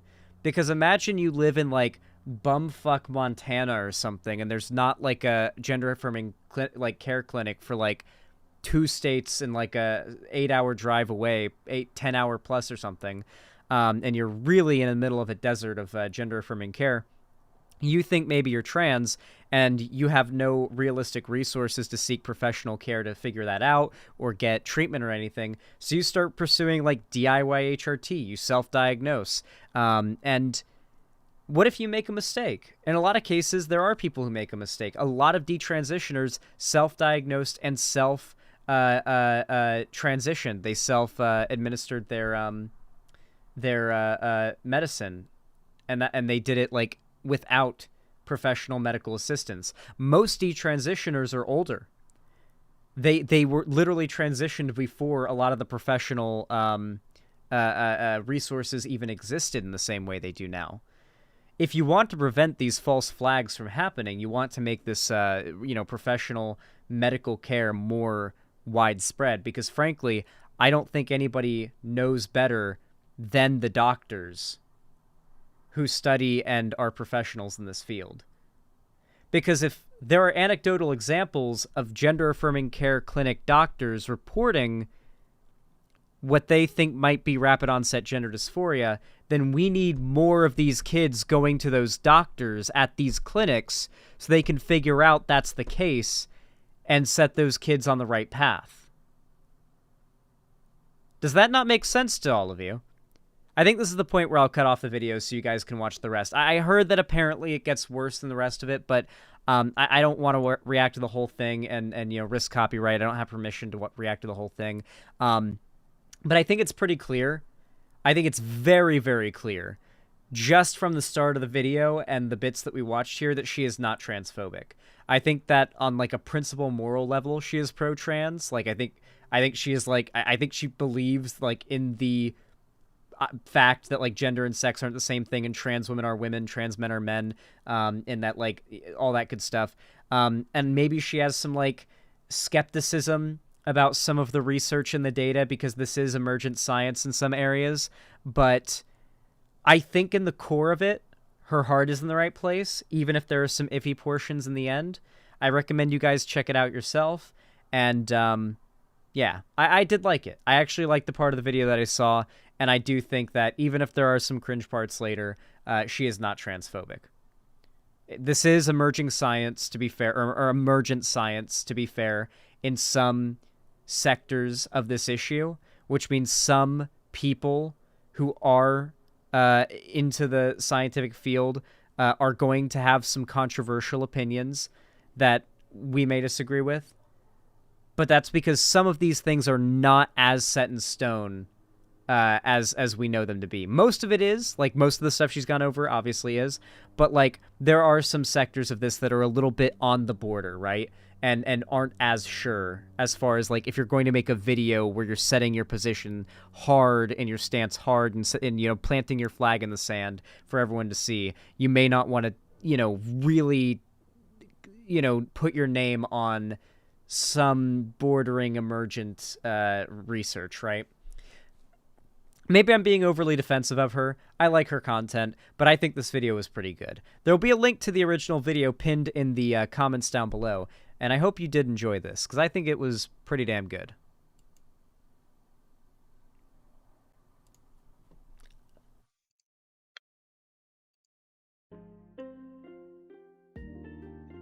Xanderhall, what are her credentials really for talking about this? Because earlier you mentioned she has some pretty good credentials for talking about this. I didn't say she has good credentials for talking about this specifically. I said she has, like, good credentials for talking about science stuff, like, broadly. But if I recall correctly, she was just doing high-energy particle physics or whatever, and then just started doing videos about stuff more like this. Well, yeah, she's a physicist. I mean, like, she is a scientist. I think she has the general skill set to do research and read studies and figure out, like, I think she has the skill set necessary, more so than even your average person, to do her own research using the resources available on the internet and to find the correct position. That's what I mean. And to then go online and translate that information in a very reasonable way. That is what I meant, if that was confusing. She's also a science communicator. She's a science popularizer content creator. Like, yeah, it's in her ballpark. Avalon of Babylon, thank you for the tier 1. Give us up to Punkerella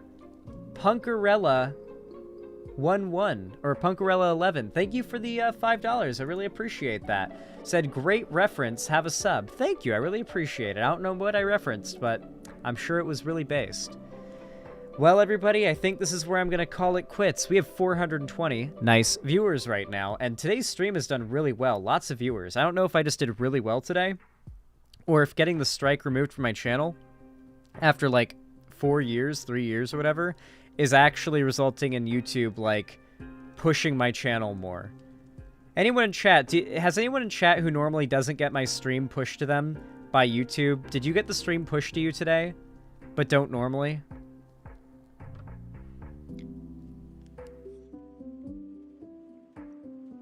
Because I feel like I might have had some sort of secret shadow punishment on my channel the last few years, and that it was removed today. Yes, yes, yes. A lot of YouTube chatters are saying yes. That is a significant sign that I'm correct, is that the YouTube chatters in particular are saying yes. Yes, I never got stream on my homepage before. This is interesting. I was already very optimistic about the future of the channel because of how it's been doing, which, by the way, let me bring up the channel on Social Blade very fast so you guys can see how channel performance has been this month. Yeah! Look at that.